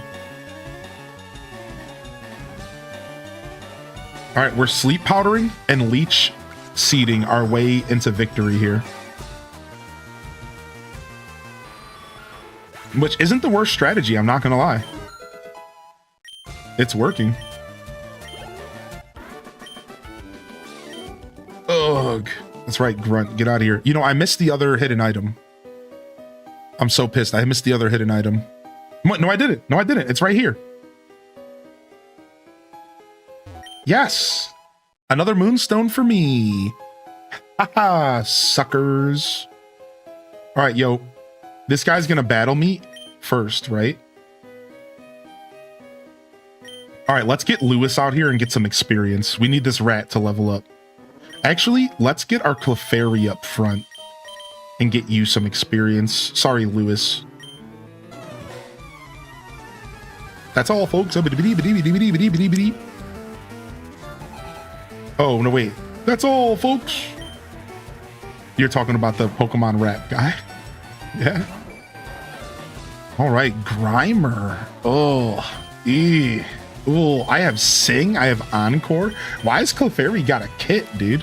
I could take a hit here, right? I'm not weak or anything, am I? I'm just a normal type, right? I'm gonna go for it. Got him. As soon as you evolve to Clefairy, you won't learn any more moves. Oh, so I shouldn't Moonstone for a while. Oh, thank you, Astro. I appreciate that, man. Thank you, dude. That's so cool. Welcome to the show. When did they put me in Pokemon? Wait, are you the Grimer or the Clefairy? wait, which one are you? Wait, what? You could just spam Metronome? I was thinking about it. I mean, when I thought of Clefable, the first thing I thought was Metronome. I think we all do, right? Or we're just going to put him asleep for the rest of his life. Oh, he woke up. Don't kill me. Poison gas. He missed. What a chode. Go back to sleep, little baby. Go back to sleep, little baby. What's up, Gulaska? How you been, man? Good to see you back, dude. Yeah, happy Friday. Go back to sleep, little baby. Sleepy time for Grimer. Sleepy time for Grimer. Nice. Clefairy is strong right now. This is nice. Born to be Clefairy, forced to be Grimer. All right, I don't know if we're going to have the same luck with this jerk, because this dude could Explosion, right? I'm going to Sing again. We didn't get it. Uh-oh. Poison gas. They didn't get it either. We're going to Sing again. Got him. We're just going to walk through the whole game singing. Yeah, we're on Switch. I am pretty excited, Masked Ghouls. So I love the ocean aesthetic, and we heard in leaks that it's based in the Philippines, and it looks like that's the case. I love the island vibe, and it seems very open world, and the under the ocean stuff threw me for a whirl, right? Like, what's up with that? Are we going to be going underwater to catch Pokemon? Like, there's a whole thing there, right? So that's going to be sick. Yeah, I heard the Philippines. Greece makes sense too. Actually, the way that water looked, that did look like some Grease water for sure. So yeah, all in all, man, I'm pretty excited about it, and I'm excited to see where it goes. Okay, don't die. Okay, we gotta switch. We gotta switch and pray here. I hope this thing doesn't have it freaking like some kind of explosion or something. So yeah, I'm excited about the trailer. I think it looked good. More importantly, I think it just looked promising. It looked promising for the future of Pokemon, and the coolest thing about the trailer, Masked Ghoul, was that it said at the bottom 2027. Normally, as gamers, we don't want games to take long, but in Pokemon's case, we really, really do. We really do, right? Like, we really want them to take their time. So I think that we're in for a treat potentially for the next game. And then as far as the starters go, I'm into them. I think they're cute as hell, and maybe overly cute. I think I'm a big fan of the gecko because, I don't know, the gecko seems like the coolest, but the bird is also kind of speaking to me as well. Yo, thank you, Pharmacy, for the gifted to Kid, and thank you, Random Reject, for the gifted to Gulaska. And I'm sorry to hear that. I hope you feel better, Gulaska. I hope you feel better soon, dude. Take a sub on the house. Thank you, Random. Do you think maybe they announced it too soon? I remember ZA was announced about 18 months before launch, and we waited a year after its reveal to see more. I think that you might, now that we know it's 2027, you might actually be right. Maybe it was a little too soon. Whereas, like, we all expected it, but we also expected it at the end of the year. So now that we know it's not till probably the end of next year, it is a little weird. It's a little soon, right? Like we said earlier, Daza, they could have filled the slot with Gen 10 with like something else at that point and gave us something a little sooner, because we know something sooner is coming out, most likely. So yeah, a little bit of a weird decision. Maybe it was a little early on their part. Yeah, I can see where you're coming from with that. I think it's okay, though. I will say this. I do think it's fine. And the reason I feel that way is because, again, we're all happy that they're taking their time. So, like, you know, I guess in this scenario, it wasn't the worst, right? Because, like, it's like, all right, we can wait. We're all kind of ready to wait. So, it's interesting that you mentioned ZA, though, because I didn't really think about how long we waited for ZA. Me too, Gil. Please, dude. Another DLC. Dude, I would pay $30 for a Snap DLC. I would 100% do that. Like, I would have done that. I think that Pokemon Snap definitely could have used more content. You think so? You think it's going to be earlier in 2027 like they did with Arceus? That's a fair take, man. I've been thinking about that this whole time, Ghoul. So we predict that it's going to be Christmas because that's when they always release Pokemon games for the most part. But maybe this is going to be the exception. And I think you could be right. Maybe this is going to be the exception, and maybe it is coming sooner than we think. And they are gonna miss that winter time slot, and it could be like spring. It could be like springtime, right? Interesting. So Duel Master thinks it might have been GTA's release this year that caused them to delay it out. You know, I still stand by my comment that Nintendo probably doesn't care about that company, or sorry, about GTA. But I think they're. Oh my God, he's charging. I thought he was exploding. I was about to cry. But I do think you're onto something. While I you know, I kindly, of course, disagree. But I do think you're onto something. Like, I wonder if that is what's going on. Happy Friday. Hope everyone's doing good. And we just did our first struggle. I've never really ever struggled in this game before. I can't believe I just struggled my way out of this battle. You know, like... All right, so which one should I take? Helix is Ammonite. The other one's Kabuto. My team does not have a water Pokemon yet. Do I want my water Pokemon to be Ammonite? Or do I want my water Pokemon to be Kabutops? I've never really ran either of them in my team. Not really. I've only ever ran Aerodactyl.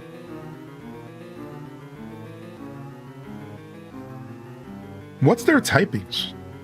They're not both pure water, are they?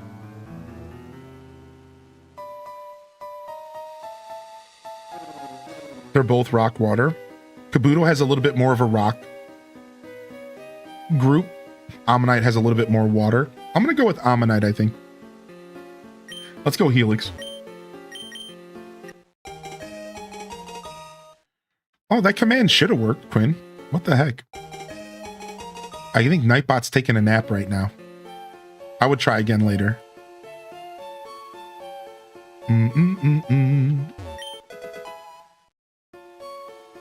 Nightbot's having a little nappy nap.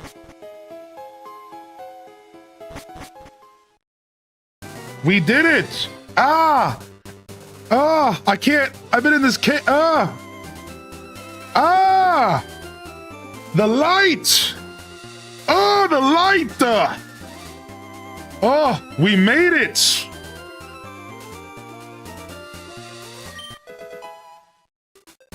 Wait, can we fight these dudes? I can't handle this fight right now. Can we come back later? We might not be able to come back and fight them. We can. Okay. I gotta go heal. Oh, they're move tutors. Wait, for like those special moves? A punch of roaring furiosity, packed with a destructive power. When the chips are down, Mega Punch is the ultimate attack. You agree? Let me teach you. What? Yo, this is sick. You're just offering me Mega Punch out of nowhere? This is sick. Dude, I love this. All right. We drop Pound for Mega Punch, right? Ooh, the accuracy. We already have an 85 accuracy attack. I really don't think we should give ourselves another one. Nah, screw it. Screw Pound. Let's go.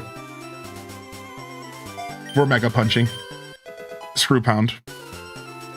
All right, let's go. All right, now hold on a second. What is Clefable's ability? Clefairy. Cute Charm. Ooh, not the worst ability, but definitely not the best ability. Okay. Mega Kick. Ooh, they have both of them. I could do Mega Kick on Clefairy as well. You'll come crawling back when you realize the value of Mega Kick. Will I, dude? Is that so? Is that how that's gonna go? Oh, see, we got a secret spot here. That's how you get berries. That's a raspberry. So all the berries have those special little spots on the ground.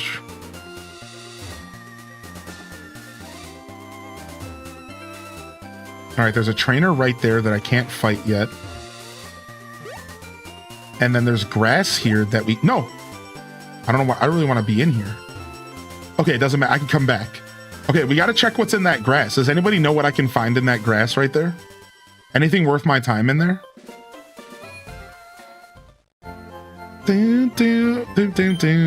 Ekans. Ooh.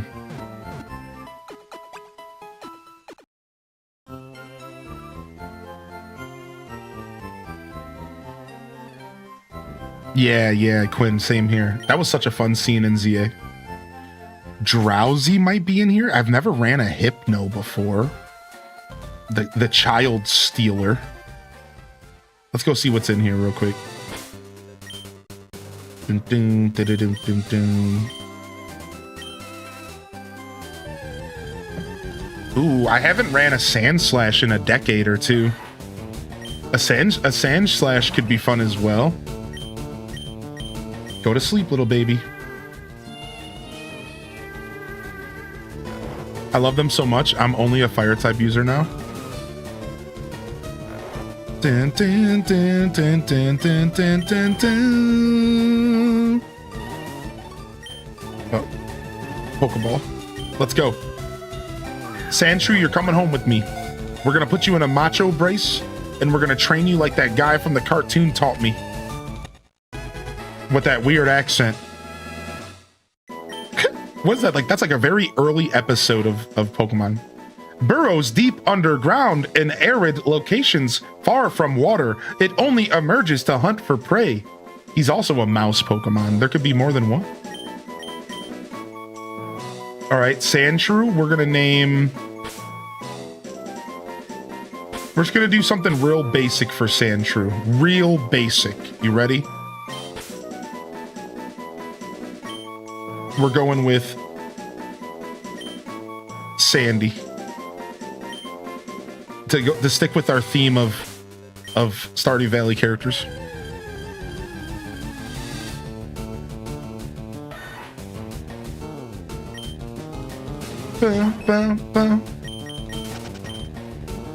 So we're marrying Sandshrew, yeah? Sandy's a squirrel, true. A rat. Mega Punch. Give this rat a taste of your Mega Punch. Yeah! Yes! Knocked his lights out. One dead rat coming up. Love that. Love that. People call me Sandy so much as a Sandra. Literally happened in a meeting today. I'll never introduce myself as Sandy. I feel like you shouldn't be giving nicknames out to people that didn't ask for them in real life. I do it on Twitch. I think that's a little different. It's Twitch tags. But like, if you're in real life and somebody introduces themselves, I don't think you should be giving out nicknames to them. What are you doing? It's so weird. It's like, hello, I'm Joshua. Oh, hey, J-Dog. Like, no.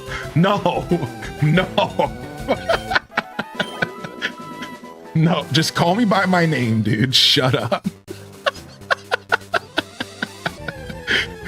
Yo, hey, J Dizzle. Well, you say we can call you whatever we want. Well, you guys are different. The chat room has the agency to call me whatever they want. Correct. Yo, this Rattata just told me that I'm not allowed to leave the battle.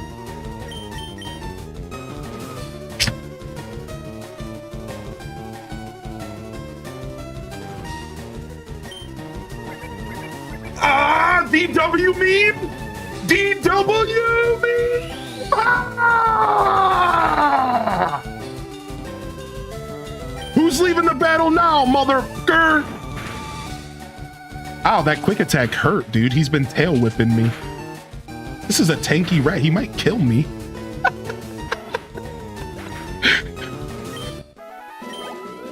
I better be careful, dude. I didn't think they were gonna not let me run, dude.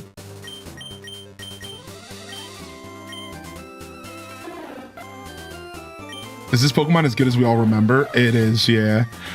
In fact, playing this game might make you mad at modern Pokemon.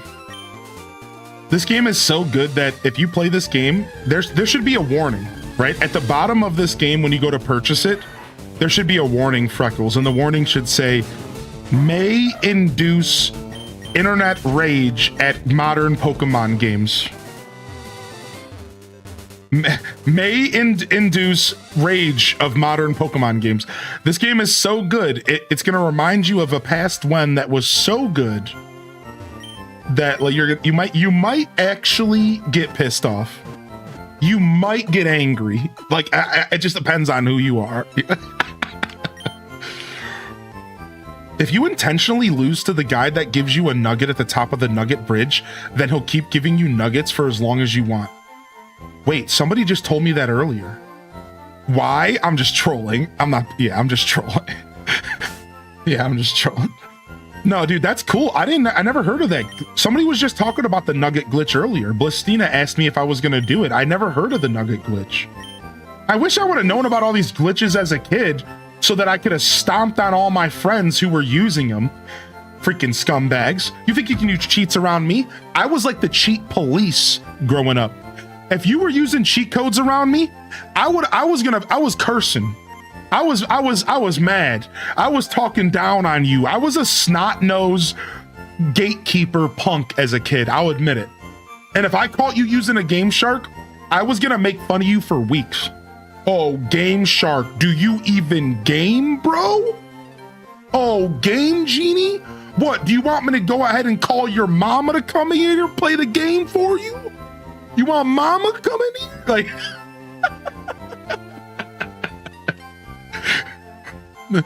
but you know, obviously I was just a little kid, man. All right, I'm sorry. I was a little kid, dude. I don't feel that way anymore. That's stupid. I know that. Yeah, what up, Jeff? Welcome back, man. Yeah, I was a snot nose. I was on some goo goo gaga shit. I didn't understand what I was doing. Well, Dazza knows what time it is. He knew as soon as I walked into this Pokemon Center. All right, let's go ahead and get out of here. Yo, Mary Phillips, good morning, good afternoon, happy time zone. I grabbed Helix. Sorry, Flip Toast, I missed that. I grabbed Helix, Flip Toast, and Mary, welcome to the show. We're just about to wrap up. We're done with Pokemon today. I'm done streaming today. I'm out of here. I'll be back tomorrow, most likely. That it's on the schedule. And we do have Stardew Valley scheduled tomorrow. I'm going to do Stardew in the morning, and I think I'm going to do some Pokemon in the afternoon. So we'll see you then. We'll see you there. Pokemon fans, come on by tomorrow afternoon if you're specifically only here for Pokemon. We will be starting the stream with Stardew Valley, though. And we will be jamming out on some SV. All right, so come on by. Saturday morning, Stardew. Saturday morning, Pokemon. Should be a blast. Should be a blast. Thank you, everyone, for coming out. Thanks for celebrating your Pokemon Day with myself and the beautiful community of Pokemon fans. And I know there was some disappointment, and there were some ups and some downs and some happies and some frowns and smiles and frowns. But at the end of the day, I think we all had a good time because we were together. And that's the thing I want to remind y'all. It doesn't matter if these events suck. What matters is that it brings us together as gamers, and we come together and we have fun and we enjoy our time together, and it's a moment for us to just connect as gamers, dude. Who cares? At the end of the day, that is all that matters. So thanks for being here. Thank you so much. I really do hope that all of y'all had a great day today, and I hope you have a great weekend. Again, I will be here tomorrow. I do have Sunday scheduled off, and we'll see how I feel about Sunday, but I will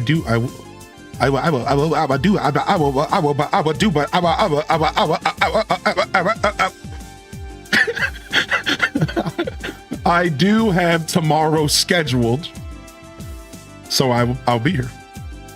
And we'll jam out for a couple hours, all right?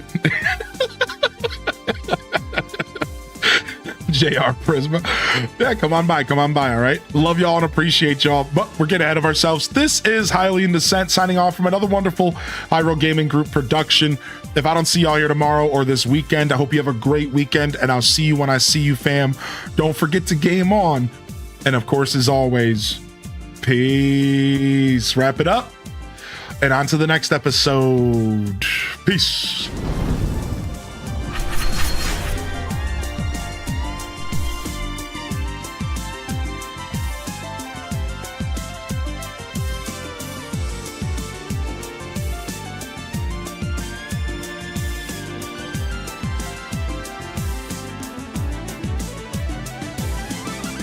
All right. We're out of here, y'all. No raid today. We're just going to fade out. You can join the Discord, though, if you want to keep up with myself and my content. And you'll find the Discord link in the YouTube video description below. Otherwise, you're welcome to check me out on all my socials and all that stuff. You know, whatever. If you're here, you're enjoying the show, hit the follow button. Nothing else matters, man. Thank you so much, everybody. Same thing with YouTube. Don't worry about the details. If you enjoy the show, subscribe, maybe consider it, or hit that like button at least to let me know, hey, I'm enjoying this and I want to see more of this type of content out there on the YouTubes. On that note, though, everyone, thank you one more time for spending your Pokemon Day with me. Yesterday was a blast. Today was a blast. I was very blessed by the support and the Pokemon Day stuff. So I just thank you, everybody. I did not wake up today thinking that this is how it was going to go, and I'm almost overwhelmed by all the support. So thank you so much. I'll see y'all here tomorrow, all right? Love y'all and appreciate y'all. Honored to be a part of your daily routines, and I'm certainly honored to have you as a part of mine. But until next time, this is Highly in Descent, signing off. Don't dream too hard of Pokopia. I'll be dreaming enough for all of us. Peace, y'all. And let's hit them cat jams, baby. Peace.